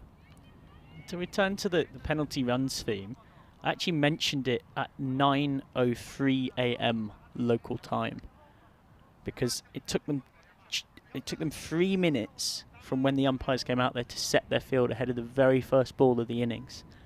And you just looked at the dawdling around, the way there seemed to be no pre-planned tactics or strategy, and every decision about who would go out where was a consultation. And it was already, by yours truly, touted as a possibility. But the fact is that they still had, even after, say that, so much time to catch up. It really was the most preventable of preventable ways to give the opposition runs. And the extras ended up totalling 19, which take nothing away from Gordon. That is a lot. Speaking of extras, there's one from Syed Ahmed. First wide of the innings, just a bit of a loosener. Yeah, it certainly helped us, you know, especially how close the game was. That was the difference. So it's really, you know, comes down to the small margins, and just some of those were really preventable by them. Swung away, catching chance, and pouched at deep cover. So a curious innings from Azam Mohammed comes to a close. He had to try and hit boundaries because he can barely walk, and it's going to take him a long time to get off the ground here because he really is limping. So he's out for 14 off 12, featuring 3 fours. Naka 32 for 1. Good field placement. Yeah, it doesn't get much better than that. Fahad Momand with the catch, and poor old Azam Mohammed, as promised, is going to take it quite a while to leave the field here. Coming on to replace him, someone who very much is fit and firing, ready to run the quick singles. 22-year-old Omran Zazai scored at strike weight approaching 3 a ball in the last ECS that was here a year or so ago, but against a much higher calibre of opposition, This Group B full of elite level teams from Swedish cricket. He's struggled a bit more. We still haven't seen a score of significance from him in the tournament. Yeah, no, it's always quite concerning when he walks in and we're playing against him. He's got a lot of potential. He can hit the ball very far, and he can really take the game away from you. And I think he's coming in actually quite a good position, going at 10 and over for Naka, so I think they'll be pretty comfortable. Starts with a smashing shot, over covers head for 6. Well, that really is the statement of not just a good player, but one full of pumped up intent. Amran Zazai showing his 6-hitting brilliance by whacking his very first ball for a maximum, and not just a maximum over the leg side as we see so often, it's over cover. As you discussed. Yeah, exactly. That's it. It's a good cricket shot, especially with the new ball. I mean, and you know, I mean, you can put as many fielders on the boundary there as, you know, but I mean that's a comfortable 6. So it's a good good connection with the bats. Gives them some good confidence. Flicked away, and this is cheeky from Zazai. He's going to get another boundary. He's immediately into his work. 10 off 2 balls. He's got Syed Ahmed not really knowing what to do. It was a leg stump full toss. He put it away very, very sensibly. I'm quite sure yesterday when Naka played in the local league T20 match, Umran scored a 19-ball 50. Oh my goodness. Not quite timed that one, so we'll move on to 11 off 3. Was that, I mean, we've got 2 pitches here. Do you know, was that on this very ground or the one just opposite us where this game's going on right now? Yeah, no, I think it was here actually. I think there were 2 games here yesterday in Norsborg, in the Allsvenskan T20 competition. Oh, he's absolutely murdered this Zahid. But he's gone. Caught right on the rope. Well, he got pretty much all of it, but found the man right on the deep mid-wicket rope. It sounded very good off the bat, just not quite good enough. It's a well-judged catch out there. And Khalid Zahid is gone for 17 off 7. Naka 43 for 2. Yeah, I really thought he connected more of that. I was expecting that to go a few meters over the boundary. But it's good to know I'm not the only one. It sounded so good off the bat. It did sound good, but it's good to see a catch being taken. I mean, we've seen many that, you know, it goes directly to the fielder, but they're not always that easy. And it's, yeah. No, as mentioned, Naka will give you chances, and it's all about taking them. And that can be, you know, a big game changer. So it's a big wicket for Hudinger. Here comes the lion man. The big lion. Sabi Zahid. He's a bit of a favourite of our YouTube live chatters for what he's got on the back of his shirt. Takes a lot of character to be the first man in thousands of cricketers in the ECS to not go for the name and number combination. Little nick, and dropped by the keeper. Couldn't hold on Rashid Khan. Wouldn't have been easy. So this will be 4 runs off the bat. And luck going the way of the lion early on. Yeah, that's the start you want as a batsman. Well, I mean, he got bad on that technically. Yeah. It was a drop catch, I guess. But I mean, the result is 4 runs. But yeah, when he walked out to bat in our game. Yeah, he can cause problems. 47 for 2 off 4 then. So, Richie, of course, people have been enjoying watching you in action in the tournament so far. We've put together some of your best bits with the bat. Talk us through this. Is this? Oh, that's when I went out. I thought it was my best bits. And what about this one? Oh dear. Oh. Yeah, that was a big mistake. What about what's going on here? Oh, I was I wouldn't exactly call that a mistake. I mean, I was just trying to be too quick to get. I was really gunning hard at getting that run out. Oh, that's a big hit. That is absolutely monstered over long on. That is probably a 70-metre 6, never mind 55 metres. Omran Zazai has hit that to Malmo and back, and it brings up Naka's 50 in style. So 17 off 4 for Omran Zazai. He has absolutely smashed that. That's his second 6 already. He looks like he's in the mood. But yeah, it's good to know that we can reduce the chatterbox of the Your Gordon lineup to a shot silence for once. Yeah, yeah. Happens to the best of us. That's gone straight through. That's a nice response from Nasser Iqbal after being smacked for 6. No, I tell you what, I'm glad we've played both our games against Naka because I just can't seem to score runs against them.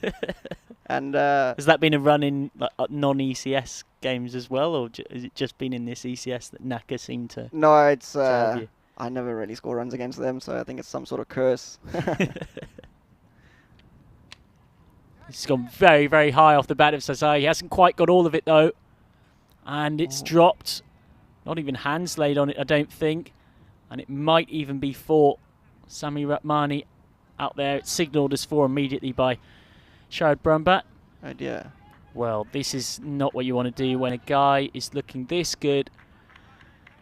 Moves on to 21 off 6. It bursts through the hands. I'm not even sure he's actually got hands on it there, Ratmani.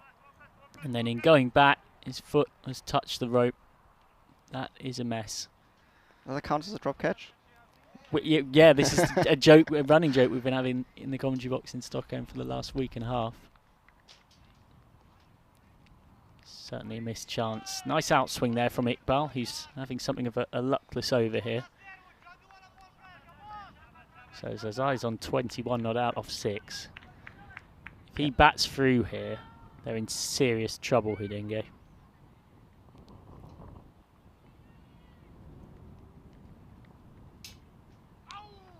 But that's a lovely pair of deliveries from Iqbal. He's suddenly getting the ball to shape out in a way that he wasn't at the start of his over.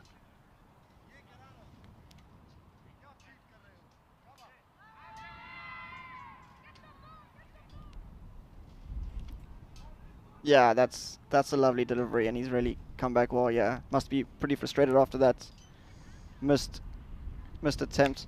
Ooh. As this one is flashed away through the offside, and that flashing blade of Zorro that's Osman Zazai's bat right now is causing all sorts of headaches for Hudinge. He's on to 25 off 10. And the flourish as well tells you that this is a man in form. He's nearly hit that for 6 through backward point. End of the 5th over, and it goes for 14. 6 and 2 fours off the bat of Omran Zazai. Naka are 61 for 2 and well placed for a big score. Yeah, I think Hudinge have sort of missed 2 clear-cut opportunities, and I think they're starting to pay for it. Like mentioned earlier, Naka, they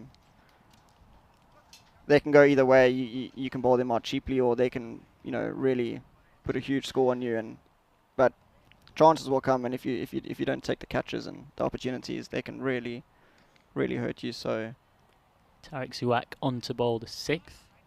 We saw that in the extreme, of course, against Neil Gordon in both games. Slow ball first up, and it's sived away off the outside edge. It's going to be another boundary for the lineman, Zabi Zahid. He's hit both of his 2 balls for 4. And there's boundary hitters ticking at both ends here.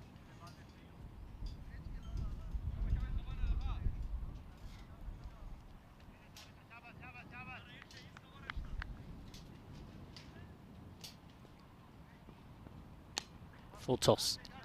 Somewhat missed out. Just 1 for the line. He's on to 9 off 3. Naka getting 81 for 9, of course, and collapsing in a heap against Your Gordon this morning. And then last night against Mashta was probably the best example. They really fell apart. 60 for 9, chasing 134 to win. Oh, that's the proper slow ball grunt. Try and put him off. And works every time. It's got Osman Zazai off strike, which, to be fair, I think is the best way to bowl to Osman Zazai right now. But Zabi Zahid's looking in pretty good nick as well.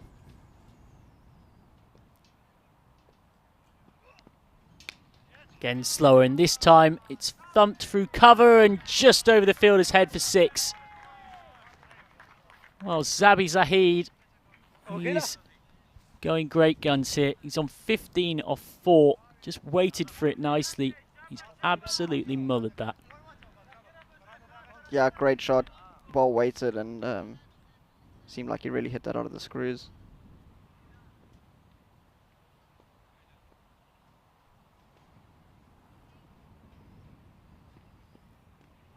Oh, that's clever. He's only going to get 1 though. I think maybe he was trying to get this fine of fine leg. It's quite a lot of risk though, just for, you know, there's a man there. I guess he'd try to get it finer. Yeah, fair enough, but it's a lot of risk. I still haven't pulled off one of those while I've been batting in the ECS, but I'm tempted. Yeah, I know there's a lot of video coverage, so if I don't pull it off, I'm worried about how that. We can add it to that compilation. Yeah, thanks for that.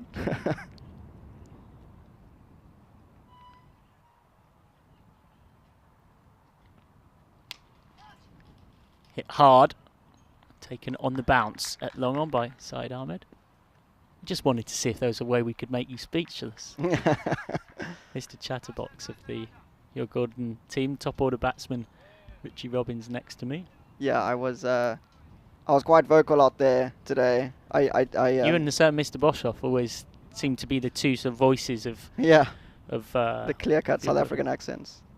Certainly easy to pick up. 75 for 2 at the end of the 6th then. So Nasir Iqbal and Tariq Zouak have been whacked around. Saeed Ahmed got the 2 wickets, but went for 16. They've got to work out where they're going to go with their bowling options from here. Might well turn to a 6th option. Instead, for now, they are going to persist with Nasir Iqbal, even though he went for 14 from his first. His partnership is going along like the clappers, and that's only going to help it all the more. Massive 6 over mid-wicket. That's gone right towards the other pitch. It's a huge shot from Azman Zazai, and when he's in this kind of form, 55-metre boundaries just aren't big enough. Yeah, he's capable of doing a few of hitting a few of those. That was absolutely smoked, and yeah, I mean, if these two carry on like they are, there could be a pretty big total for Naka, which is probably something that they need, to be fair, to gain some confidence. And again, Zazai might have perished. Has. Very good catch coming around to his right from Saeed Ahmed. He had to run 20 yards around to his right-hand side from long on to a mid-wicket position and then hold on to a ball that had gone very, very high and was hit very, very hard too. So Omran Zazai is gone for a swashbuckling 33 off just 13 balls. And Naka 81 for 3. That's a great catch. It's a very big wicket for Hudinger. And the longer I guess with any batting lineup, but the longer you get into the Naka batting lineup, you know, sort of the big hitters are up early. So once you get rid of them, the pressure starts building, and you know, the wickets, I guess, start falling. So that pair, as you see, that catch again from Saeed Ahmed, a very good grab, put on 38 runs, beg your pardon, off just 14 balls.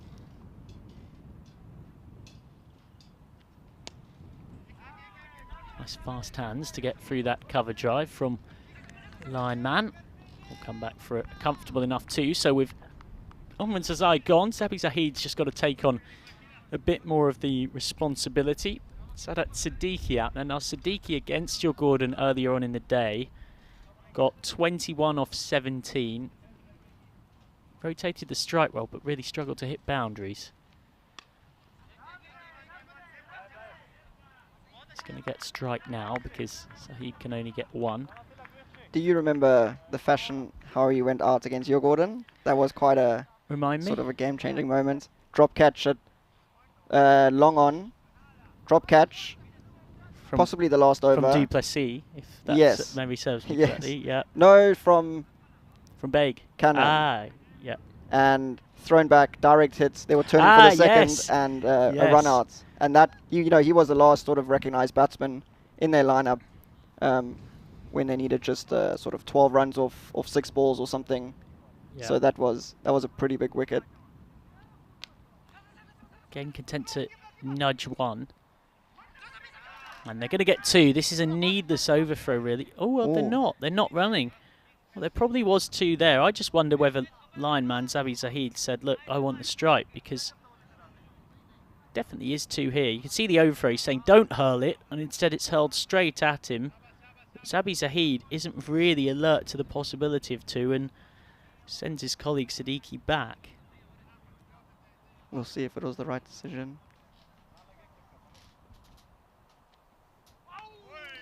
Well, nothing either of them are going to be able to do about a ball like that. It's a peach of a delivery to finish off Nasser Iqbal's spell, so he concedes 24 from his pair of overs. And after 7 overs, the score is 86 for 3. So from here then, what do you reckon they're looking at? If they go at 10s, that's going to get them 116. Should be looking there, if not high, you'd think. Yeah, that's a very good score. I think Naka should be able to defend that. And I think that's probably what they're looking to go. You know, you're always kind of looking to go around 10 and over. Anything more would be you know, even better. But you're looking as a base to go 10 and over. And from here, you know, they've got Zabi Saeed. He can really hit them. I think he will, you know, really have a go. And Sadat Siddiqui, I think, can also, you know, hit big ones. So they're more than capable of getting 110 plus, potentially 120, and I think they'll be very happy with that. Great to have the Stockholm. Wherever got that from? I've confused you with Kaushif Vats. Somehow our guest commentator from last week. Both of you fine, stylish batsmen, but very different individuals in your own right. It's Richie Robbins from Your Gordon alongside me in the box for this game, and Vinny Sandy will be joining Richie, taking you through the run chase, which right now looks like it's going to be a pretty difficult task. Now, Tarek Zouak's come back for his second when his first went for 14. They're not showing a lot of confidence in the depth in their bowling here, Hidinge. They don't want to trust a 6th bowler despite the struggles with their front liners. That is nicely bowled from Zouak. So they've got Waqar Jalali and Saeed Ahmed, who it looks like will come back to bowl the 9th and the 10th in one combination or another. That's something actually, speaking of bowling options, I'd say Your Gordon have really well. Flicked away nicely. He's going to just get 1 that time, the lineman, who's on to 20. To have a guy like Bukhari come out and defend 12 off the last over as a 6th bowler, when of course Goddard had got injured, that's a very good sign, isn't it, for you guys? It is a good sign. It's also good that we can rely on so many people to do the job. And, you know, I haven't even been... Straight through, and it's not going to be wided. Of course, had he jumped inside the line of that, he would have got the extra. And it looks like, you know, I need to play a few more games before I get thrown the ball and told to bowl and over. But I'll wait for my day. Maybe so what do you bowl on a good day then, Richie? What do you offer with the ball? Oh, a bit of licorice, all sorts, eh? I mean, anything. I mean, if I don't know what I'm going to bowl, the batsman definitely doesn't. So that's my strategy. I think that's about a solid, maybe a third, if not more, of our ECS bowlers of all time have that approach in one way or another. Is it generally wobbly mediums or off? Yeah, or no, leggies, military medium. You know, big grunts when I bowl a slower ball. Not to give all my secrets away, but and just I guess try bowl wicket to wicket, slow it up. Lots of variation. It's a bit like what Tarek Zouak's done here actually in this over. I think if you Make can the batsman control, put all the pace on it. yeah. That's his quicker one, and it's skied up and into the gap. Bounced off the knee of Yama Masood out there, but they're still only going to take 1. So end of the 8th over. Lineman Zabi Zahid will start the 9th on strike. He has 21. Naka 89 for 3. But I think as a bowler, especially in this format, you know, if you have lots of variation and you mix it up, you don't bowl the same ball twice. You bowl, you know, either you sort of different lengths or different pace, or you know, a bit of everything. It becomes difficult to face as the batsman without that consistency. So I think it's quite there's a lot of value on that, and I think a bowler that can control that, you know, would be good in this format. Sami Romani on to bowl the penultimate over, and that's a great start. Well, that over from Zouak only conceded 4. And now Romani's just trying to continue on that momentum. Haven't had a boundary in 10 balls now. And again, Zahid unable to make contact, which is another phrase you find yourself using too often with Zabi Zahid. He's been one of the more impressive batsmen of those we've seen in Group B, particularly as a ball striker at the death.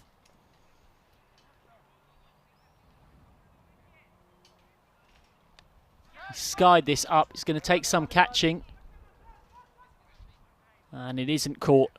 It was a good effort from the fielder, who's left laying on the turf in frustration. Imal Zuak created the chance for Atmani, but instead it's a fortunate single.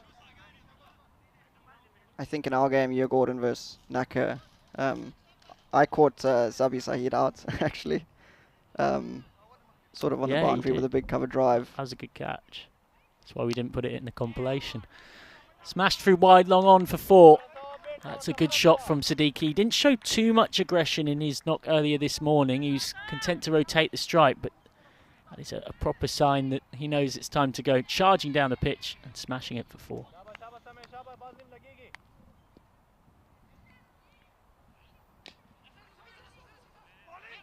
Get just a single this time. Yeah, that was, I mean, that catch you took in the covers, all joking aside, that looked like it was very hard and flat, and there was a noticeable celebration from you, a real fist pump. Big sign of relief. I was just about to say, as well as the game situation, was that a bit of a thank goodness I haven't dropped it? Luckily, I didn't have that much time to think about it, so... Well, this is another catching chance. This has gone to the moon and back, and it is held on. Well, that's a second good catch of the innings for Saeed Ahmed. He's been the one fielder for Hudinga who's looked really comfortable under the high ball. And again, he hasn't let them down. He took one earlier on to get rid of Omran Zazai. And now he's removed Zabi Zahid for 22 off 15. Naka 95 for 4 after 9. Yeah, very good catch. Well composed. Good positioning. And good to see them, taking those very high catches. That did go. That came, came down with snow on it. Very, very highly hit. But Hudinga have brought it back a bit, yeah. Naka, I mean, they should reach 100, but if they don't, there will be a very big mental edge. And, momentum going into the second innings. Sort of, if they get 100, they'll be confident they can defend it. But if they don't, Hudinga will... feel like they're carrying momentum when they go out to bat. So, well, they were 85 for 3 after 7.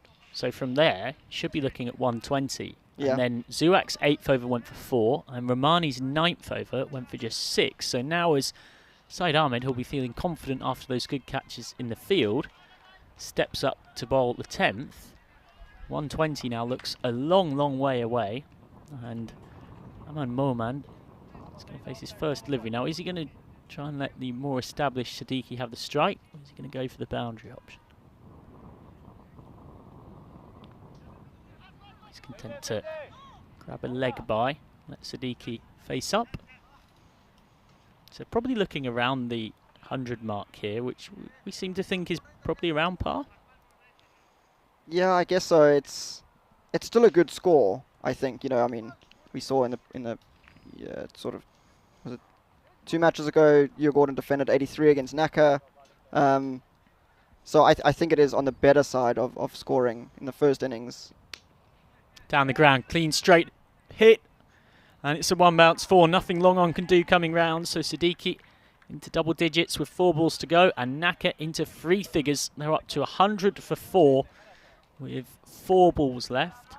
It's interesting you mentioned that. I think we were coming towards the conclusion that maybe, in fact, actually, particularly with these 55-metre boundaries, par's maybe 90 to 95. Yeah. Can't they bat on that one, though? Misses out Siddiqui. I would think that, that seems reasonable, and I think I would say it's a par score. I mean, it's defendable, but it's chaseable as well. So, and we've seen a few knocks over 100. We've seen some, below 100 and defended. So. Steps down, and then adjusts well here, Siddiqui, to get a single. So just 2 balls left now, 101 for 4. One theme we definitely have noticed is the batting first phenomenon. So 16 of the 20 teams in Group A who won the toss elected to bat. And of those 20 games in Group A, 14 were won by the team batting first. Steps a long way down here, doesn't make contact at all. Surely a run out. Well, it is a run out or a stumping. It's clearly, in fact, a run out because they were attempting a single by the time the keeper, Rashid Khan, took the bells off. Strange batting from Aman Mohammed. Coming a long, long way down just to try and hit it as hard as he could. Instead, he completely misses out. So with just one ball left of the innings, it's in fact his partner who is run out. Sadat Siddiqui run out by Abdul Khan for 13 off 9. They're 101 for 5 now as Abdul Hakim comes to the wicket to face the last ball of the innings. So that's an interesting statistic. So you mentioned that the teams batting first won 14 of 20 in Group A. Now in Group B, that phenomenon has largely continued. In fact, we're on a run right now of 4 consecutive wins for teams batting first after the first 2 games of Group B were won by the Chasers. So Group B is 4 from 6. It does seem like the pressure of trying to score winning ECS runs is proving difficult here in Stockholm.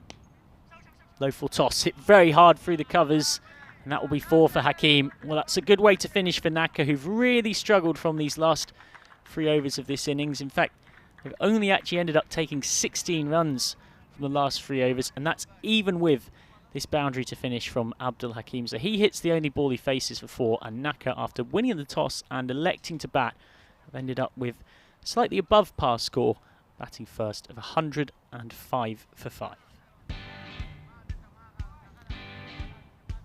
Who would you say would be happier right now, Naka with that total or Hudinge knowing that they pulled it back?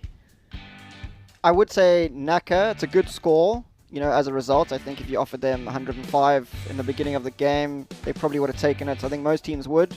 But the way they were going at one stage of the innings, they were, you know, set on for 120 plus. So they'll be a little bit disappointed they couldn't get more than that and really have a, you know, big target for Hudinge to chase. But Hudinge at the same time would be, you know, glad that it didn't go, you know, become a target of more than 106. They've got the batters for it. They had a very good chase against Marshta. I think they chased a very similar score actually. Yeah, they're 107 to win. So they're chasing 106 to win. So. Yeah. So they will be confident that they can do it. Naka will be confident that they can defend it. So I think it'll be a good second innings. Yeah, it's a proper classic innings of T10 cricket. Good phase for the batters at one point, good phase for the bowlers at another. This was the point in the innings where everything seemed to be going wrong for Hudinge. And at this point, you had Omrin Sazai firing, Sabi Zahid, the Lion Man, firing as well. And that was a big moment that changed the game. They got rid of Azam Mohammed. Then we saw the swashbuckling brilliance of Omran Zazai. So he made 33 off 13. You mentioned how dangerous he can be. This is the first time ECS viewers would have seen it in this particular tournament. But he's such a threat, isn't he? Yeah, no, he is. Especially when he gets going. You know, it's really scary actually when Naka are firing on all cylinders and all their batters are, you know, really hitting it well and coming off. I think we got the raw end of the deal in the final last ECS when they put, you know, something like 140 on us. So they're capable of doing that, but we've seen in this tournament that they, you know, perhaps aren't firing on all cylinders, and they've lost 3 in a row, so they're going to be desperate to find a win and, you know, get on the scoreboard here in the ECS. Do you think you've maybe been a bit fortunate this time in playing both your double headers against them early doors when that batting lineup isn't quite firing? I think so. It was interesting because I looked at the schedule to see, you know, who we playing this morning at 9 o'clock. I was like, oh, Naka again?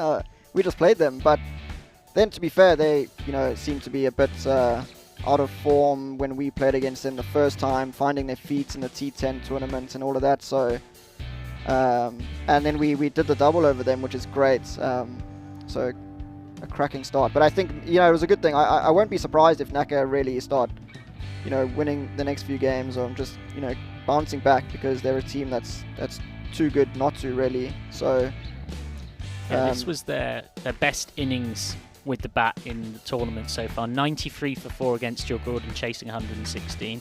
60 for 9 against Mazda, chasing 134. And then 81 for 9, failing to chase, 83 to win against Djurgården this morning. So this is comfortably their best effort. I think the pressure of not being in a run chase maybe also helped psychologically. I think so. We found it very interesting when they won the toss against Djurgården and they decided to field first, because that's very unlike Nacka. And I think, previously in a T20 competition, we sort of bowled him out for 75 and chased it down easily. So maybe that was in the back of their minds. Maybe they prefer to set rather than chase. And they are a team that have been, I think, quite successful in rather setting. Yeah, and on this occasion, setting worked for them well. Omar Zazai, the star, with 33 off 13. Sabi Zahid, the line man, with a good contribution. And even both openers didn't get it a huge score, but also got into double figures and laid something of a platform. Bowling figures, well, Jalali, Khan and Ahmed all got a bit of tap. Ahmed, to his credit, took 2 wickets and 2 good catches. And then just look at the bottom there. Sami Rahmani bowled the penultimate over of the innings, conceded just 6 and picked up a wicket as well. So 105 for 5 posted by Nacka, batting first, of course, is what I meant to say. So Hudinge will need 106 runs to win to get their second win of the tournament from 3 games. Nacka, to break this 3 consecutive losing streak, are going to need 106 runs to win. So as usual, we're sat here in the commentary box doing our best to read through the tea leaves, but it looks like something of a 50-50 game as we head to the chase. Yeah, probably. Which is great. I mean, that's cricket. It can go either way always, I guess. In this group especially, I think, yeah, like I've said before, Hudinge, they've done it before. However, Nacka are so desperate for a win. They're going to be really... so you sound like you're just siding if I can get you for a prediction towards Nacka. Just. I have a feeling Nacka would take it. If I had to make a decision, I'd say Nacka. But I was wrong last time, so who's to say I'll be wrong this time? What is for certain, it's the only way you can find out who's going to win this match 27 of the FanCode European Cricket Series here in the Swedish capital, Stockholm, is to join us back for the second innings, which starts in 5 minutes or so. Thank you very much to Richie Robbins, who's been back alongside me once more. He'll be with Vinny Sandhu for that chase, starting in 5 minutes or so. We'll see you very shortly. I'm Michael McCann. You're watching the European Cricket Network.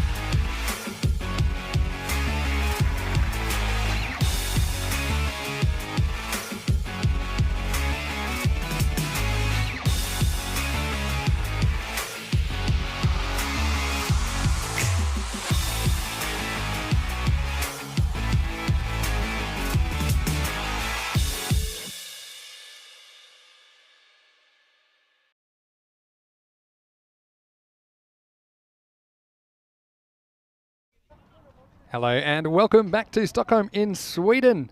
And we are currently in the middle of match 27 of this FanCode European Cricket Series.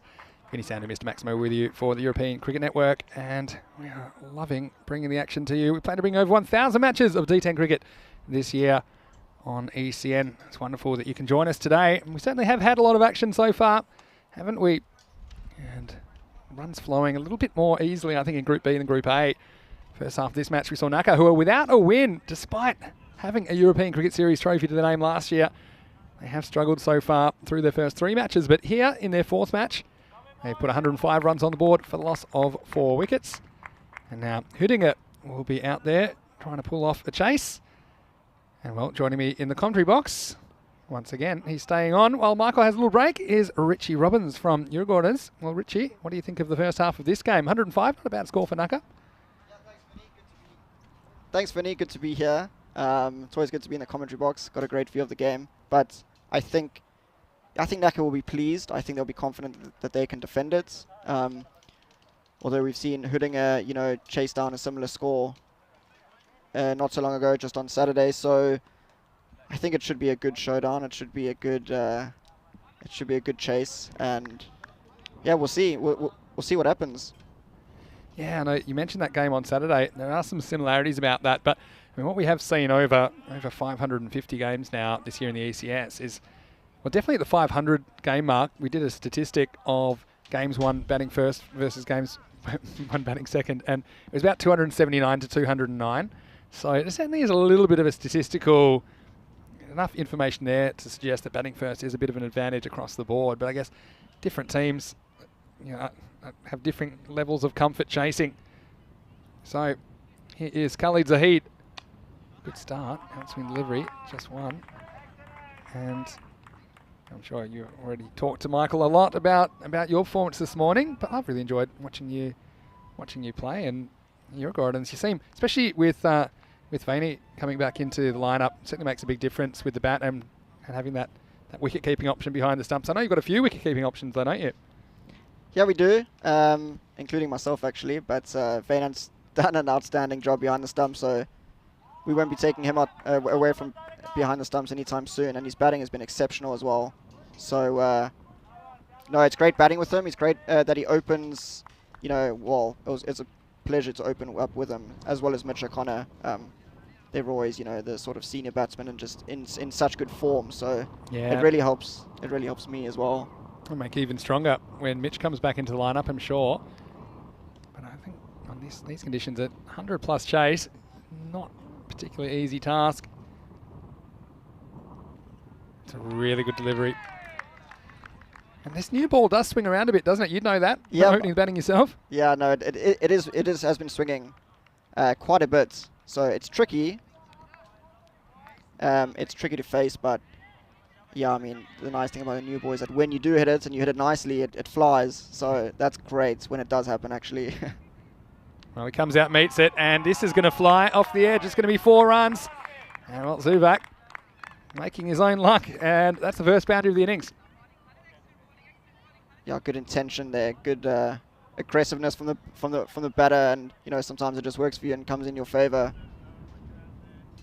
Yeah, and I think that's why it's important to keep attacking. The third man goes back now. A little too late in that. They've also got a bit of a wide mid-on out on the boundary, but we've seen sometimes batsmen being a bit careful and leaving those kind of deliveries, but I still think that being aggressive, that sort of thing can happen. Especially when you're chasing 100 plus, you're going to have to take some calculated risks, I think, to chase these runs down.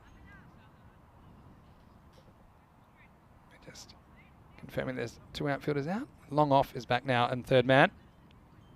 Effort ball this time, past the outside edge. How do you find the T10 format compared to the T20? How do you find it? Yeah, I mean, it feels like, you'd think it's quite similar, but it feels like it's a whole different ball game. It's just so quick, it's so fast, so everything happens so quickly. The momentum of a game can be shifted within just a couple of balls or an over. So it's just so topsy-turvy and just everything happening at once. It's, almost difficult to keep up. So big attempted drive down to one off. It's the end of the first over.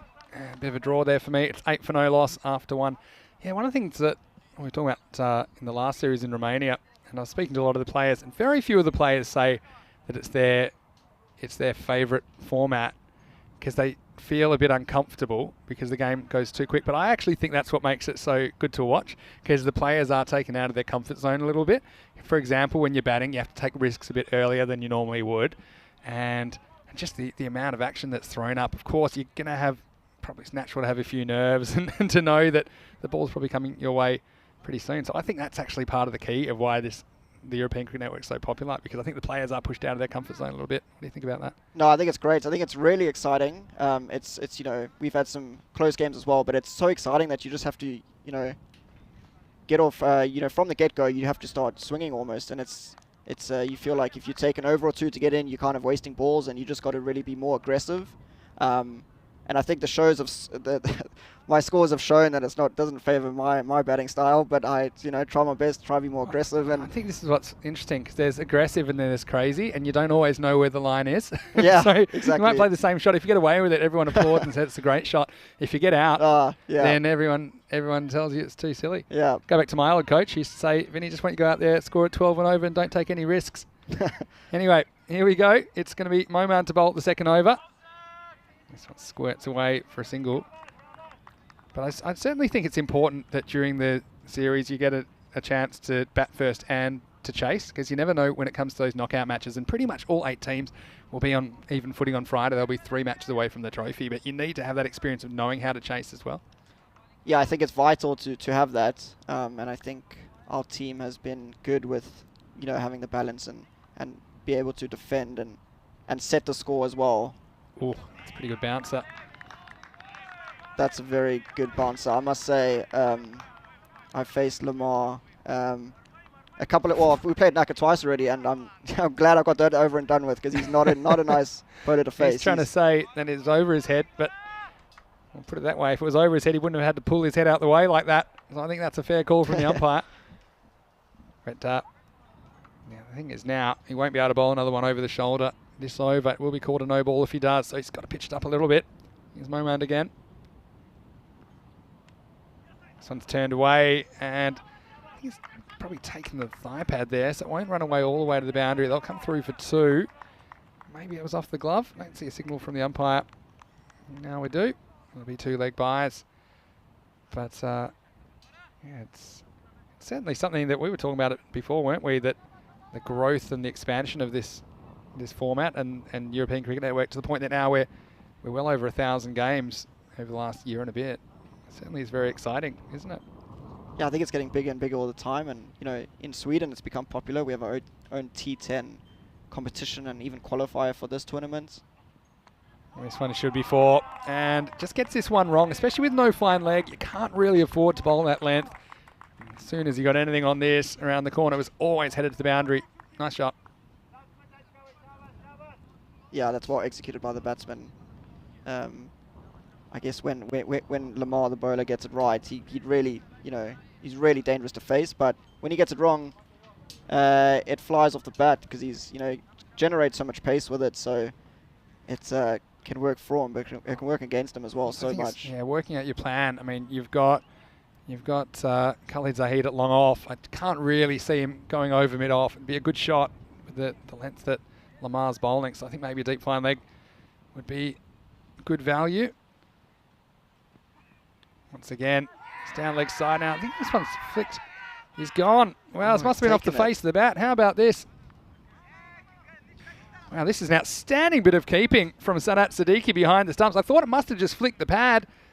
I think he was pretty happy to go, though, the batsman. He took a step straight away, and that's fairly sporting from Imal Zuak. This will give us a good view of it. You see this one? Yeah, it's just outside the pad, isn't it? And a diving catch. Well, they're the sort of things in a kind of game where the score's more or less part, they can make the difference. And so that's the first wicket down now. 15 for 1, hitting it. Yeah, that's a superb catch behind the stumps. On initial look, it didn't look like he edged it, but you could see the kind of slight deviation after the replay. And that's an exceptional catch. Keeper must have been really happy he did nick it. Yeah. Gets a big reward there for that good catch. I mean, sometimes with those, one of the most memorable catches I took, I thought it was off the thigh pad, so I didn't even worry too much about catching it. that was a whacker. And And so sometimes you're aiming with that pressure. Yeah. As a keeper, you're not quite sure what it's hit. Have a look at this again, but definitely outside the pad. And just grabs a little something on the way through. Well, Lamar was pretty positive about it. And I think the batsman pretty much gave up the game, didn't he, with his body language. So, sensational bit of wicket keeping. Hey, hello in the chat saying that he bowls a bit like Mitchell Stark from Australia. Well, that's a pretty good comparison, isn't it? Very Mitchell Stark-like. I was saying that to earlier to our teammates, kind of. You know, he looks like a Mitchell Stark, and very nice, smooth action. Yeah. And he also tries to get it onto your wire. At least when I face him, he gets it on my pads on middle and leg, which is a very good area, especially for me who can't really play there. So this one is worked away for a single. And this is going to just keep them ticking along, but certainly a lot of people are enjoying you being here. Keanu Nolan saying that he's enjoyed Richie on the commentary as well in the chat. He appreciated the extra information that you gave him about Swedish cricket. Oh, thank you. I'm glad I could provide some value. It's always good. It's always very interesting though, just to know about the Swedish local leagues and how the teams come together and their backgrounds a little bit and everything. I mean, I don't know that much about it, but playing in the local leagues, I find it interesting, and I like getting to know the players and the teams and, all the gossip. Yeah. Well, it's great to have you on board. 16 for 1 after 2 overs. Leads the heat to continue, starts with a wide. This is the captain, Abdul Rashid Khan, who's on strike. And just see, they want to stay at that rate. That rate pretty much, they need about 21 runs every 2 overs. They're the kind of benchmarks I'd be using. So just a few behind at the moment, but they can make that up pretty quickly. Effort ball, but it's going to be pushed too wide. It's going to be another wide. Certainly the wides are something I always keep an eye on. And sometimes there's going to be some acceptable wides. For example, if you have a real plan that you're going to bowl outside the off stump, you're occasionally going to flirt with danger there. But those ones down the leg side and those extras can come back to bite you. As we saw actually in the game where the 5 penalty runs basically decided it in the first match of the day. Yeah, I did know it came down to the wire, and Naka would be kicking themselves for that.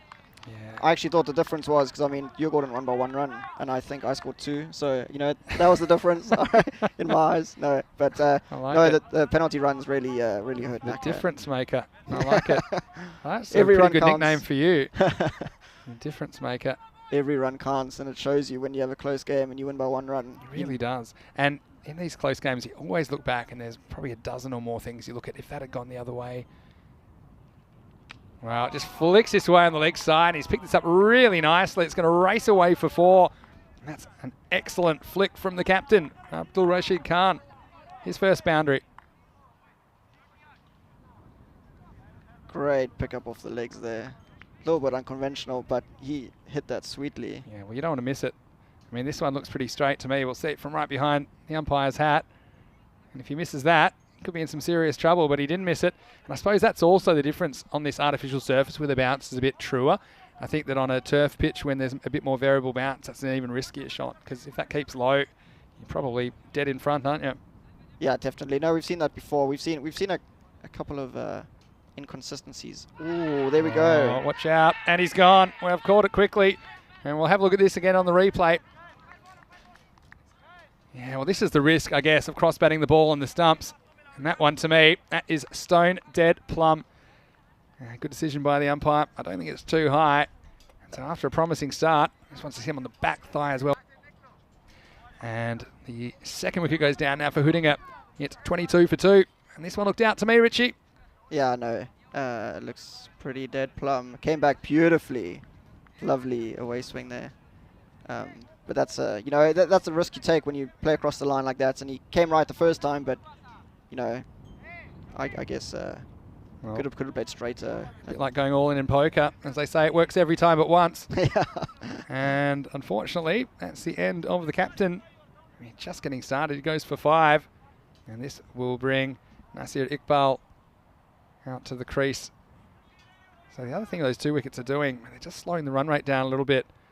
They're probably around, like I say, 6 or 8 behind where they want to be, especially in the power play. You normally want to grab a few extras there while there's only 2 outfielders. You'd love to get a couple of extra boundaries, but some really good bowling. Credit to the bowler, Khalid Zahid.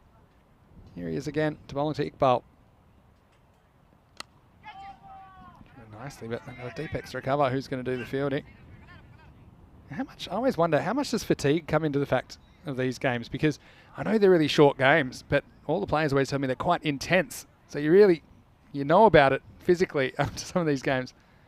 No, it's interesting. I also thought, it's only a T10, it's only 10 overs, but it's really, you get exhausted afterwards. You bat and you have a couple of quick singles, and you're running quite a lot as a batsman, and 3-4 overs in, and you've batted and you're pretty exhausted, and you're like, oh, it's only been 4 overs. How am I so tired? But it's just the extra intensity and the pressure. Maybe that adds to it. But yeah, every ball is just everyone's so focused all the time, just because of the quick format. So it really does take it out of you. It'll just be one tucked away behind square. Yeah, I mean, the closest I could put it down to is I once played 2 T20s in a day, and I felt a lot more drained than when I played a 50-over game, just because of the nature of what you're doing. So I think if you're playing 2 or even 3 T10s in a day, it does take it out of you. That's the end of the power play. 24 for 2 at the end of the power play. For comparison, at this stage, Naka, they were 31 for no loss. So winning it. At least they're consistent. There's been 8, 8 and 8 off the first 3 overs. Well, it's a perfect platform for jumping off. But they do need to get a wriggle on in the overs already. We see that rate is up to 11.7 and over required. It's been a really good start, though, from Naka in the field. Naka, they won a series last year, of course, in Bochirica. And it was almost a year ago now. But they haven't won a game. That surprised a lot of people because they're a very talented lineup. But they're looking very good so far in this match against Whittingham. New ball up, Lamar Mamand to continue. He certainly bowled well in the first over that he bowled, so I think it makes sense to bowl him out here. And I think this, by bowling him out, yes, you reduce your options, I suppose, for the rest of the innings, but I suppose when you have someone that's doing the job with the new ball, I guess they feel they can get a long way ahead in this game with another good over out of Momand. Yeah, I reckon so. I think, we played Naka twice, in quick succession, and he bowled in the power play the first game, and the second game he didn't bowl actually during the power play. So it's quite interesting. I think, like we were saying earlier, if he doesn't get it right, he can travel, I guess. But look at this one. I think this one is off the thigh pad. Yeah, it's just flick the thigh pad. Again, it's a really good take behind the stumps from Sadat Siddiqui. He's been on fire down there. And this time, Lamar, well, he might not believe it, but pictures don't lie, and I think that's a very, very good decision from the umpire. I think with these, the umpire has to be absolutely sure that they're off the bat, because they can deceive you, because you hear a noise, it goes near the bat, but most of them aren't off the bat. Most of them are actually off the pad or the body of the batsman. This one's definitely hit the pad. Very optimistic appeal. It'll just be one, but still, it's a bit of a holding pattern at the moment, isn't it? And there's been 3 boundaries in the innings so far in 3.5 overs. Yeah, he's bowling very well. He's getting good shape, with the left arm action, kind of bringing it back into the batsman, and it's quite, it's sort of in a good area. It doesn't give the batsman much freedom to do much. So if he continues like that, he'll do very well. This one looks to be missing leg stump for me. Just swinging down leg side. Again, he gets that good movement, doesn't he? Doesn't always control it, but this one, you see it's impacting outside leg stump, probably swinging further down. So again, the umpiring has been very good so far in this match for sure. Got a question here for me actually, but I think you're probably a better person to answer it, Richie. It's from Keanu saying, do you think teams who are not going well domestically, does it affect them when coming into a European cricket series? Get you to think about that. Give me an answer in a second. First, here's Momand with 2 balls to go in his spell. Where he gets funky. He's going to get 4. And this is a really clever shot, I suppose, because it's worked out for him. And this is a classic case of what I said. If it goes right, then everyone stands up and applauds. If this goes wrong, everyone says you're crazy. But Iqbal doesn't worry about it. He gets 4. And, a lot of people in the chat really liking the Mitchell-Stark comparison. Yeah, it's pretty accurate. I think it is. Good comparison. If Mitchell-Stark ever needs a body double to play him in a movie, we know to call. We know to call Momand. But yeah, I mean, I'm actually curious as well, because Albi Zalmi, for example, have had really good form in the longer format, and they came out and more or less capitulated to you guys in the first T10 today. Yeah, yeah. Onto this ball, which will finish the fourth. That's the end of a very good spell from Omad. He finished it with 1 for 10. The score at the end of 4, it's 31 for 2. And it is Vinny Sandu here, Mr. Maximo, with Richie Robbins from Your Gordons. And so what do you think about that? Do you think it's the way you're playing in the other formats of domestic cricket affects how you feel in ECS, or do you feel it's an opportunity just for a fresh start? Yeah, I think it's almost a bit of both. I mean, I think if you're doing well in the domestic competition, you'll bring the confidence with you in the T10s. I think, there are similarities in T20 and a T10 with big hitting and consistent bowling and, all those cricket characteristics you have to bring through to both formats. So I think there's a lot to take into a different T10 format. But like you say, it's also a bit of a fresh start.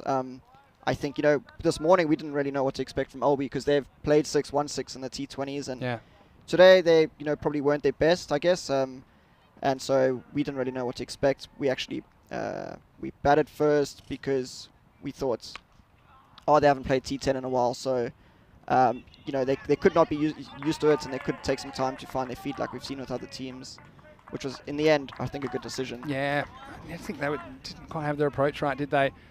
That one was a slight fumble, which allowed the batsman to come back for 2. New bowler here is Omran Zazai. Yeah, I think. But it's also sometimes people. You see people panicking. That's why I thought Boshoff batted so well for you guys, because he seemed to be in control of his innings, in control of his actions, if you like. Yeah, no, all the time. He's a very consistent and disciplined batter. He knows his game really well. He, is not a type of player that will just swing it out the park, but when you need him to do that, he can do that. So he builds an innings really well, and he can build it quickly as well. Like his T10 scores have shown in today. Yeah, his strike rate's still good. He's a bit of a Swiss Army knife because he can suit all situations. He can play the support role, I think, if someone's going around him, but also showed he can take the lead if he's out of options. Yeah, exactly. Effort ball this time from Zazai. And this time we'll turn for 2, but they'll decide against it. And you have a look at after 4 overs, they would have wanted to be around 42. So once again, I still think probably 8 or 9 behind where they'd want to be, but like I say, it's not out of control just yet, but you'd have to say the bowling's been pretty good from Naka. Yeah, it has been good. I think also when we scored 101, I think it was against Albi, we thought every time the batting team doesn't get 10 or more in an over, pressure's building, the run rate, the required run rate is building. And, that adds pressure to the batters. You have to, have 2 big hits in an over or so to try and meet that required run rate. And every time you fall short, it just keeps on growing.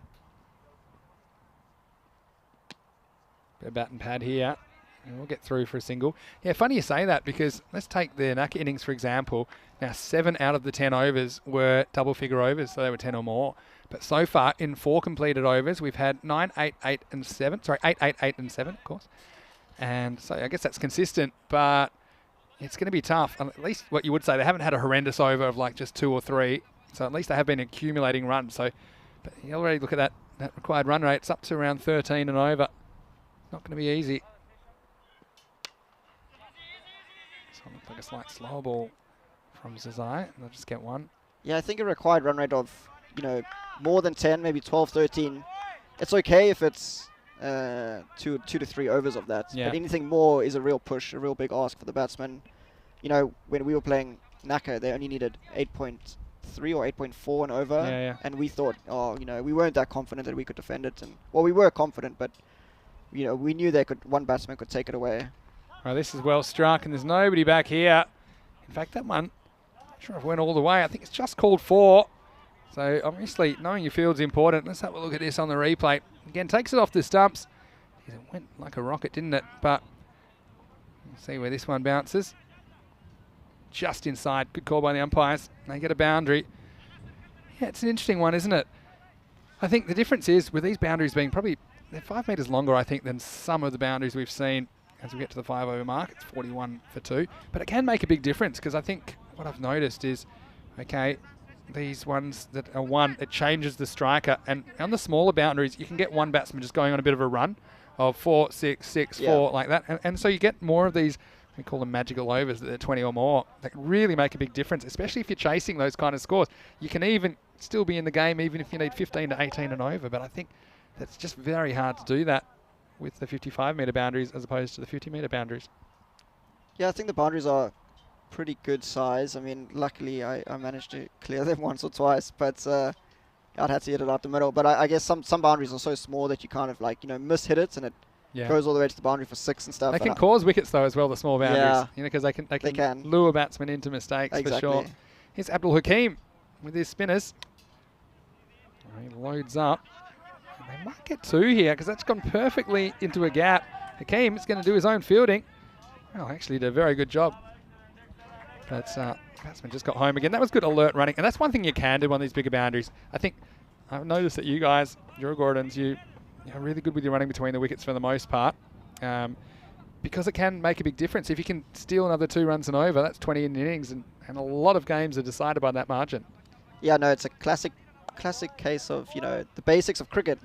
Run hard between the wickets, always run hard for the first one. A small misfield, you can steal a couple of runs and it can build up over an innings. There's over cover this time. Again, they might get 2 here. They might get 4 here because he's fumbled it. It's gone over the boundary. That's Muhammad Abu Bakar, who isn't able to catch up with this one. Again, that's one that probably should have been 2. Instead he gets 4. And certainly made an attempt at it, but just couldn't quite get enough hand to stop the ball. It's a classic case, speaking of boundary sizes, when we play our domestic T20 league. When we host games, we make the boundaries bigger than normal because, we know the other teams, their strengths are big hitting, not really running between the wickets, so we try. Another one gets through, so that's 2 in 2. And this time, Khalid Zahid, he tried to get everything behind it. Instead, the ball found a little gap, and that's consecutive boundaries. Hooting up, they're up and going. Well, he shut the doors but left the window open there. And as we see sometimes, he'll be switched out of that position, but he'll just go along on. Just as important a position. I think it's funny when I see someone being relieved of their duties. It'd be like if let's just say if you said something that people didn't like and we just change you with another commentator. I mean, that's exactly what we've done with Michael, but still. Except in cricket, most of the time the ball follows you. Yeah, so we'll see if that happens. We call it Lovepreet Singh, hanging back to Italy, where they moved this guy to about 5 different positions, and they kept being catches hit, and he dropped every single one of them. Oh dear. In the circle, out of the circle, third man. Just can't hide him. Yeah. So that's what makes it exciting, though. You never know what you're going to see. No such thing as a gimme in ECS cricket. Here's Hakim. Driven firmly. Pressure's on Lamar now. He handles it well. Again, after 6 overs, they'd want to be about 63. So they've just been hovering behind, but they're not really falling any further behind. I feel like they need a big over from somewhere here. Smith wide, quick one thrown in. We saw on Saturday, Hootinga found themselves in a very similar position against Marshta, and turns out they have a very more than capable of getting the score, middle order and lower order. Yeah, I think they do bat deep. Goes after this one and hits it reasonably well. How well does he hit it? He hits it really well. Maximo Iqbal goes over cover. That's a really good cricket shot. Doesn't hit across it. Gets plenty of bat on it. There's no one back there, so it was a fairly safe shot. And that's 6 useful runs for Hootinga. Yeah, he connected with that one. Good old swipe for the bat, really. But no, it went into a good area in the field. There's no one protecting it, really. So if he didn't hit it well, might not have been a huge risk. But yeah, he got good results. Into the over, 60 for 2. His teammates, they were up and about with that shot. That's just what they needed. You can see that over from Hakim ended up going for 19. So that's just the over they needed, I think. It gets them back on track. And look, they're at that 10 and over now, which is kind of what we talked about. But it's not going to be easy. Omran Zazai, he's going to come back to bowl his second over. 29 runs off the last 2 overs. So they've gone from 31 off 4 to be up to 60 off 6. And now these next couple of overs so crucial, setting up how many they need in the last two.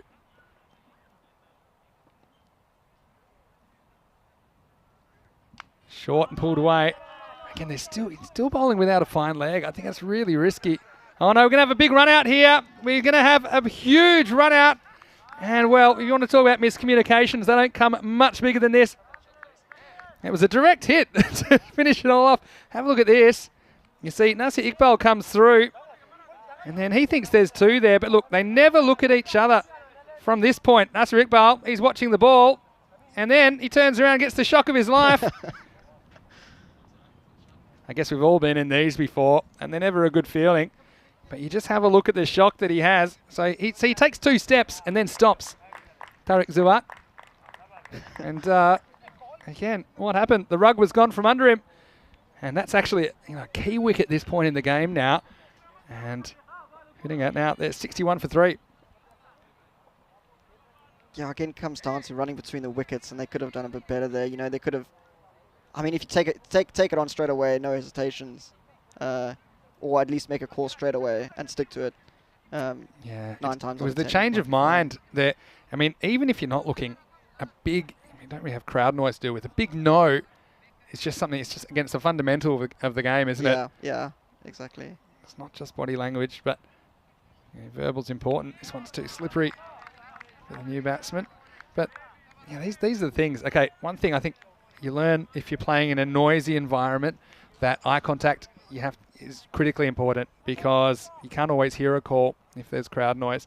But at this level, I think, calling, but also just looking. The point was, he looked away, and then he's got no reason to be looking at the ball. He was just looking over his shoulder when he really should have been looking where he was going. He probably would have seen his partner, Tariq Zuat, right in front of him. Swing and a miss. Yeah, and I think just discussing it with your batting partner as well, how you want to get your runs, if, obviously running them hard, but, well, I guess if you agree on it and you agree, sort of take chances, like put the fielders under pressure, and you can really squeeze them and get an additional few runs just through that. And you've got to be on the same page when it comes down to it. An early call of 2, then maybe gets shut down with a no, but at least you're communicating. And this one's in there. It's just going to get over the fielder in the circle, and it's going to run away for 4. Once again, it's Abu Bakar, who has to pick it up off the fence. So he's had a big swing and miss at a couple. That one probably would have been wide, but he's able to squeeze some bat on it, and he gets 4 runs. That will take the score up to 65 for 3, 6.4 overs.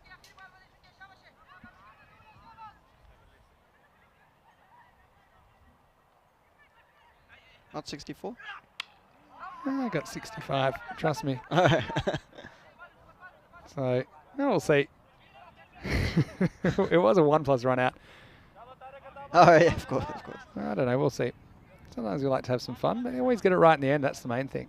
So, now we've got last ball of the over coming up.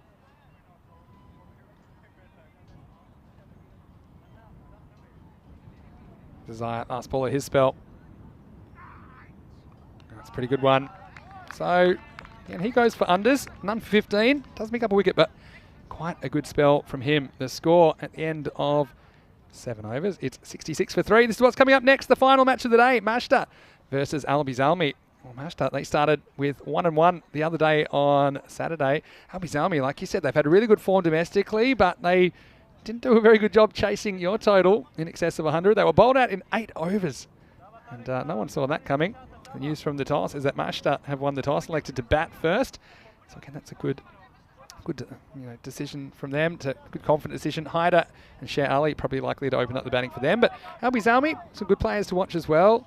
And I certainly like watching the Khalils go about their cricket. Azam Khalil and Sami. But also Rahel Khan, quite a clever player. And so that game is coming up in half an hour. Here's the Lion. Starts with a whimper though. Of course, the man I'm talking about is the Macca captain, Zabi Zahid.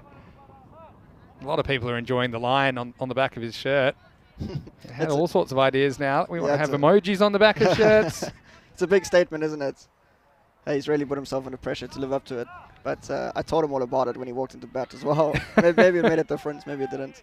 Well, he But certainly hit one good shot and then got out. Certainly quite intimidating. I'd turn it around though, with the shirt back to front. This one, again, he overcompensates. So 2 wides to start the 8th over. Have a look at this one. Again, it's good movement. And this ball really, if you can swing the ball, you should swing it all the way through these 10 overs really. And the ball does get banged around a fair bit with some of the big shots, but I think the genuine swing bowlers, they can move it at any point, I think.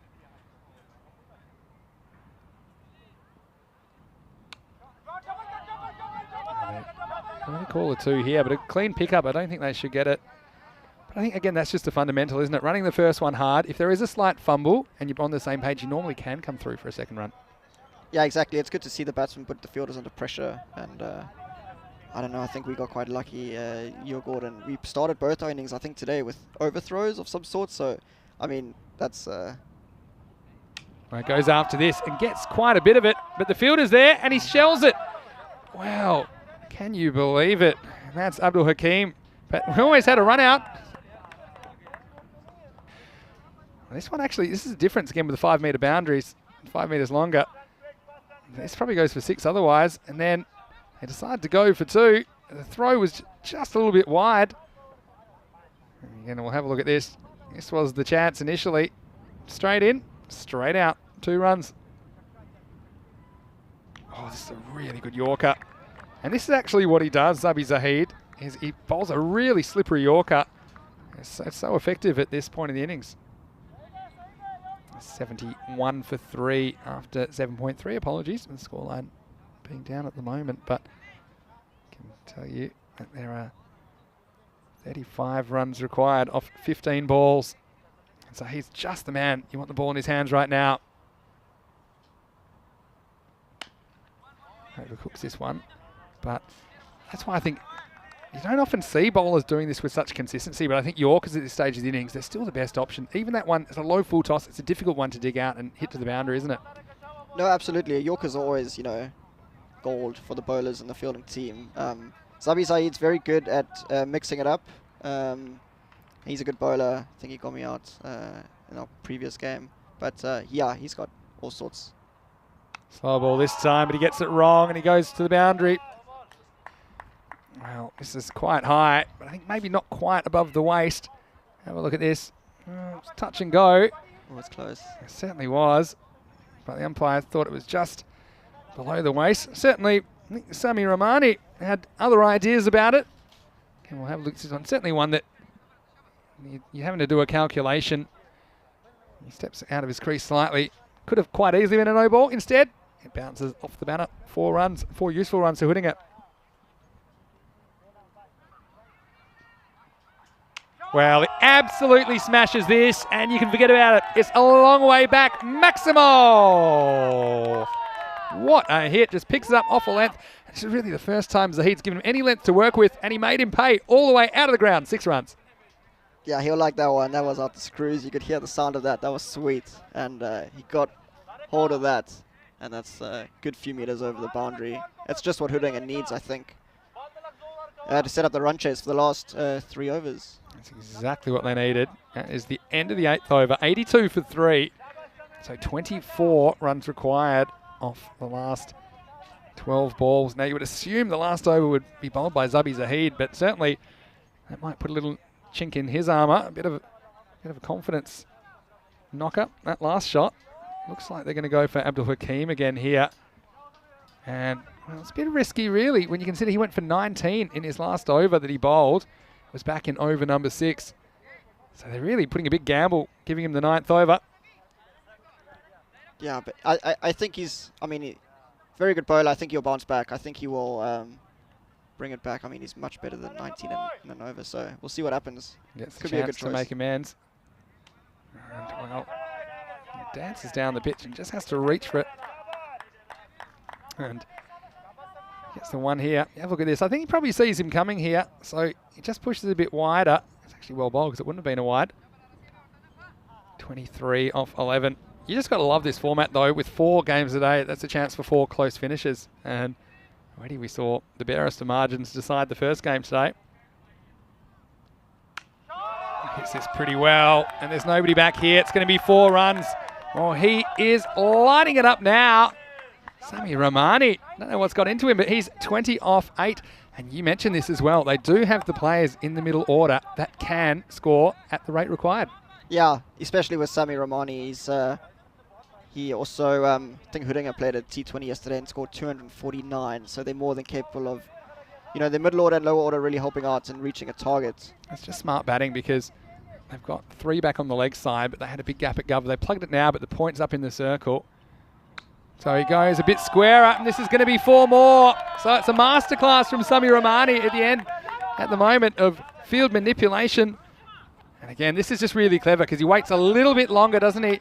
And he places it right where he wants it. Straight where that fielder was last ball, but he wasn't there this ball. 4 more runs.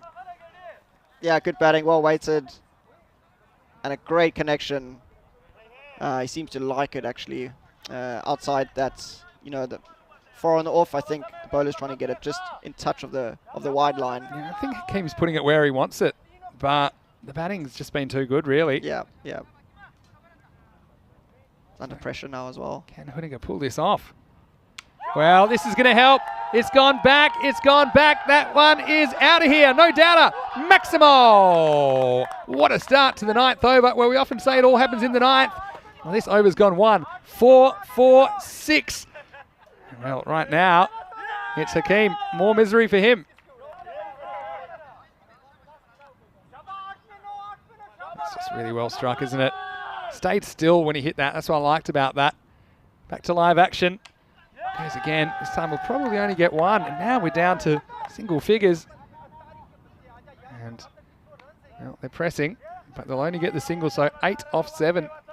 Still, when you think about who's still got an over to come, if they don't get hurt this ball, could be anyone's game with Zabi Zahid, the Lion, to come back and bowl the last.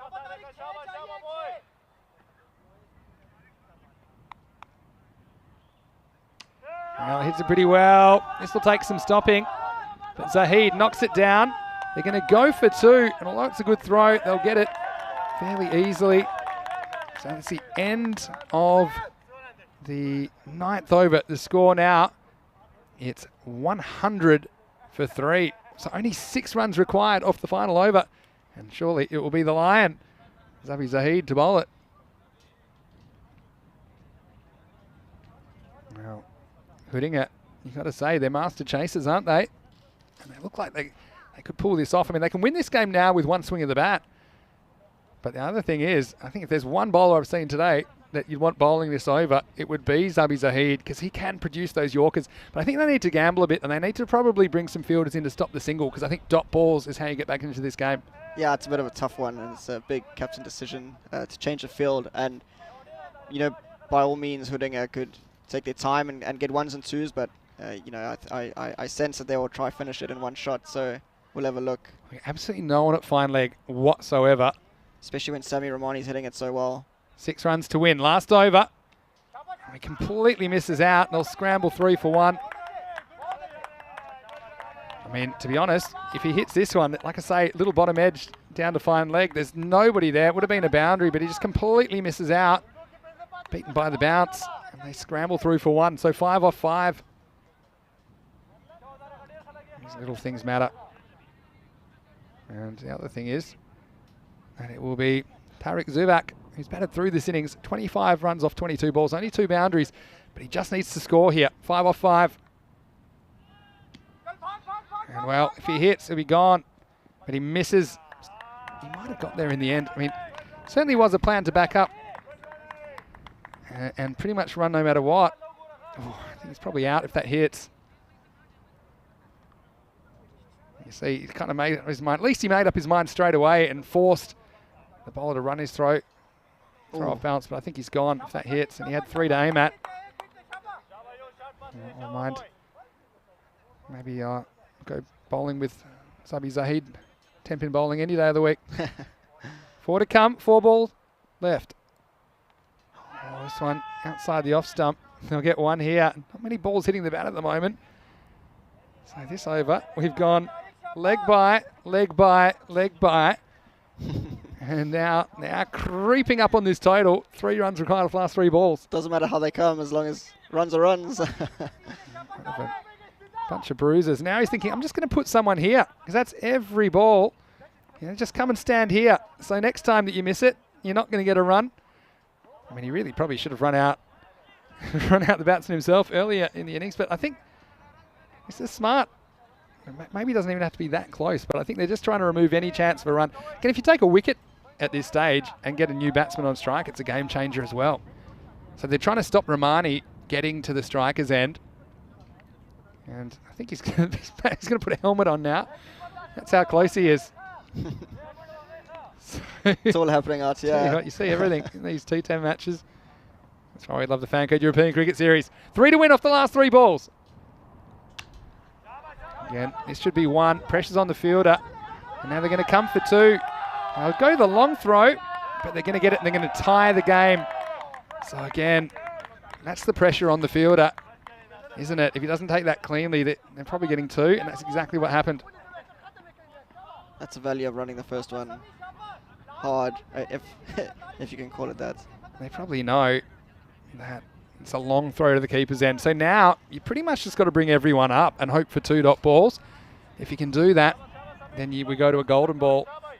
So I don't think there might be an argument for having one fielder back to maybe take a catch, but I still think you bring as many as you can up, and even a couple quite close.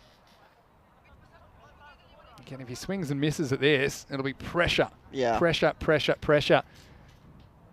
I think you just concentrate, bat on ball and running. Any score will win it for Hoodinger. 2 balls remain.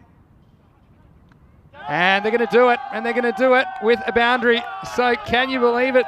With 1 ball to spare, Hoodinger, they pull off the great chase again. They're going to finish 109 off 9.5, defeating Naka 105. And well, once again, Naka just cannot win a game in this series. They're title holders from last year, but nothing going their way. And Hoodinger, they do it here in match 27. Well, they caged the line in the end. And you go back to that 8th over, the 6 off the last ball, how important that was as well. And, well, Hoodinger, they've come in and they have caused another loss to Naka, who are now 0-4. They have to seriously be considering how they're going to get off that bottom spot, because, of course, only the top 4 out of 5 will make it to the finals on Finals Friday. Well, Richie, once again, we knew that it was going to be a tough ask for Hoodinger to chase a 100-plus score, but they certainly went out there with wanton abandon. And some nice shots played early on, but they were slightly behind the rate for quite a while in this chase. Yeah, they were, but they've done it before, against Maharashtra, like we mentioned, and they really are becoming the king of chasers, and they seem like they're good at chasing, and they like doing it, and they have the batting depth for it. So, it seems like a target of 106, 107 in that area is no problem for them almost. I mean, they set up the innings well, and they kept their cool, didn't they? Yeah. I mean, there was some great wicket keeping there. You saw that from Sadat Siddiqui, who was on fire. That one wasn't out, but the one before was. But I think it's just a matter of the fact that they knew they could keep taking these calculated risks because they had the players coming in that could score quickly. And ultimately, we saw 3 batsmen make decent scores. 31 not out for each of Tariq Zavaik and Samir Rahmani. Also 24 from Nasir Iqbal. And in the end, they just had the firepower to chase it down. Yeah, absolutely. And back-to-back misfields didn't help, though. And I think probably Naka, they're their own worst enemy today when you think about the manner of how they've lost the games, such close games, and of course the 5 penalty runs in the first game, but then those back-to-back misfields, and this is probably one of their bright moments, the unnecessary direct hit. No, I guess, and if they look back at their games, they could spend a long time just determining where they could have done better and where they could have increased their own run tally and where they could have done better in the field, and with all sorts of chances, with over rates and also all sorts. So I think that's their biggest weakness is, sometimes their discipline. And I mean, that was there's another one. It was a huge shot, really, off Zabi Zahid. Yeah. And that really set up this 9th over. And Abdul Hakim, they went back to him. They were 19 off his previous over. That one, again, was touch and go. But that one absolutely smacked. Yeah, to go back to Hakim in the 9th over, they were 18 off that over. So, and combined, there were 37 off his 2 overs. And you mentioned he's he's a good enough bowler that you would give him an opportunity, but just nothing worked for him today. Yeah, it didn't really work out that time. And ultimately, that meant that there weren't that many required in the last over off Subby Zahid. Yeah, no, not enough. I mean, six runs off the last over. You'll always back the batting team, and with the stroke of luck like that, you know, in that shot, yeah, it's just wasn't Naka's day at all. But credit to Hudinger, they've been great chasers, and they've had a lot of firepower, which has all been, you know, they've been firing, and their batters have done well. Yeah, well, Richie, it's been fantastic having you in the commentary box again today. We certainly wish you best of luck for the rest of your matches and the rest of the tournament. It's been great to get these insights, and thanks again to everyone in the chat has enjoyed having you here. I've enjoyed having you as well as Michael, so we'll probably hear from you again before the end of the week. And of course, we've got coming up the final match of the day, Richie, and well, who do you like in this one? Mashta versus Albies Army. The news from the toss, Mashta, they won the toss and they'll be batting first. Yeah, I think Mashta's getting on that win the toss and bat first train. And Albies Army, I expect them to come back stronger than they were in their first game. I think they've got a very good and well-balanced team, offering, you know, plenty spin bowling, good big hitting batsmen up front, and good opening pace bowlers. I think Marsha have been, you know, consistent, and I think they've also got their opening batters have really been firing. They've got, you know, Sweet Ullah, who has been playing, you know, he's got plenty of experience, and he never fails to perform, and they're a good side. So I think it'll be mouth-watering clash, and yeah, I mean, you know, we'll see Mashta. I think from the domestic competitions, I think this is actually 1 and 2, if I'm not mistaken. So Albies Army just need to find their feet in the T10s, but Mashta have played already in the T10s. So it will be really good. Like every game in this group, I think it'll be excellent. We had a couple of really close games so far today. That could be another one. And we haven't seen a golden ball yet in Group B. So maybe it's on the way. You want to stay tuned. That match is starting in about 15 minutes. Let's have a look at the scorecard. Well, they needed 106 to win. And like I say, they were just falling behind at 1 point. When you think about the fact after 4 overs, they were only 31 runs. And from that point, they needed another 75 off the last 6. But they pulled it back with some really high scoring overs there in the middle. Have a look at Tariq Zavak, who batted through the innings for 31 not out. Also 31 not out for Samir Rahmani. Off only 13 balls. That was the match winner for me. Also Nazir Iqbal, he got 24 off 12 before he got run out. With the bowling figures, well, certainly Nawar Momand was the best of the bowlers for me. 1 for 10 off his 2 overs. Also pretty good economy from the other 2 there. Khalid Zahid went at 8. So did Umran Zazai. But Hakeem, 2 overs for 37, just hurt them. And even Sabi Zahid, a bit uncharacteristically expensive there at the death. So there's confirmation of the result. It went down to the second last ball, and it was Hudinger that got the points. And you can see now they've moved into second position on the table. And Naka, they're still without a win. Same for Albies Army, though. So Albies Army can actually get into 4th position if they can win this last game of the day against Mashta. Thanks again, Richie, for your contributions, and we'll see you again a bit later in the week. Thank you very much. And all of you out there, join us in around about 10 minutes. We'll take you into match 28, starting with the bias draft coin toss. Until then, it's Vinny Sandu, Mr. Maximo, along with Richie Robbins for ECN. And see you shortly for more FanCode European Cricket Series.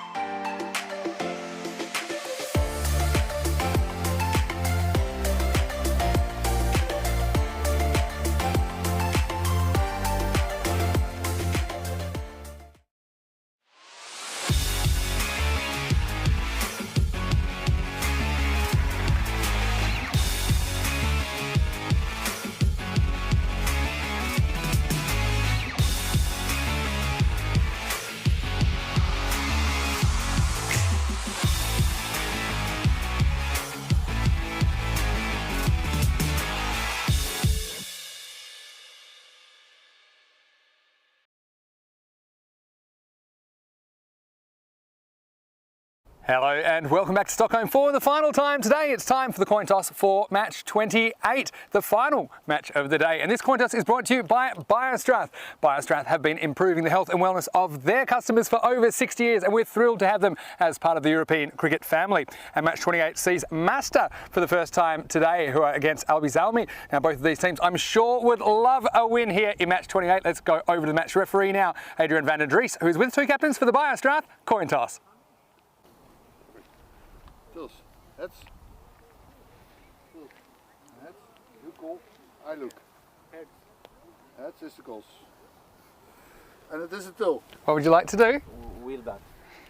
There you go. So it is Master. Their captain Shahid Mustafa has won the toss and elected to bat. That's a good, confident move from them. They're 1-1 after their first day's play on Saturday, but I'm sure they'd love a winning record after this game. They're probably going to open up with Sher Ali and Wakas Haider, and I'm sure that they will try and go hard in the power play. We've seen the runs flowing a bit more regularly, I think, here in Group B than we saw last week in Group A. And let's talk about Albi Zalmi. They were very disappointed to lose their first match to Djurgårdens this morning, but I'm sure that they will bat a lot better this time. They only batted 8 overs of the 10 in that game, but there are some promising signs. Again, watch out for Azam Khalil. I think he's a real key for them with the bat and the ball. So the news from the BioStrath coin toss is that Mazda have won the toss and they're batting first. Over to Michael McCann in the commentary box. Let's get ready for the final match of the day.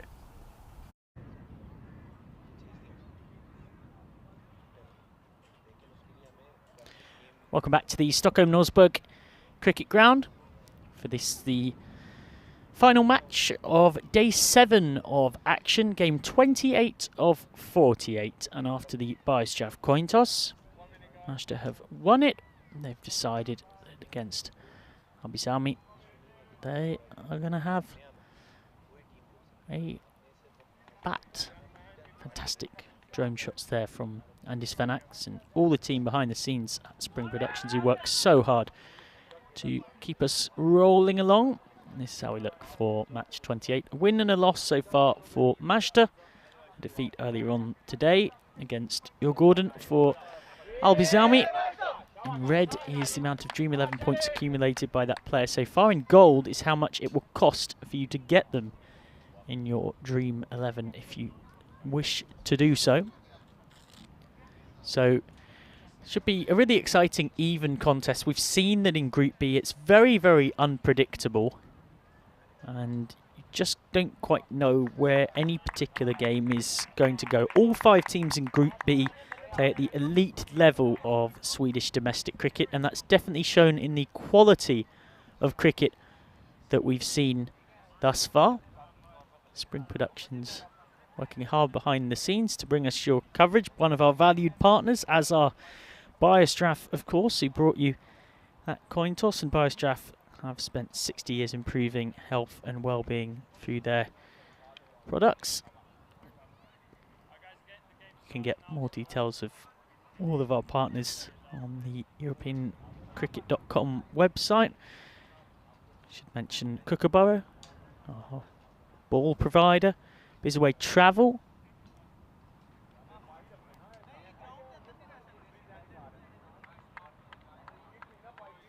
heading out onto the field.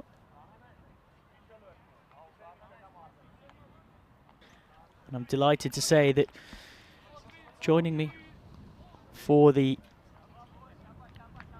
first innings of this match number 28 is Mohammed Manir Hussain, who has been at this tournament in an umpiring capacity primarily thus far, but has also done a good old job for us behind the microphone before, so I guess it's something of a welcome back. Mohammed Manir Hussain, good afternoon, and how have you been enjoying this ECS so far? Good afternoon, and thank you for welcoming me in the commentary box. It's our pleasure. It has been a great ECN so far. We have witnessed a couple of crunch matches between team from Sweden North. I mean, we call it Stockholm, Umeå, Uppsala. So, you know, the Swedish cricket is divided by 3 divisions. It's North and South and West. So this has been basically organizing team from Sweden North. So we have team up from Umeå. It's like 7 hours drive from Stockholm. And we have team from Uppsala, Västerås and Stockholm City. You have witnessed a couple of very close games so far, and we hope this is going to be one of another crunch match. Master CC and Alby CC is two most renowned and successful cricket club in Sweden. The first ball is going to be done by Kudratullah. He is a good bowler. We can say he's good all-rounder. He can bat as well. So we are waiting for the first ball of the innings. Ball into Wakas Haider. And that's a great delivery. It's beaten him all ends up. Might have just got a little inside edge off it. Ishmael, the keeper, misses it as well. Too hot to handle. Well, what a ball to start off an innings. That is quite outstanding bowling. In the end, they get through for one, a very fortuitous one, and one of the very best batsmen at this tournament. Wakas Haider has been made to look a touch silly there as Sher Ali takes guard. Sher, of course, his first name in Urdu means lion. He's batted like a lion often in this tournament. He's been good at wielding the willow. He's going to get off the mark here with dropped single in front of cover. Of course, it's power play time, so only 2 sweepers allowed out. And they're going with Haider for a square leg, which makes a lot of sense. That's one of his favourite scoring regions, and also a deep backward point. Third ball of the over is coming. Swung away. Well, I told you that was Haider's area, and it's dropped. A deep backward square leg running around to his right by Zabiola Niazi. This was a definite chance. He got there, got 2 hands to it. It would have been a very good catch. A whip across the line from Haider. Just couldn't quite hold on. There was a definite chance, I would say. They shouldn't miss this catch. It can cost the match to them.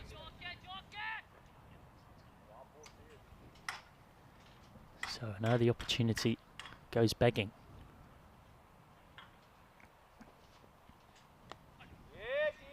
Ali just content to rotate strike, so 4 singles to start with thus far. It's been a very challenging first over from Kudratullah Mir Afzal. The umpires on field for this, the final match of day 7. Usman Afzal and Mashra Akif, with a man used to donning the black. And in fact, you'll see in a second our Comcam is donning black for his stint with us. Mohammed Manir Hussain next to me. It's a big old wide that just spoils a very good first over so far. Master CC, they are very cautious to proceed their innings. Both of the team, they know each other very well, so they don't want to take any extra risks. But there is already 2 drop chances from Alby CC fielding side. They should have gathered that. It's nicely bowled again. It's been a really good first over this. Giving nothing away apart from that big leg side wide, but certainly nothing that Haider or Ali could hit away with any confidence. He's got nobody in front of square protecting the boundary on either side. So he can't afford to be too full, and he hasn't been in this over thus far. Getting back of a length, whipped away by Haider. He's got a man out there, Afzal, but all he's going to do is fetch that from the other pitch, and he's going to have to keep running and running and running. That's gone 30 metres beyond the boundary. It's a big old 6, and then it's kept running away down that hill. So end of the first over, the first 6 of this Mashta innings. And it's just vintage Haider, really. He loves that region behind square on the leg side. And at the end of the first over, he's 11 without loss. And I'm delighted to say that thanks to Comcam, up there, there you go. Not at the monitor, that's seeing your own mirror, your own reflection in the mirror. We've got Hamid Manir Hussein. Now, for those that don't know, just summarise kind of your role within Swedish cricket. You do a bit of everything, don't you? You umpire, you've scored before, you play. I have been involved in Swedish cricket since 2012. I have played for 3 clubs so far. I started my career with Botkyrka CC. This club already qualified for the quarter-final in ASEAN, and then I moved to Stockholm Tigers. And lastly, I have been playing for Djurgården Cricket Club since last 4 years, and I'm involved with the kids cricket development. I'm in under 15, and then I have done my ICC umpiring course 2017. Since then, I'm helping Swedish cricket. That's a fantastic list of dedicated service to the cause, pardon me, both in donning the black and also coaching kids as well as playing himself. That's flown off the outside edge of Ali's bat, and he's got lucky there. The line skips away for his first boundary. Very fortunate. Boundary is flying all over the park. Last over, we have seen there was a deep square leg fielder, but Waqas Haider was confident enough and he hit a nice over boundary. And this time, first ball of the second over, there was another boundary from Sher Ali. It's a nice response from Qureshi, but he's found the outside edge again. Well, how lucky can one man get? Sher Ali finds back-to-back boundaries through the vacant third-man region. It's just a horrible start for Tash Qureshi to his spell. Absolutely not where he meant it. The look around was the clue, if you hadn't already realised. And Mashta have hit the last 3 balls of the innings for 6 and 4, and then another 4. I'm wondering, sometimes fielding captain should be courageous enough to set a first slip or second slip. That what we are seeing, that if there is a second slip, it could have been a catch. Yeah, you don't see many of those in the ECS. Sher gets a better piece of this, but doesn't get a run this time. Maybe luck slightly evening itself out after those 2 moments where he got 4. Luck always come with the brave players. Yeah. So Sher Ali, he is a brave player. He never afraid to hit the ball. Whenever there is something for hit, he will definitely go for the hit. Well said. He stepped a long way across, so he can't access that one. It's not a wide. He's looking up at the umpire. We can confirm that thanks to Power of TV via a quick replay. Absolutely not a wide. It was very cleverly bowled by Qureshi. Not even close, but Sher Ali stepped so far outside leg he can't possibly get there. Qureshi saw the batsman who was moving out from his leg stump, so he kept his line outside off. This time Ali does get good bat on this flat batted through cover. It's the 3rd boundary of the over. And Mashta are mashing the ball around early on here in the power play. 23 without loss already. Ali has 14 of them. Master Sisi is on top at this moment. They have got their momentum and they are capitalizing on that. 23 run on board. 1 ball left, finish the second over. He's missed out there, and the yelp and the scream in frustration to the sky told you all you needed to know from Sher Ali. So he's unable to make contact. 23 without loss after 2. Had a few people wondering who the top performance with the bat have been so far in Group B. Of course, we have now had 7 Group B matches. The top run scorer in Group B is Wynand Boshoff of Djurgården, who this morning got 37 against Nacka and then 49 against Albi Zaumi. So he's the man to catch in regards to Group B, but of course plenty of time for Group B players to accumulate more runs. Right now he's in 15th place and everyone above him is from Group A. Shani Kawaja of Botkyrka, the top run scorer of the tournament, with 189 runs across his 8 matches. As Venan Bushov is selected the national team vice captain this year. Pulled away by Haider. He does like that region through square leg. There's protection out there from the man who dropped him, Sabiola Niazi. Mirafsal's back for his second. Oh no, it's 4 overthrows. What a complete mess. Well, poor old Mirafsal, he's got his hands out and now his hands on his hips as if to say, how on earth has this not gone for just a single? So it's whipped away by Haider. They get one, and then just watch the ball fly in here from Sabiola Niazi. Goes miles over the keeper's head. In fact, so far over his head, it completely misses our camera. And the next thing you know, it's gone for 4 through point. Well, you see everything in the FanCode European Cricket Series. And having commentated on at least half a dozen or so ECSs now, I don't think I've ever seen an overthrow quite as wasteful as that. And now guided through point for 4. Well, it was a full toss, but the put away was classy from Haider. He's just not going to miss out on a ball like this. A batter of his high quality. 45 not out of 31 against Sedinga the other day. And then 37 off 16 against Naka. And these runs are now taking him above Boschop as the top run scorer in Group B so far.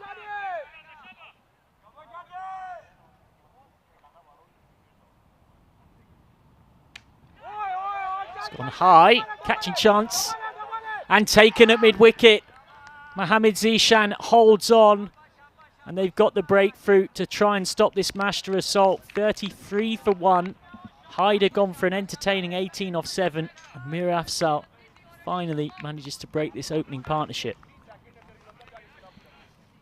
When you try to hit and hit, so one miss hit can cost you wicket, and this is one of the fun of T10 crickets. You are going good, and suddenly you hit a miss shot, and that will cost you wicket. And it exactly happened to Waqas Haider. He was going good. He scored 18 runs out of 7 balls, and suddenly he miscued his hit and give a dolly catch to short mid wicket. First wicket down for Master CC. And it's just going to stem the tide because it was all going their way. Particularly relieved, I'm sure, will be Zabiola Niazi, having dropped Haider on 5. That's the worst feeling on a cricket ground until the guy who, or girl who you've given a life to is dropped. You don't really want to be there, to be honest. Yes. Yeah, at the same time, all VCC, they will be pretty happy to get Waqas Haider's wicket. He's such a good cricketer who can take away the match by playing single-handedly. So it's a nice wicket, and it will give a boost and confidence to all Bijalmi's fielder. They will try to get a couple of more wickets. It's well bowled again from Mir Afzal. It's Sher Ali who's unable to make contact with that one. At the non-strikers then getting his first bat in this ECS is Ahmed Sulahiri.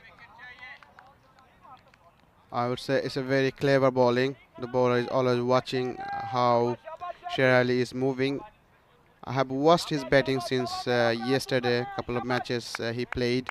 He has a tend to go back from his leg stump. He does exactly that again. This has gone very high. No one's going to catch it because there's no one out on the cover boundary, and it skips away for 4 runs. So Sher Ali doing exactly what my co-commentator predicted yet again. Likes to step away to leg. He's minced that through the cover region. Got enough of it. It's yet another boundary for him.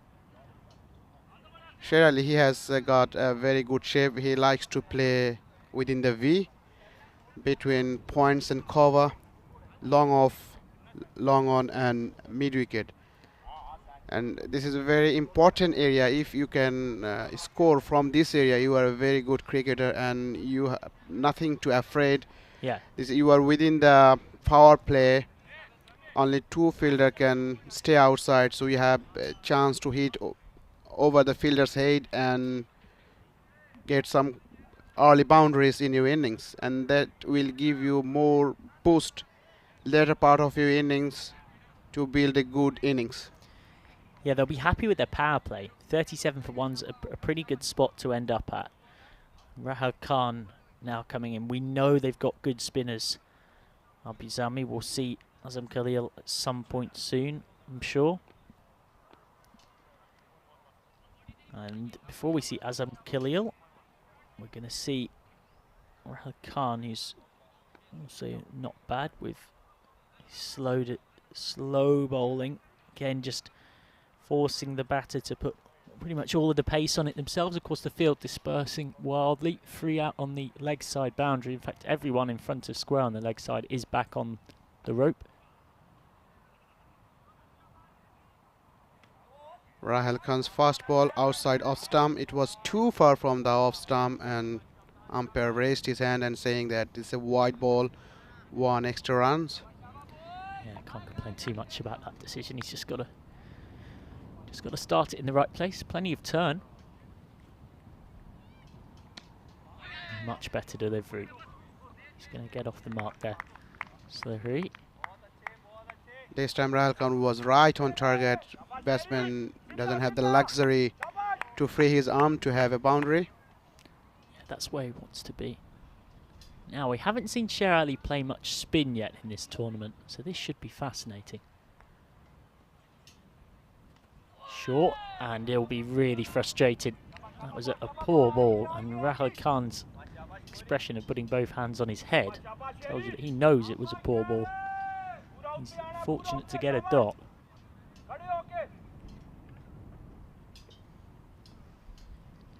Comes down, Sher Ali hits this very high and very long as well, a big straight 6. Well, what a shot that is from the Lion man. He's absolutely minced that straight down the ground, almost gun barrel straight really. Our camera crew from Spring Productions have done brilliantly to keep up with that hit for much of its duration of being airborne. I mentioned earlier of this innings that Sher Ali, he's a very brave cricketer and he's never afraid to hit the ball if there is offer to hit the ball. Yeah. The last ball it was offer to hit and he come from his crease and he hit the ball over the boundary. He's just missing out on the short one so far though in this over. Oh, and has he nicked that? Yes, he has. Yeah. He's gone. Sher Ali is out. That's a huge wicket for Albi Zalmi. The man who was really starting to get going, he just laced a big 6 straight down the ground, but he has looked a bit awkward against the spin in the rest of this over. Ends up nicking one behind. It's a good take from Ismail Zia behind the stumps, and that is the breakthrough. The captain and wicketkeeper combining 45 for 2.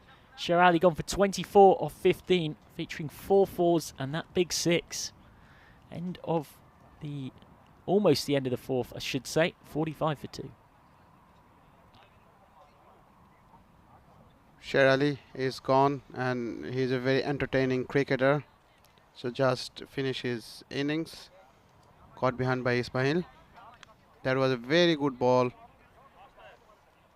Sher Ali tried to cut the ball towards points and deep wicket points, but suddenly he got a feather touch in his bat and the ball went to wicket-keeper and that cost his wicket.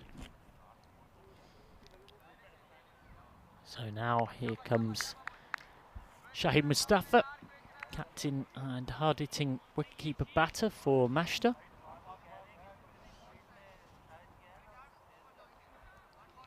And 2 relatively new players have got to rebuild this innings now.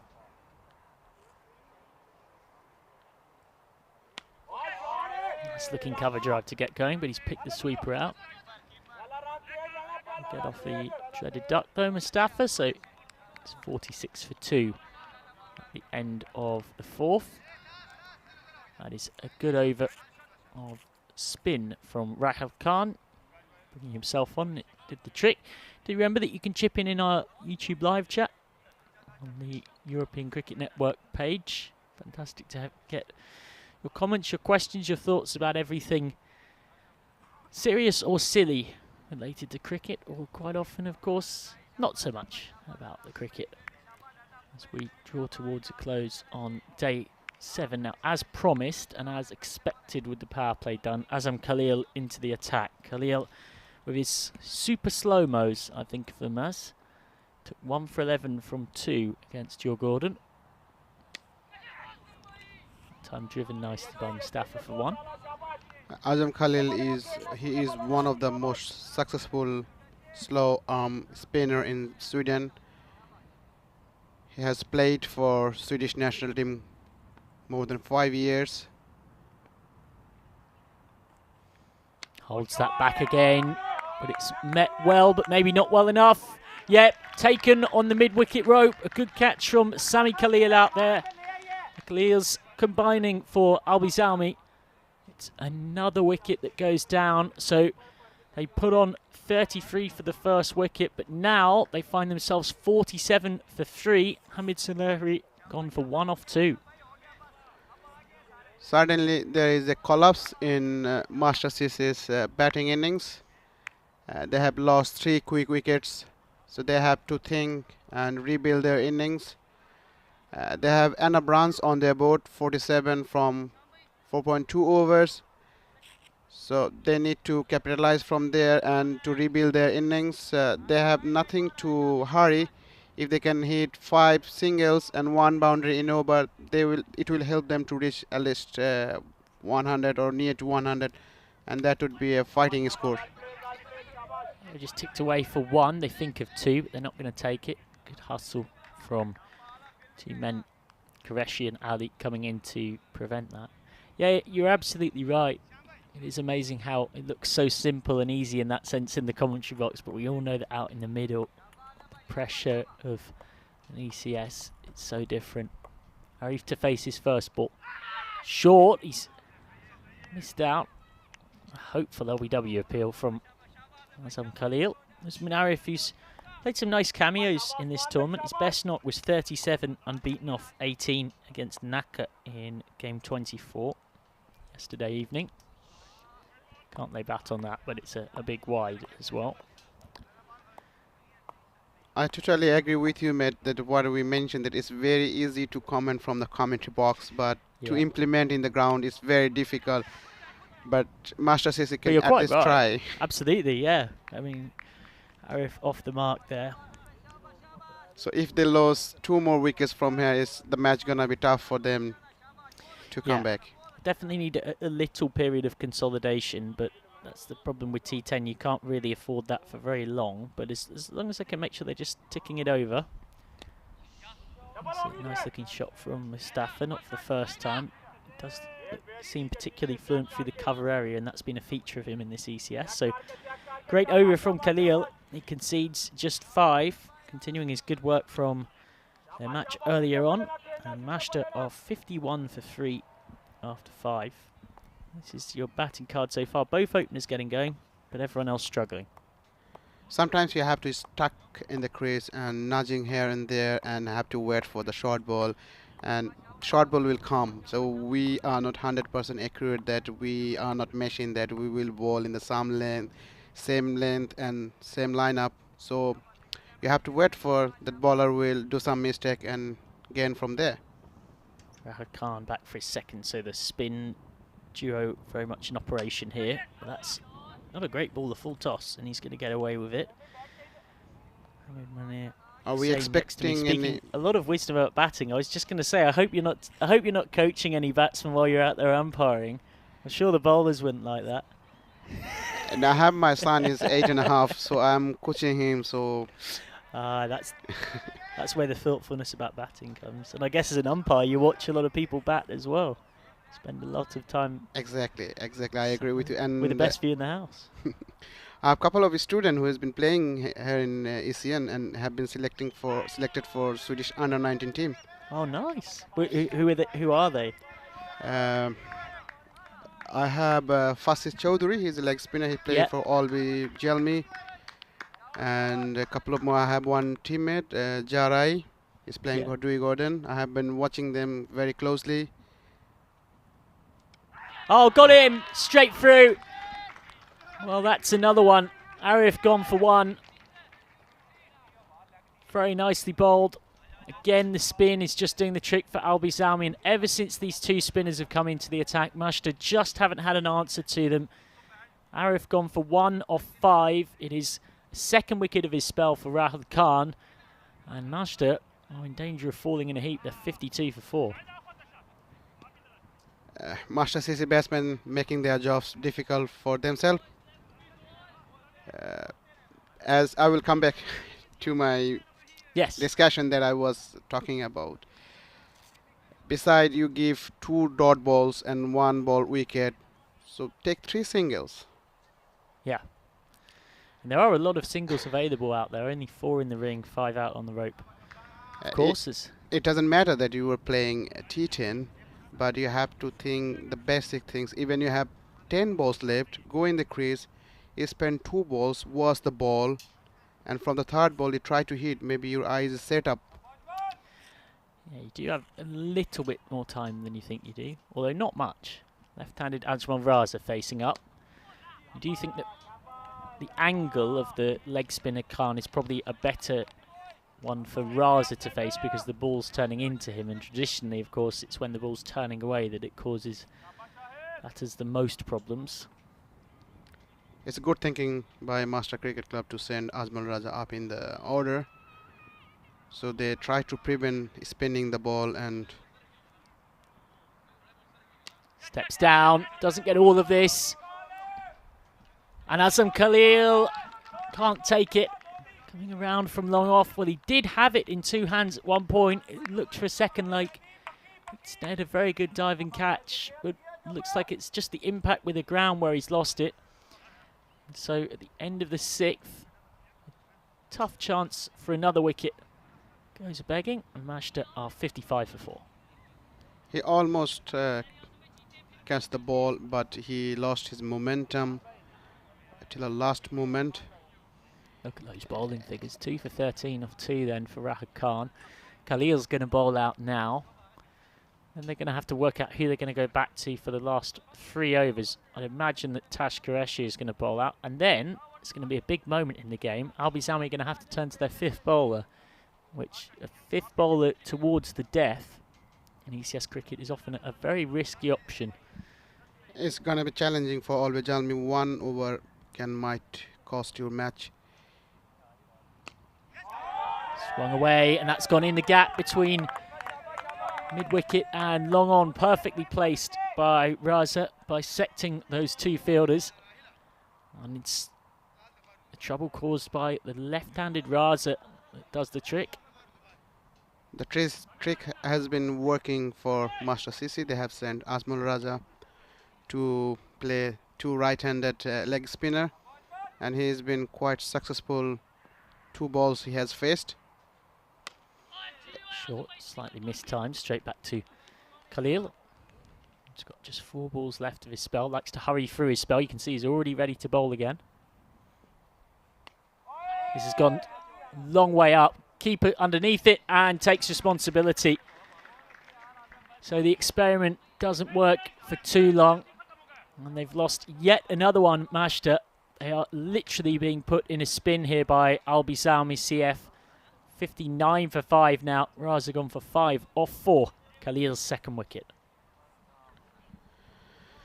It has been a very weak hit and ambitious hit by Ajmal Raza, but he couldn't connect the ball properly. He got the top edges and the ball went to the keeper.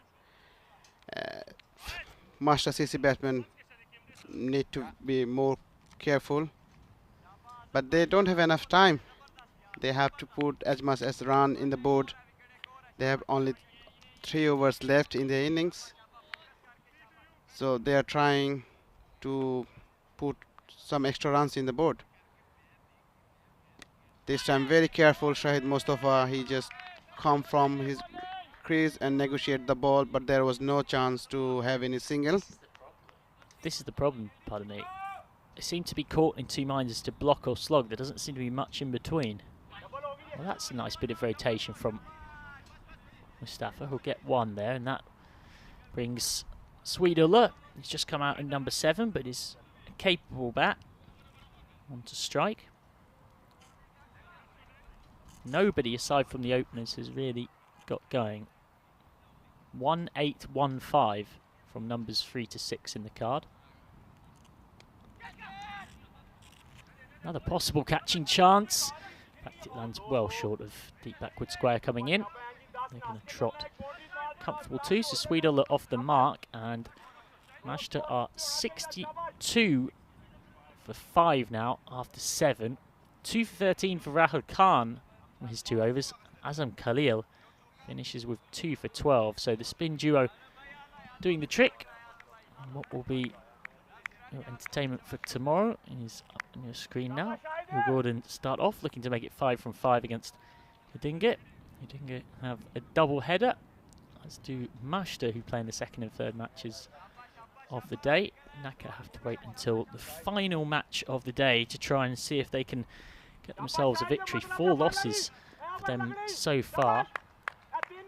I think we're going to see them coming back strong. They're a much better team than they've maybe shown thus far in the competition. Now, we were wondering where they were going to go for those last 3 overs. It looks like Shahid Ali's going to bowl this, the 8th, and then possibly the 10th as well. This whippy medium pace. First ball nicely timed. It's almost timed that too nicely, Mustafa, because it's gone straight to the sweeper, meaning he can only get 1. So they are going to have to fill in on that basis the 9th, which Tash Qureshi, I'd imagine, will come back to bowl. Shahid Ali is very nice and tall, medium pace bowler.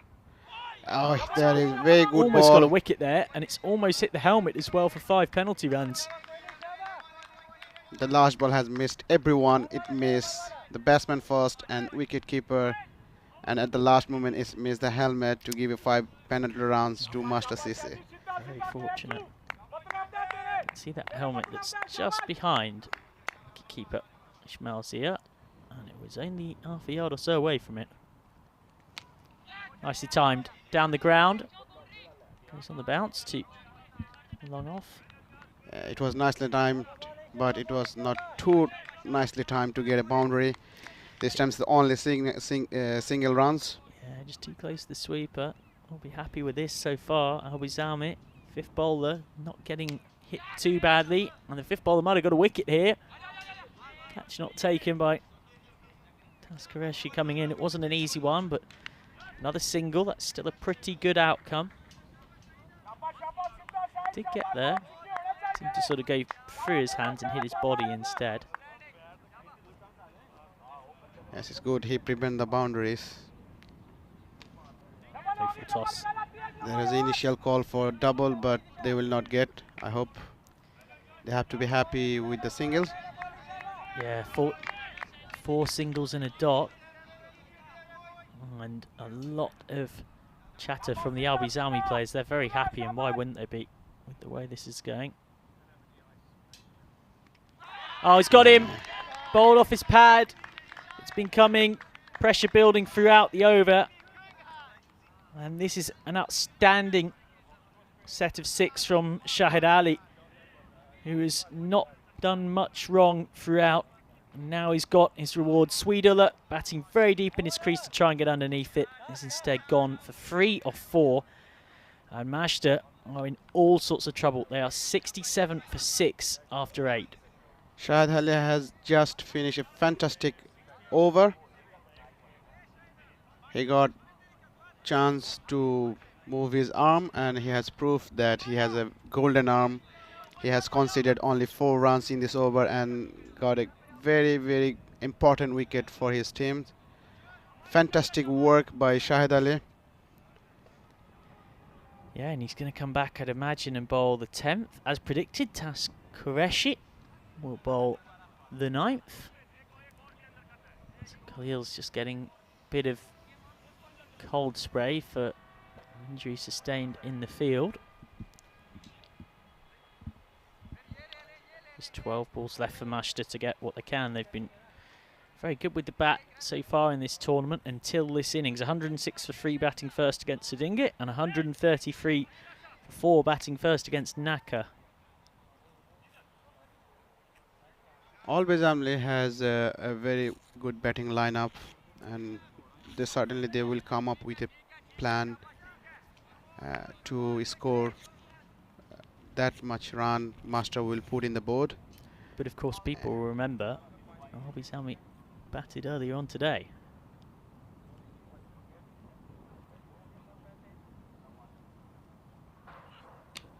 It's a great Yorker from Taskareshi, nearly gets Mustafa. Now that exposes the number 8, Fahad Wakas, to facing strike. Earlier on, Your Gordon posting 101 for 5 against Albizami in match 26. That was this morning, and Albizami collapsing to 63 all out, so they'll be desperate to show they've got better batting than that. Yes, I agree with you. They don't want to lose any more matches from this tournament. High full toss, and it's an apology, an arm out from the bowler, and it will be called a no ball by our on-field umpires. That will confirm it was very, very high up around the armpit sort of region. And there is a confirmation from the umpire. It is a free hit, the next ball. Yep, so this is just what you want when you're struggling to find the boundary.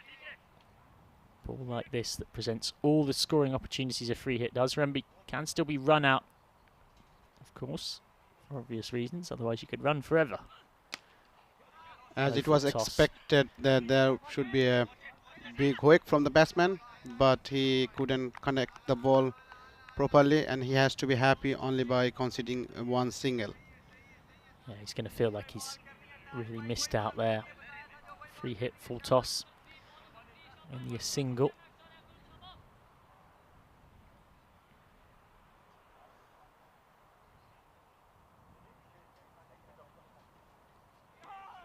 It's better from Taskareshi. That's a nice ball. It's got Wakas looking down somewhat as if maybe it should be called a wide when it's nowhere near to that. So, very well done. I reckon the last ball was the fastest ball of this innings. It was too quick to the batsman. Qureshi, he is a quick bowler, and he tried to mix his length up and front, and sometimes he come back up length.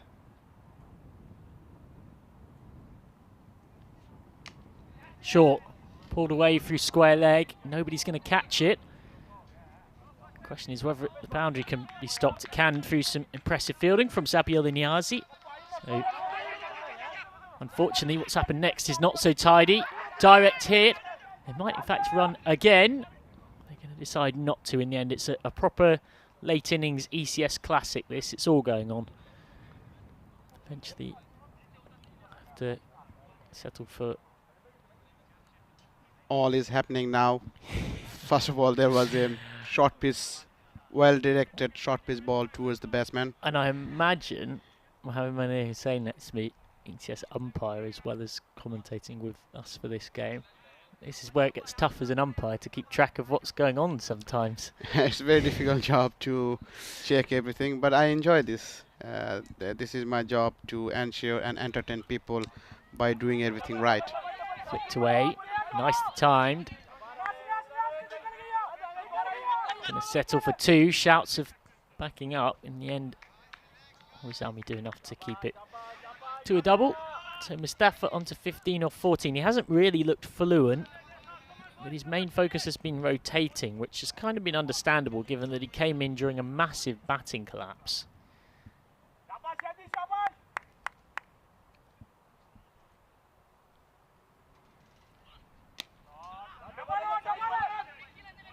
Again, he's content to just take 1, and that's sensible cricket this time in particular, because it means he'll start the final over on strike with the score 77 for 6. Mustafa has 16 of them. Taskareshi goes for 10 from the penultimate over, which isn't a bad result in truth, given that the slog is very much on. He did, of course, concede that free hit with the high no ball. So Golden Arm, as the man to my right termed him, coined him. Shahid Ali back to bowl the last. Come back to your question, and my answer is doing umpiring is a challenging job, but I'm in profession as an accountant and auditor, So I do the exactly same thing in my daily life. So you're used to trying to do a job where you're looking to be professional and you want no one talking about you behind the scenes. You're quite happy being there, but not the centre of the focus and the attention. Quietly effective. Yeah, you have to have a good focus on everything, otherwise you cannot be successful as an umpire, even if you are But you don't want to be the star. You know what I mean? In the same way as an umpire, if they're doing a good job, nobody notices them. Much like an accountant. If an accountant is doing a good job, nobody notices them. Yeah, this is the thing, that you are not a star, but you are an important person. Absolutely. No, that's not what I said. Full toss, and he's not got away with this one. When Mustafa's finally got one cleanly away for 6.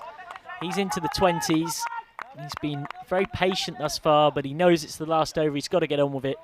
It's a real gundy ball, a dirty ball. Yes. I think it's dipped just below waist height. Still gets the treatment it deserves. So no, what I mean is, obviously umpiring is an incredibly important job, but it's the kind of job where you're not wanting to be the focus of the game. Do you know what I mean? You don't want people talking about you as the umpire. You want people focusing on the players.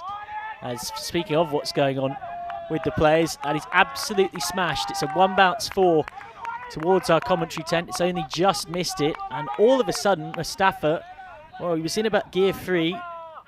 He's put the pedal down. He's lost the trailer. And he's absolutely flying. 6 and a 4 to start this last over. I agree with you, what you mentioned. It's another full toss. And it's another boundary. Well, you can't bowl full tosses in the final over of an ECS game and not expect to get hit. Simple as that. In some point of this innings, you have mentioned that 5th bowler from All Majalbi can cost. And this is costing now. Yep. And it's very expensive over. He has conceded so far 15 runs in this over, so it's very expensive. Wow, has that come off the bat or the pad? It's out. Wondered whether it might have come off the toe of the bat, but instead Mustafa's out. He's tried to get a bit too cheeky here. He was premeditating this, and that's a good decision. It's just missed the bat, and it's hit the base of the pad.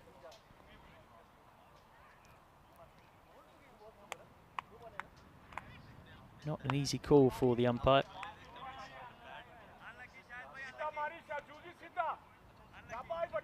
So Mashta now 92 for 7. Well, that suggests it might actually have toe-ended off the bat. It could have been a bit hard done by, in fact. Very difficult decision to make for the umpire, though. And our first reaction from both of us when we saw the front on replay was to say, well, that's a great decision. It's hit the pad, not the bat. Sometimes it's very difficult to judge from on field. Of course. And you have a fraction of second to have a decision. So it's a momentum that you have to control. Game looks easy from the commentary box, but out there in the middle, there's going to be more runs. Just one this time. Smashed that straight to deep mid-wicket. There's a bit of frustration there from... And he smoked that so well that he couldn't get back for 2. So now we can realize. Now we can realize how important. Last ball of the innings. Could be another wicket. It's gone away to the fine leg boundary. There was some faint LBW appeals, but Fahad Wakas has found the fence and it's given as runs. So it ends with a boundary.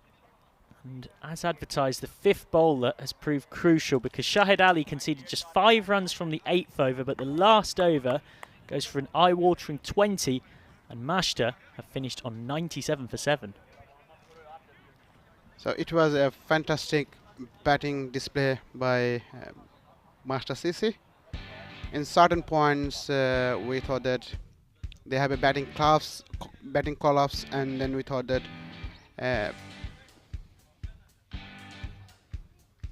they cannot able to put as much as run to fight against All Majalmi, but at the end of the innings they have 97 runs on the board, and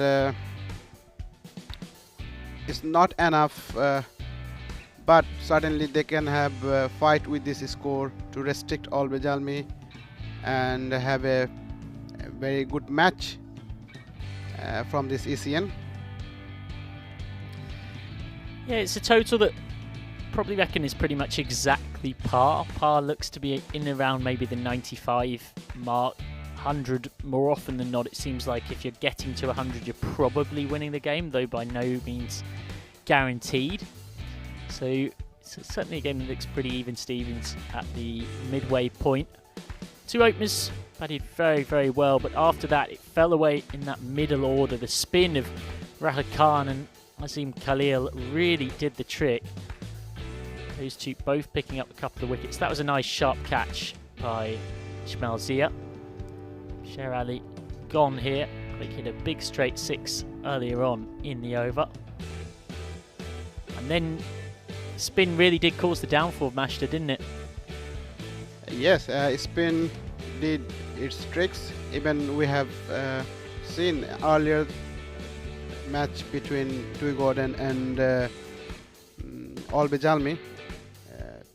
Prashant Shukla and Shravan Kannan, they have done a really good job, and they have taken out the match from Albejalmi. So this is hot and humid weather condition in Stockholm. So that's why there is a bit of turn in the track, and spinner gets some extra facilities from the weather condition. So they're very calm and quiet and give some extra effort to win the matches. So exactly same thing happened in this match between Master CC and Albejalmi.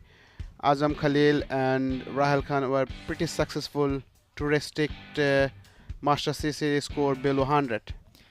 Yeah, they both were very, very good with ball in hand, and it just shows, as you rightly alluded to, the difference that a good pair of spinners can make. But this was a moment that could go on, or a series of moments that could go on to define the game. 20 smashed off the last over. Some good hitting from Shahid Mustafa, and although Shahid Ali did get Mustafa out here, then managed to grab a boundary from the very last ball as well.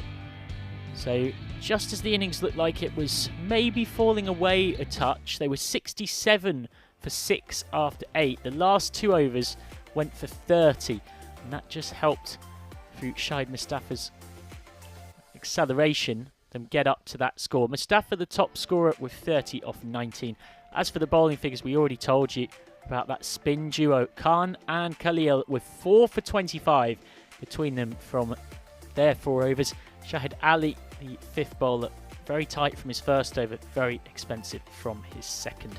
So that is where we stand at the midway point of this match 28 from Stockholm in this ECS. Mashta chasing what would be for them a second win from 3 games against Albi Zalmi, looking for their first win of this ECS after defeat in their opening game earlier today to Your Garden. And that's where we stand. It's a pretty even looking game. When we come back, Vinny Sandhu will be taking you home alongside Mohammed Manir Hussain, who I'm delighted will be staying with us for the run chase. Thank you very much for your comments and contributions in this first innings. Make sure to be with us in about 5 minutes or so, and we'll get going for the very final innings of Day 7. I'm Michael McCann, and you're watching the FanCode European Cricket Series here on the European Cricket Network.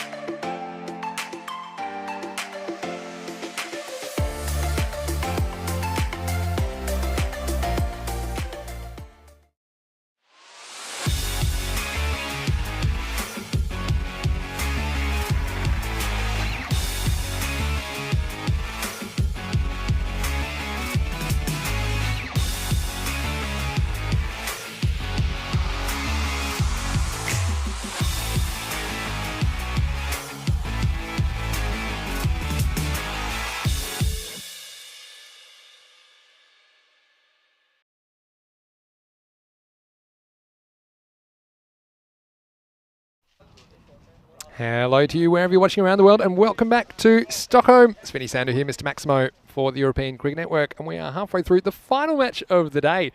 It's the first day of week 2. It's day 7 of 12 of T10 action here in this FanCode European Cricket Series, Sweden, Stockholm. And it's the first chance to get a look at Majta today after the rest day yesterday. And in this match so far, match 28 on the calendar, we've seen Majta put on 97 for 7 off their 10 overs. And so Albi Zalmi will get the chance to chase 98 for their first win in the series. Of course, Albi Zalmi, they didn't play on Saturday, so this is their first day of competition. Each team will get 8 group matches. It certainly was a great finish to the innings from Majta. They got 30 off the last 2 overs, including 20 off the last. They even dragged themselves up to a score, which I think is more or less a par score on these conditions, on this pitch. And right now, we're going to see the openers. It's going to be the captain, Rahul Khan. He's out there. And to me, it looks like Shahid Ali, who's at the other end.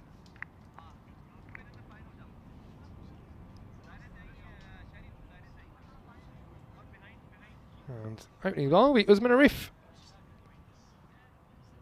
Albi Zalmi, they fell in a heap, didn't they, in the earlier match? Bowled out in 8 overs, in fact.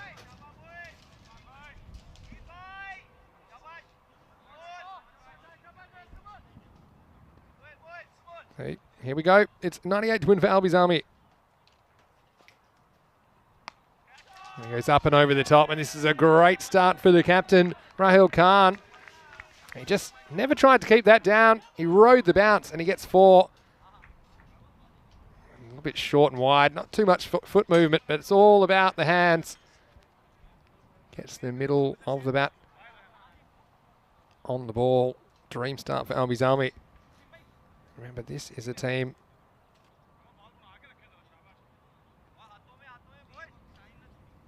who did get rolled in 8 overs earlier today. And that was in match number 26. A little bit too wide, we called wide. Yeah, they were bowled out for 64 in 8 overs, and it really wasn't a great batting effort. No one really stuck around.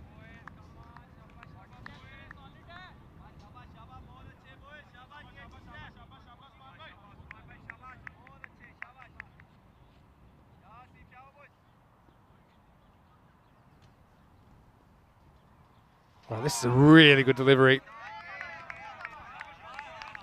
Again, so important you have a new ball bowler that can make the new ball move around. Usman Arif, this is an absolute jaffa. Angles in, hits the seam and moves away. Well, if you nick that, you are in good form.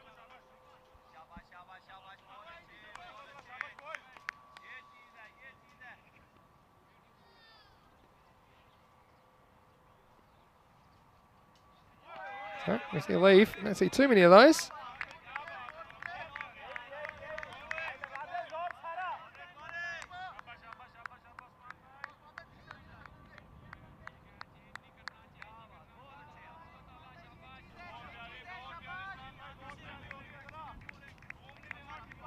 Just keep an eye on that run rate required. I think, chasing 98 for victory, you need to track that 10 and over or so. Short and pulls it away, and there's no one back in the outfield, so the chase is going to be on. This one kind of plugs, and it will be hunted down by Ajmal Raza.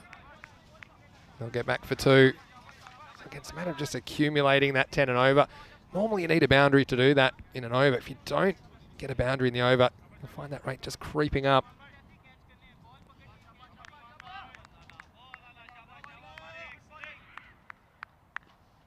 It's been a little bit short in this over for me. There's a good length ball, which is played away by Rahul Khan for a single.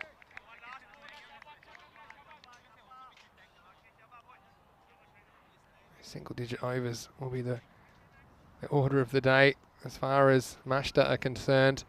Look at their innings. They had 3 solid overs in the power play, 11, 12 and 14, but then they were all single digits until overs 9 and 10, so they really kind of lost their way in the middle as they lost wickets. You have a look at those middle overs, 9, 5, 4, 7, 5, and the overs 4 through 8.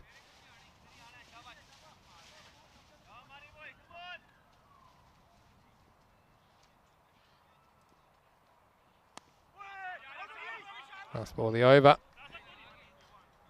Goes to one of the outfielders. It's the end of the over. And the score at the end of 1 is 9 for no loss. Well, joining me to continue his stint in the commentary box is Mohammed Munir Hussain. Well, Munir, what do you think about the start from Albi Zalmi? It is a nice start, I would say. 9 runs from the first over without losing any wicket. It will boost their confidence to accumulate from here to chase their total 98. Yeah. So if they can score in rate 9 and between 10, so they will reach their target.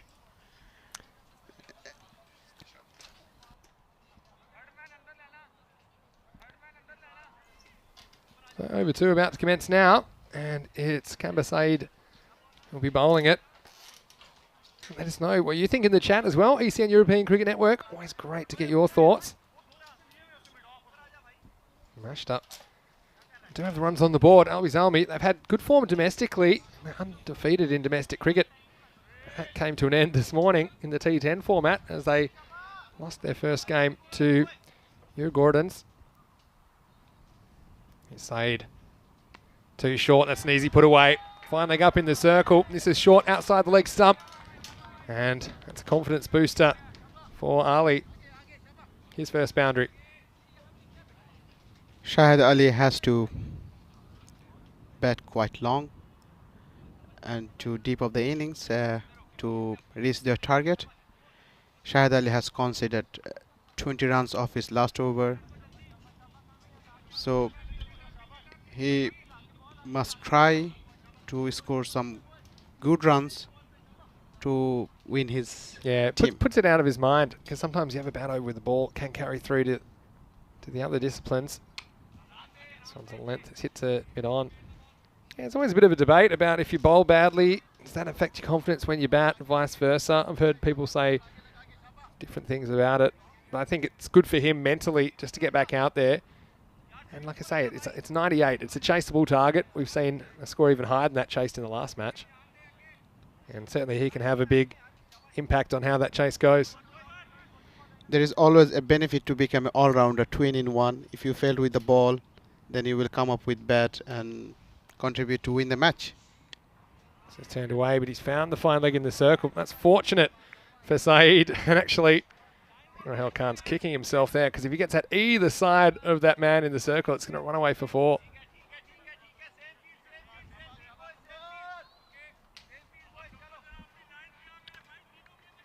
Kambar Hossain, he has been playing in Swedish cricket since such a long time.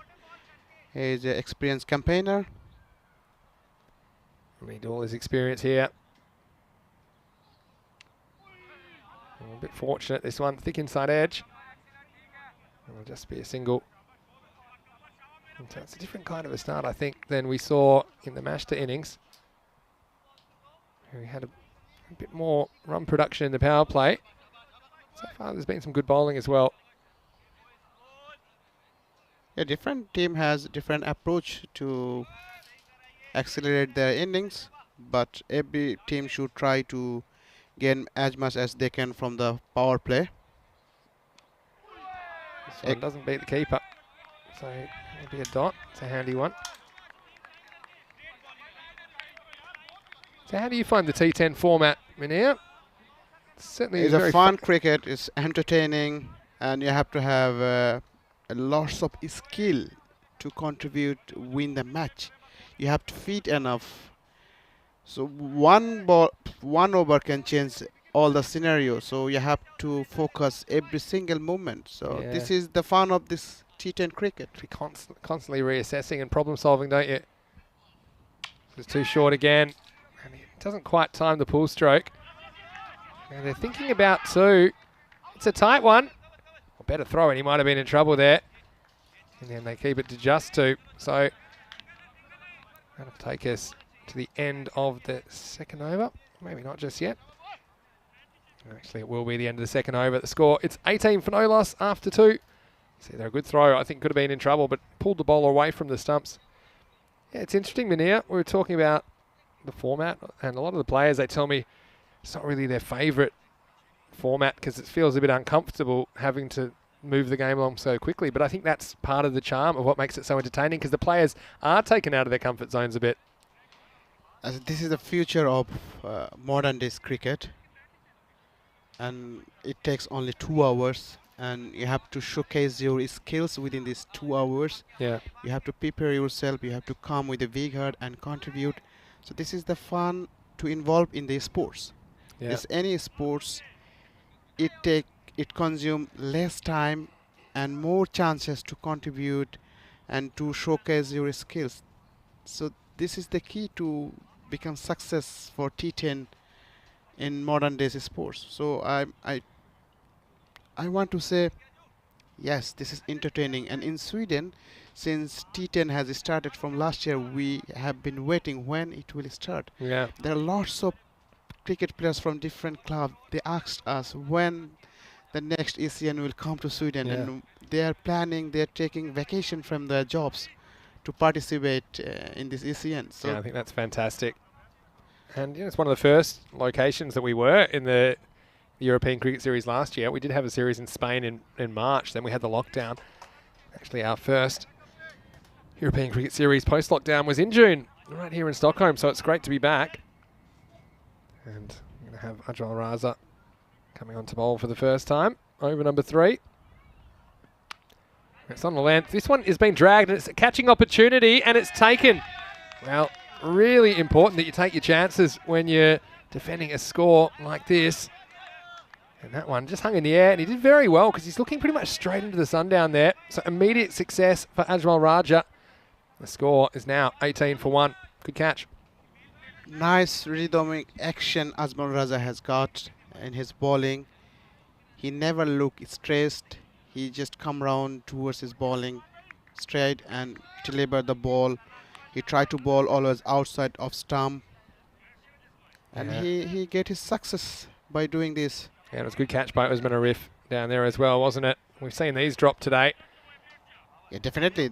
If you want to win a match, you must have a support from your fielder if you drop a dolly catch. So it's very difficult to win the match. Azam Khalil comes to the crease, and we know how important he is. He's probably the only player you could really say stood up for Albi Zalmi. He scored 24 off 18 balls, batting at number 3, but they capitulated to be all out for 64 in 8 overs earlier to your Gordons.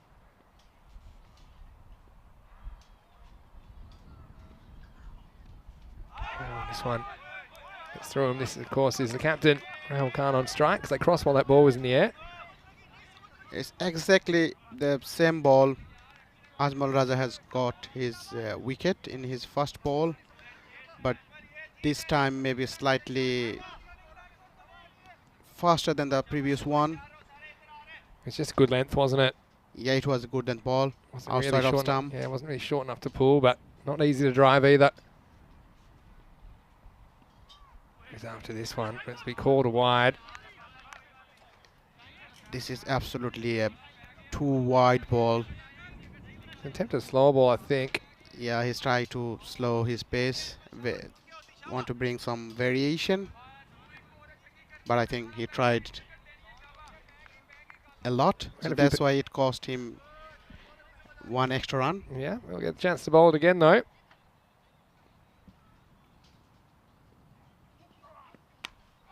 Nice a shot, and this one is cut off. And they look for 2, but they won't get it. Khalil very quick to turn his captain down. It was a bit of a run out earlier today involving Rahul Khan. A bit of a mix-up. Nicely fielded by Sher Ali. He's one of the important player for Master CC. He's I was a going winning to say, batsman. some people in the chat saying, what about the 100 for Europe? I said, we don't need the 100, we've got the 60.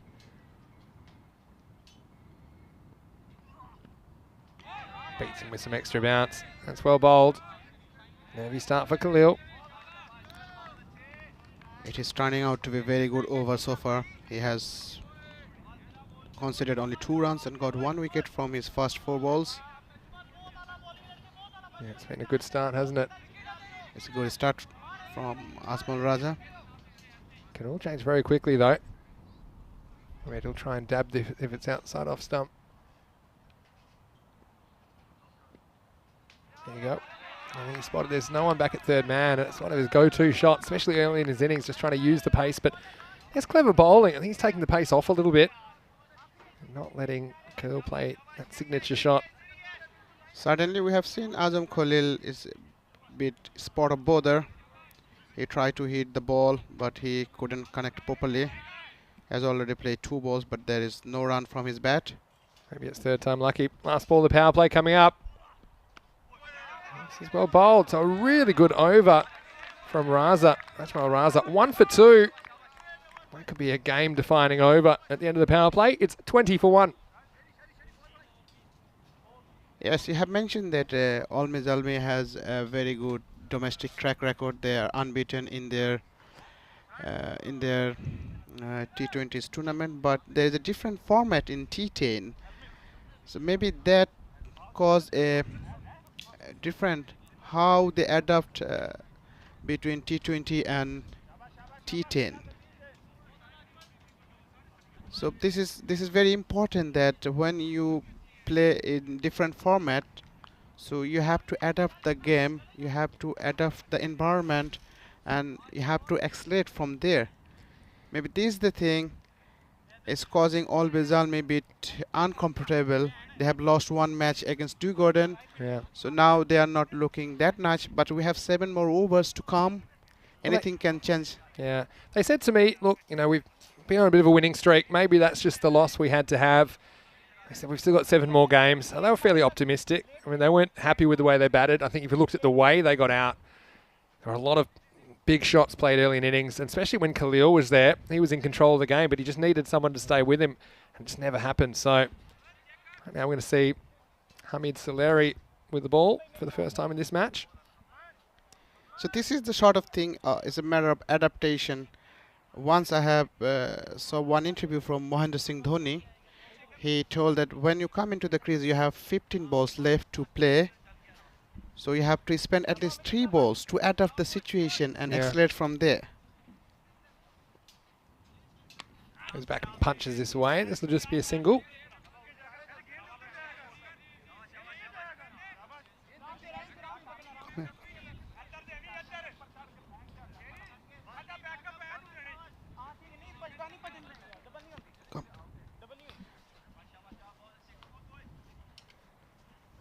Not a bad start from Saleri. And he goes after him this time, but it could be a chance. He's going back. He's got to go right back. What a catch.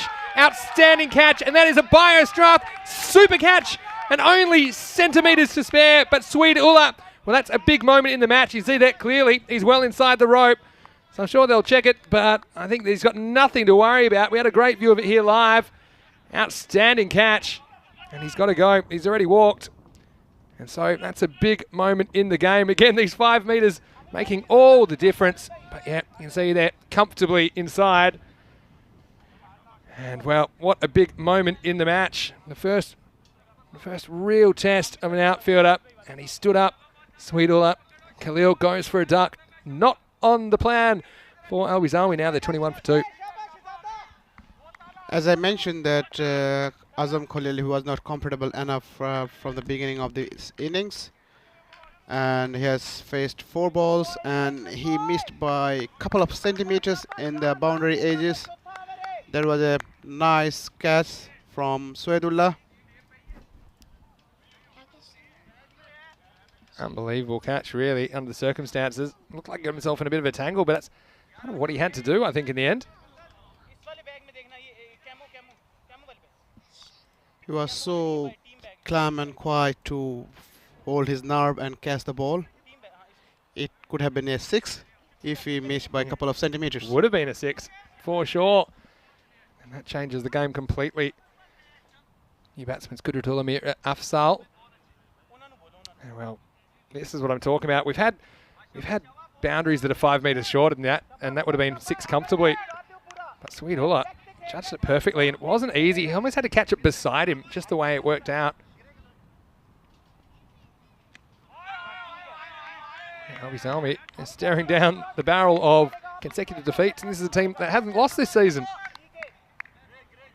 Been on a good streak. It looks an easy catch, but it is very difficult to hold your nerve when you catch from the boundary.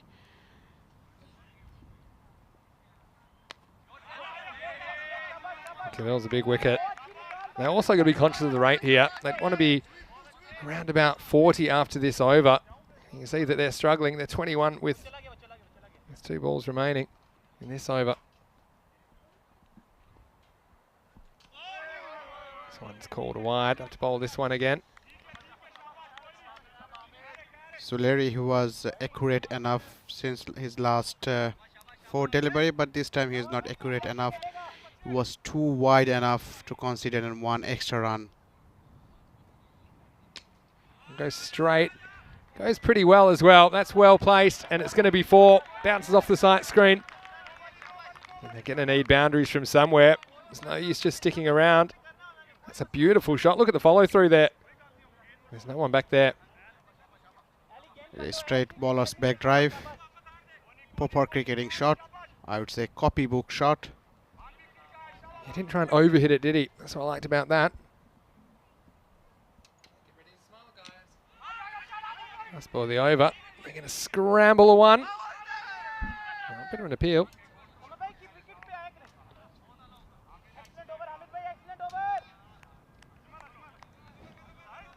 Have a look at this one.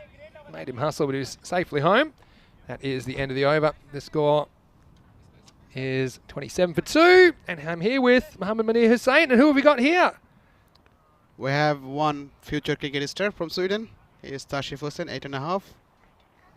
And I have one more, Taziyat. He also started playing cricket. Yeah, wave to all the people out there. Wave, guys. Wave. Want to see you. You know, this is what I've loved, is there's a lot of young cricketers around. We've seen junior games on the other field as well. We've seen a lot of youngsters, particularly from Albi Salmi in this game, that have stuck around to watch this, and it's great to see young people getting involved. So we're having a great time here at the cricket, and I hope you stay involved in cricket. And yeah, we love having the kids as a part of it. We always do. So hopefully, there you go. You can wave at all the people out there. Look there. Look at the red button there. There you go. There you go. But you'll have plenty of time to watch this later. So I always wondered to see kids getting involved in cricket no matter what country we're in. And we'll just tell the kids to watch out because the few balls coming this way, I think. Ashmal Raza comes back for a second over. Thank you.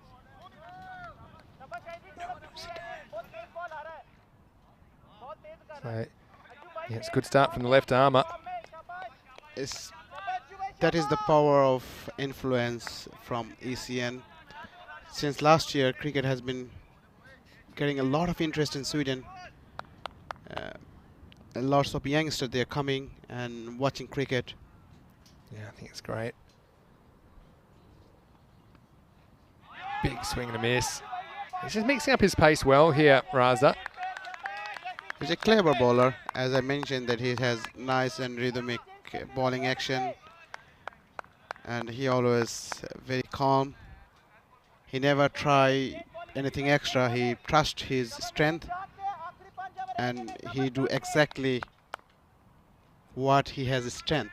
Still only gone for 2 runs in 8 deliveries that he's bowled. Outstanding effort. That's another good delivery.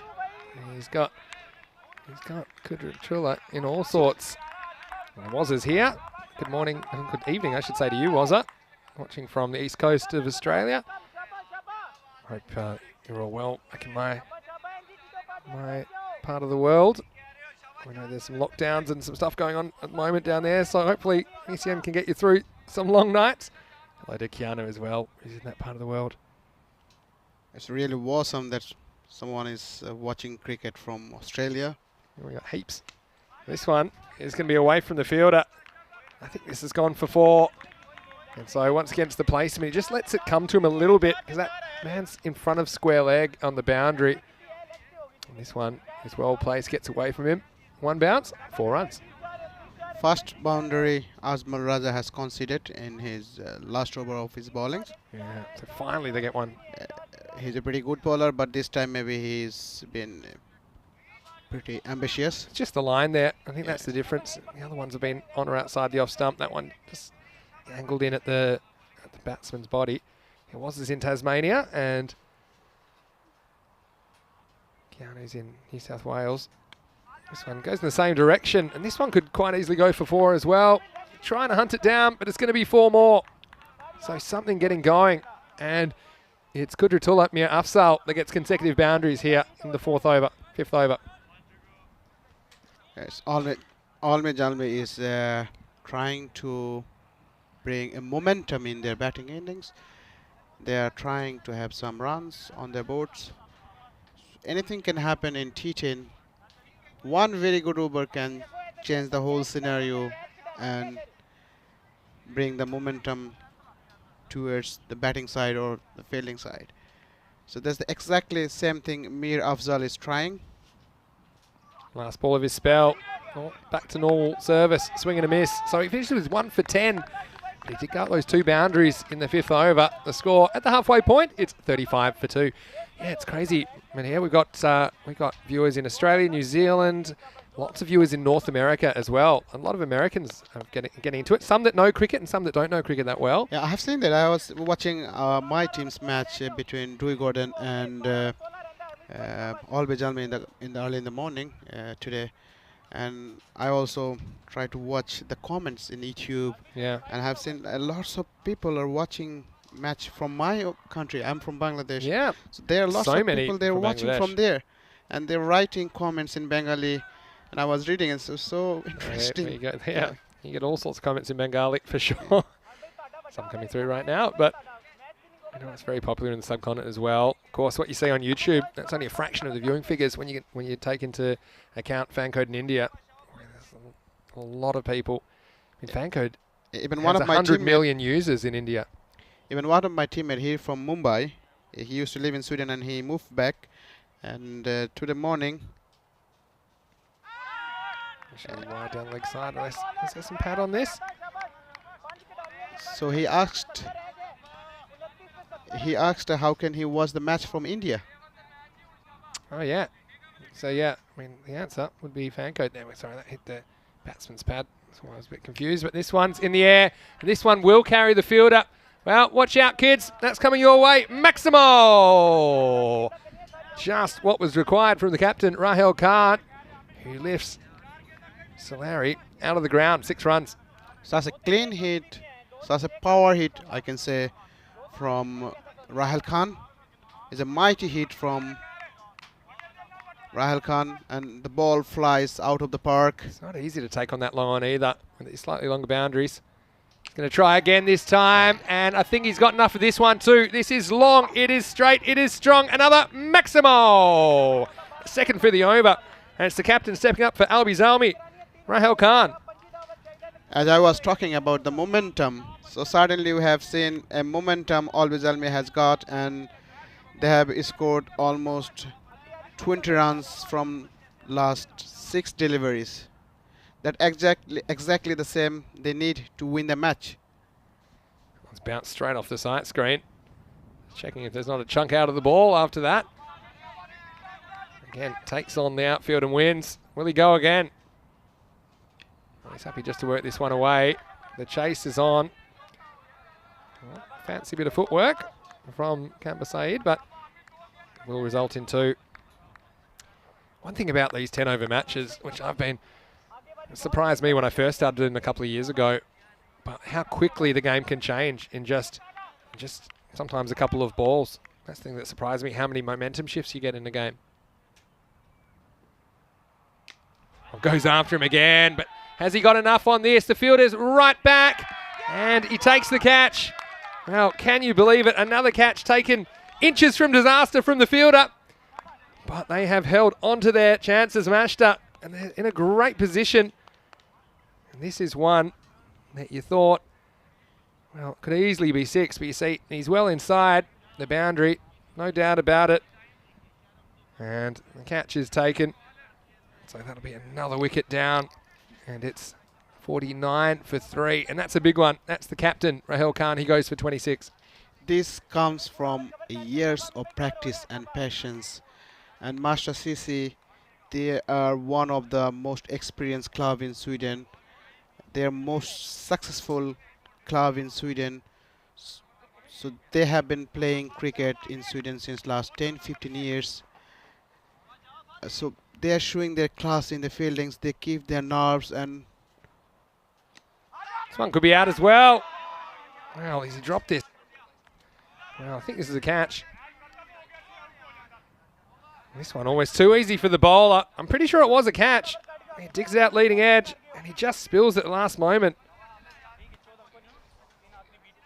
You see, no doubt about it. Straight off the bat, he thinks he's gone, and he gets a second chance. You see this one just pops out at the last minute. And so well, that's a chance. Goes begging for Solari. It will take us to the end of the over. It's 49 for 3 after 6. And the equation now, 49 off 24 balls. So over to a ball required. So you know it's going to be hard going from here. But what you would say is they've got 7 wickets in hand, and they've got Kudratullah still at the crease, who is very capable. Ismail Zia has joined him now, the keeper. yeah, they need 49 runs out of 24 balls. Still, it is possible. 2 big hits in an over can keep them on track to chase their target 98. Yeah. So there is suddenly a new bowler, Fahad Wakas. He's coming to bowl over number 7. Only 4 overs left in the day now. Well, this actually takes me back to last Monday, day 1.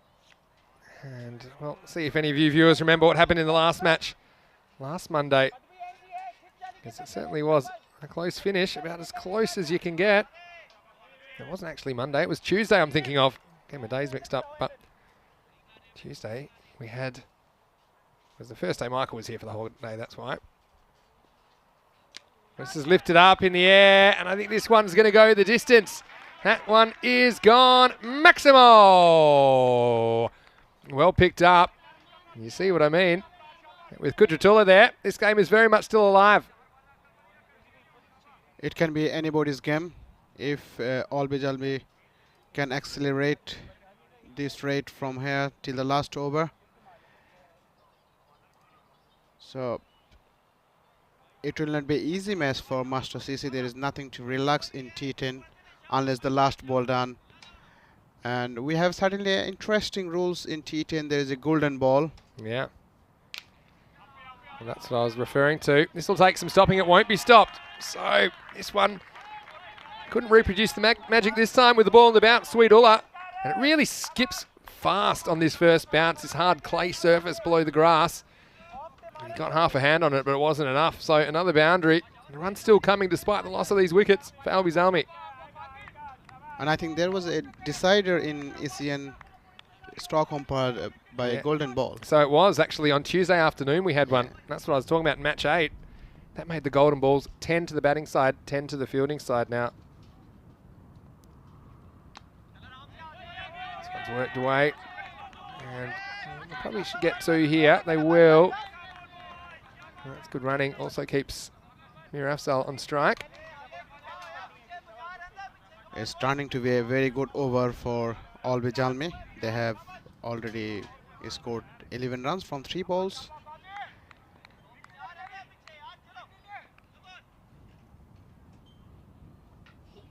Wakas Fahad. Yeah, look at this. Could be heading for another really close finish.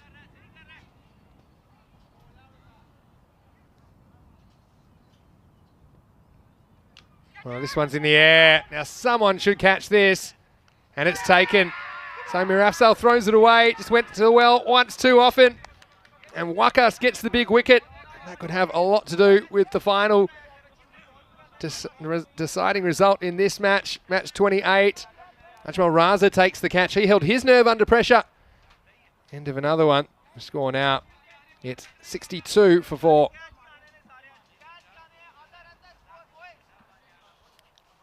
Samiullah Khalil is coming to the crease. He's a very good batsman, and he got selected under 19 captain. It was in 2 weeks before in Stockholm. There was a selection by John T. Roos and his high performance team, and he performed both in bats and with the balls. So hope he will do something. Very talented player. Last ball of this over. This one won't carry down to long off. Yeah, we had Wazim Mulhaq running some interference. Wakas. Well, how about that? They're going to get back for another one. I don't know how they did this. And he thought there was absolutely no chance for it to. He just held on to it for a little while and then took a couple of steps back and said, well, let's just go. It was no more than a little whisper from the batsman, and they get the extra run in the end. So, very surprising one. Very cheeky work by cheeky. Samuel Khalil. He's a very smart cricketer. 64 for 4 after 7 overs. This is what's coming up tomorrow. Join us again for another big day of T10 action. We have 4 more matches starting in the morning, 7 a.m. GMT, which is 9 o'clock in Central Europe, and 12:30 p.m. in India, starting with Gordons versus Hudinga. I think that'll be a cracker of a game, humdinger of a game. Match 29, and Albi Zalmi going to try and take on Mashta again. It'll be a rematch of the fixture you see right here. The Mashta versus Hudinga in the 3rd match of the day before Albi Zalmi take on Naka in the last match of the day. And we saw there wasn't too much between those two teams earlier today. So tune in tomorrow and see how Group B develops. It certainly is a really strong group, this Group B, isn't it? And it's hard to say who will be eliminated. All the toughest team from Sweden is participating in Group B. So all of them are more capable to qualify for the quarterfinal. I'm from Dewey Gordon. I know my team, how big hope we have from our club. And certainly every club, they have big hope. They want to showcase their talents in this big stage. Yeah. Well, there's going to be runs here. They'll be cut off just inside. They're looking for a 3rd physical run, but they'll get 3 anyway. 2 they did run, plus the 1 for the wides. So it'll be 3 wides. It's just the sort of gift you need when you need 34 off the last 18 balls. Now it makes it 31. I don't want to give away too many of those. Albi Zalmi, though, 6 wickets in hand.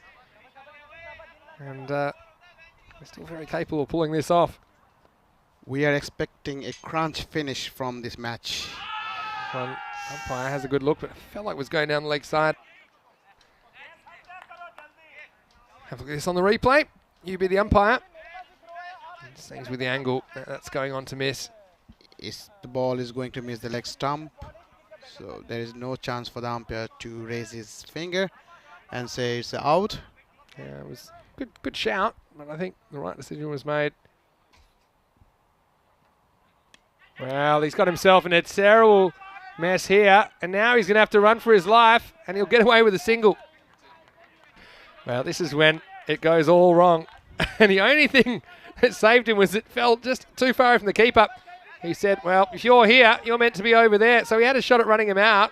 The bowler had to come back in time. Well, suddenly we're watching all cheeky work from batsmen. There is no one at fine leg. Drives this one down the ground. See that without getting a boundary and over. Oh, could have a run out here. Well, it should have a run out, and he'll be gone. Can you believe it? Well, this is just bordering on the crazy. The batsman again, not on the same page. No eye contact at all. Absolutely no eye contact between the batsman there. Sami Khalil never even looked at him. You see that in the end he runs 2/3 the way up, doesn't make it back. But you have a look at Sami Khalil, the batsman running towards the bottom of the screen. He never even sees him until now, and by now it's too late. Simple bowler to keep a run out in the end. That was an unnecessary one, really. The score, it's 70 for 5. There is no clue from Ismail or from Samuel Khalil that Ismail is coming towards the non-striker. The youngster, they want to win the match anyway, so they are trying something extra. And it's one thing to run it hard, but you've got to be on the same page as your partner. Otherwise, it's just going to be a disaster. Yeah, you always have to trust your partner, otherwise you cannot create some extra pressure to your opponents. Das Qureshi's going to come out to bat. He's certainly no slouch with the bat either. Man at number 7, pretty low for him. A quarter of this innings is left, 28 runs required. Good start. Works off his pads. Should be the one. But they are going to come for 2. And then you get it on the fumble.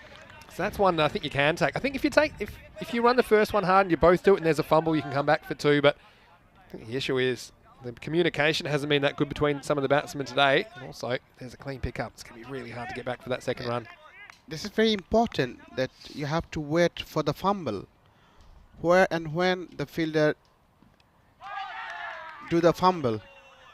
If there is the ball fumble and go a couple of meters from him, so go for it. Yeah. But you have to both be expecting it. I think that's the issue. So often we've just seen one batsman turning his back on his partner or looking at the ball, just get caught ball watching. And it creates that miscommunication. Last ball, the 8th over. Been a pretty good one from Sweetulla. Once again, it's just a big swing. It takes us to the end of the 8th over. It's 72 for 5. And they'll need 26 runs off the final 2 overs of the day, Albies Army, if they're going to get their first win on the board. At the moment, really, you'd have to say, Mashta, I think it's advantaged them in this match. You see very similar with the wickets in the middle overs for both teams. But the last over from Albies Army bowling innings, that cost 20 runs. 20 runs. And even the second last went for 10. So 10, then 20. It's 30 runs really they considered in last 2 overs. That over might cost their matches. Yeah. Sometimes it can come down to 1 over as well. But having said that, there's still 5 wickets in hand. And they just need 1 batsman to get going. I quite like the look of Qureshi, the way he hit the first one. And they're going to turn to Usman Arif. He bowled the first over. It went for 9. It's very experienced campaigner. Well, you don't call games too early. I learnt that when Pakistan Skafending, and they pulled off an impossible victory last week in the last 3 balls. Here's Arif. That's good. That's good bowling. Yeah, I was the umpire in that match. Pakistan's won against Bochirka.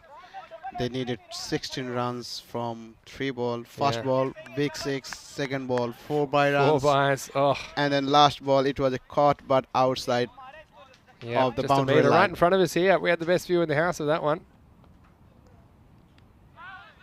Get some of the pad, but umpire not interested. It'll go down as 1. That won't bother Mashta too much. Things going to be tight for Albies Army. It's not going to right direction. They need boundaries, rather doing singles and doubles. Yeah. And that's why you can see them occasionally trying that ramp shot, because there's nobody at fine leg. There's just a 45 in the circle. If they can get it wide of the keeper, then that's one way to get one. This one hits it straight at the man I was just talking about. And that's unfortunate for Albies Army, because if that goes either side of him, it probably runs away for 4. But that one was straight to the man, Kamba Saeed.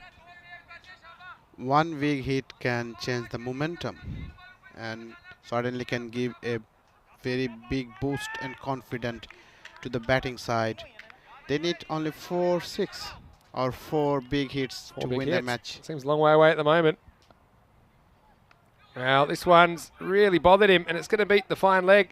He'll probably run away for 4, and that's why it's risky bowling this ball. And it was a pretty good one. It's a pretty good bouncer, but you didn't have the field in place. And you need to have a fine leg back if you're going to try this, because there's every chance. The batsman knew nothing about that.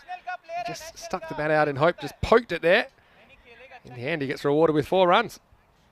Yes, it is. There is a boundary. Certainly, Sami didn't look confident to play the ball, but he got 1 boundary, and the target comes to 20 out of 8 balls. Yeah, 20 off 8. You feel like they need another boundary before the end of this over to have a better shot. Now they are pushing the deep fine leg back. And they bring the mid-off up into the circle. I think this is a good move. Yeah, Master Sisi has to do it. They can't afford boundaries from here if they want to restrict Albies Army from racing 98. Swing and a miss. Yeah, you don't mind a boundary off a good shot. If he's good enough to drive him back over his head for 4, and so be it, really. But you don't want him getting a boundary for that little poke, little periscope poke. But Bitlob in the chat saying ECN previews today, only 1 correct according to, we don't know the result of this game yet. But that just shows, I think, that even the experts this is an unpredictable group, and anyone can beat anyone. I think that's what we've seen so far. Yeah, unless the last match played here, you can't say who is going through to quarterfinal or who is going to semi-finals. Yeah, no idea really. So 20 off 7. Geez, they'd love a 6 here. Looks a long way off. Does hit it. And he'll just get 1 to Ulhark. And only one bat made it to the other end, but he'll go and collect it. And it'll be the end of the 9th over. 79 for 5. And well, they need 19 runs off the last over. If you remember back to the first half of the game, though, you'll know that 20 runs came off the last over from Shahid Ali. So the Worms will be neck and neck, but really, it's a big uphill climb now. Sami Khalil will be on strike for the first ball of the 10th over. For Sami, this is one of the biggest moment to prove himself. And certainly, if he can win the match for Al-Mizalmi, he can prove his selection. Yeah, he is a talent. Yeah. There is no doubt about that. It's a lot of pressure, though. I mean, how do you get 19? You pretty much, to me, you need 14 to 16 in boundaries. So you probably need 6 and 2 4s, or 2 6s and a 4, 3 balls going to the boundary out of 6. And we know these fields are slightly bigger. Here's Sweet Ullark with the ball in his hand. This won't be a boundary. Just get the 1. And this puts the pressure on Qureshi. So again, Al-Bizalmi, they've had a frustrating day, haven't they? And they'll look back at that last over that went for 20. They'll look back at, I think, a couple of drop catches as well. I'll think of some of the bad luck they had, the 4 overthrows that bounced over everyone. They couldn't do much about. This is hit pretty well, though. This will take some stopping. Really good stop. Excellent stop out there. Solari. Well, this is as good as a wicket, really, because it looked like this was going to skip away for 4, but he got one hand on it and saved 2 really important runs for his team. After the match, Al-Bizalmi has to sit down and scratch a lot of things and to work out and come back strongly in the next match. They have certainly 1 overthrow and it cost them 4 runs, and then from the same fielder there was another overthrow and it cost them 3 runs. Well, this one needs to be stopped as well. And Mashta, when the moments come, they put themselves on the line. Now this should be run out and he'll be gone. And well, it's been a bit of a masterclass from Mashta in the field, you'd have to say, when you think of some of the catches they've taken. You think about the way they got Azam Khalil on that really outstanding bit of outfielding. It would have been 6 at the moment. Just shows how important the fielding is. That's going to be 1 and a wicket. He's miles out from his crease, and he started walking to his pavilion. He knows that he's out of his crease. He's definitely out. 83 for 6 now. And it's looking more and more unlikely, although this is exactly the same situation we were talking about the other day. And a new batsman came out and just slammed, well, 2 out of the 3. The other one, poor Ali Hassani, he was distraught. That 4 byes, it kept a bit low on him, and that just gave him the opportunity to win the game with the 6. And the batsman said, no problem. So maybe we're looking at a hero. But yeah, they lost the match, but there was a minimum damage has happened for both cricket because they has also qualified for quarterfinal along with Pakistanska. Yeah. Yeah, certainly we have seen a couple of very good catch. Even Rahul Khan, he got out by a very good catch boundary in the boundary line by Waqas Haider. Yeah, we've seen a lot of action, haven't we? Sweet Ullark held his nerve too. It looks pretty academic after that swing and a miss. And this is Rahman Talib, who's out there. But I just want to say it's been a pleasure having you here. And thank you. Hopefully we will definitely see a bit more of you, won't we, Munir, over the next few days. Thanks for being my guest in the commentary box this afternoon. As for now, looks like it will be Mashed Up that will take the honours in match 28. Strike 2. I mean, not much to gain now. Yeah, I think there's a lot more cricket left. I think Al-Bizalmi, they still have 6 matches, and certainly they'll have the chance to turn this around. Al-Bizalmi is a very strong side. Certainly they will come up with a plan and they will come back. This is my hope that they will come back strongly, and then they will showcase very good cricket to their spectator and viewers across the globe. Last ball of the day then. Well, it won't be, because that's a very, very slow wide. So Sweet Ullark Still, he's held his nerve, hasn't he? And there's only been 5 runs now off this last over. It's not finished yet. So it's going through the motions now. And this will be probably just a single in the end. They're just going to settle for that. So they're going to go down in this one. And they go down 97 to 85, the final. And we thank everyone for your company today on ECN. Thank you again, Mohammed Munir Hussain. Yeah, thank you. It's my pleasure to be part of the commentary box. Yeah, thank you. All the best for the rest of the week. Let's have a look at some of the highlights of the run chase. And we know runs on the board. They're normally good runs. We've seen that this year in the FanCode European Cricket Series. We've seen more teams winning batting first. And you see the complication with chasing. And if something doesn't go right, it does put a lot of pressure on the batsman to come. And for me, the story was all about the way Mashta took their chances. I think that they really impressed me with the way they took these half chances. And this is a big moment in the match. Azam Khalil, well, this was going for 6 for all money. And he just manoeuvred himself perfectly. Knew exactly where that boundary line was. Stayed just inside it. Sweet Ullah gets the big scalp of Azam Khalil without scoring. Well, they kept trying to play the attacking shots. A lot of the time the bowling was just too good for them. They bowled in pretty good areas. That was a rare one that got away from Ajmal Raza. He went for negative boundaries, but still only conceded 10 off his 2 overs.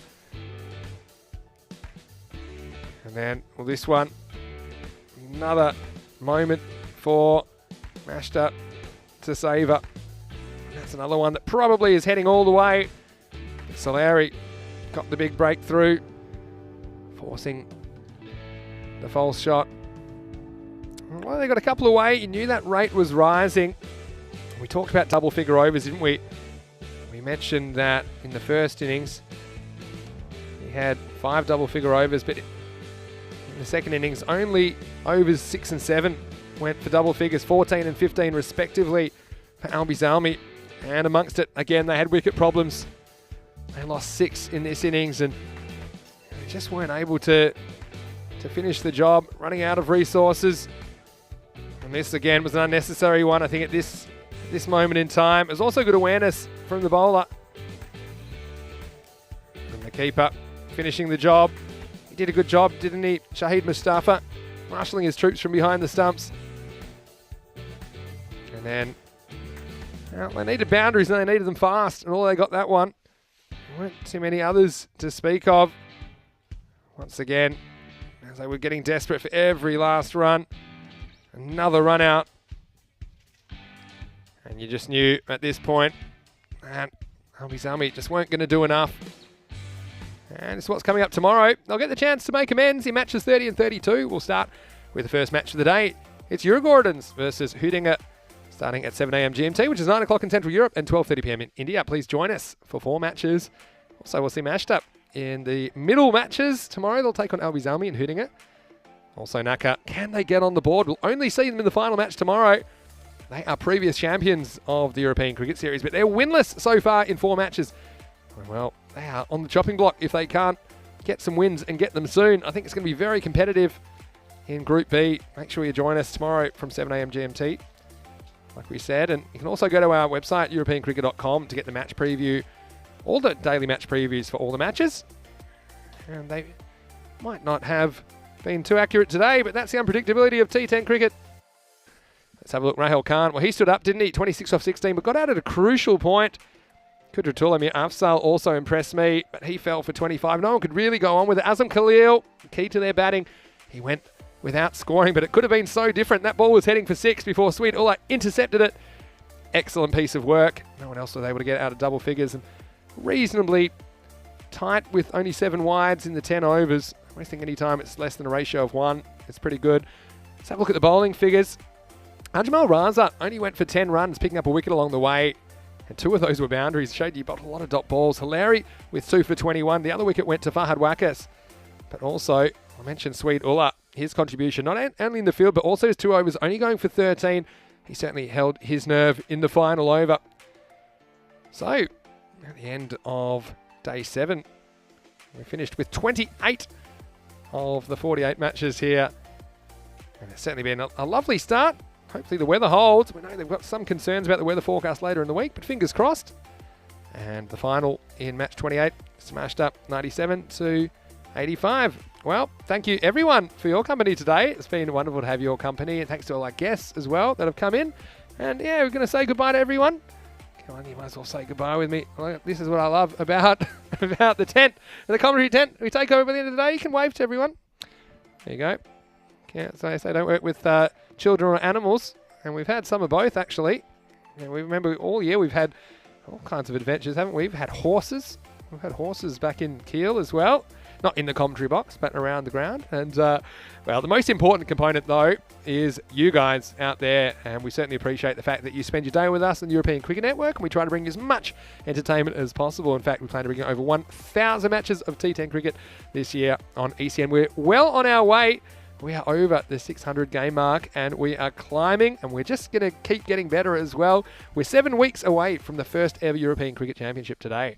So certainly really excited to share that with all of our viewers. Tell your family and friends about the European Cricket Network. And don't forget to subscribe if you haven't already, because I don't think you'll find any better entertainment pound for pound anywhere in the world. And again, some people were saying today about should we have the 100 in European cricket, but we don't need the 100. We've got something even better. We've got the 60. And that's why we love to bring you all these games. And there were some really close ones today as well. So hopefully you can join us tomorrow for more action. So don't forget to go to our website, europeancricket.com. Check out the daily preview article, which will be on there. And you can also go to our social media at European Cricket for the bits you might have missed on Facebook, Instagram and Twitter. Thanks again to Michael McCann for his company today in the commentary box. It's been wonderful working with him once again. And thanks to all of our guest commentators and our younger guests as well for joining us. But for now, it's Vinny Sandu, Mr. Maximo. On behalf of everyone at the European Cricket Network and European Cricket family, we hope you're staying safe wherever you are in the world. We'll see you tomorrow on ECN for more FanCode European Cricket Series. Good night, everybody.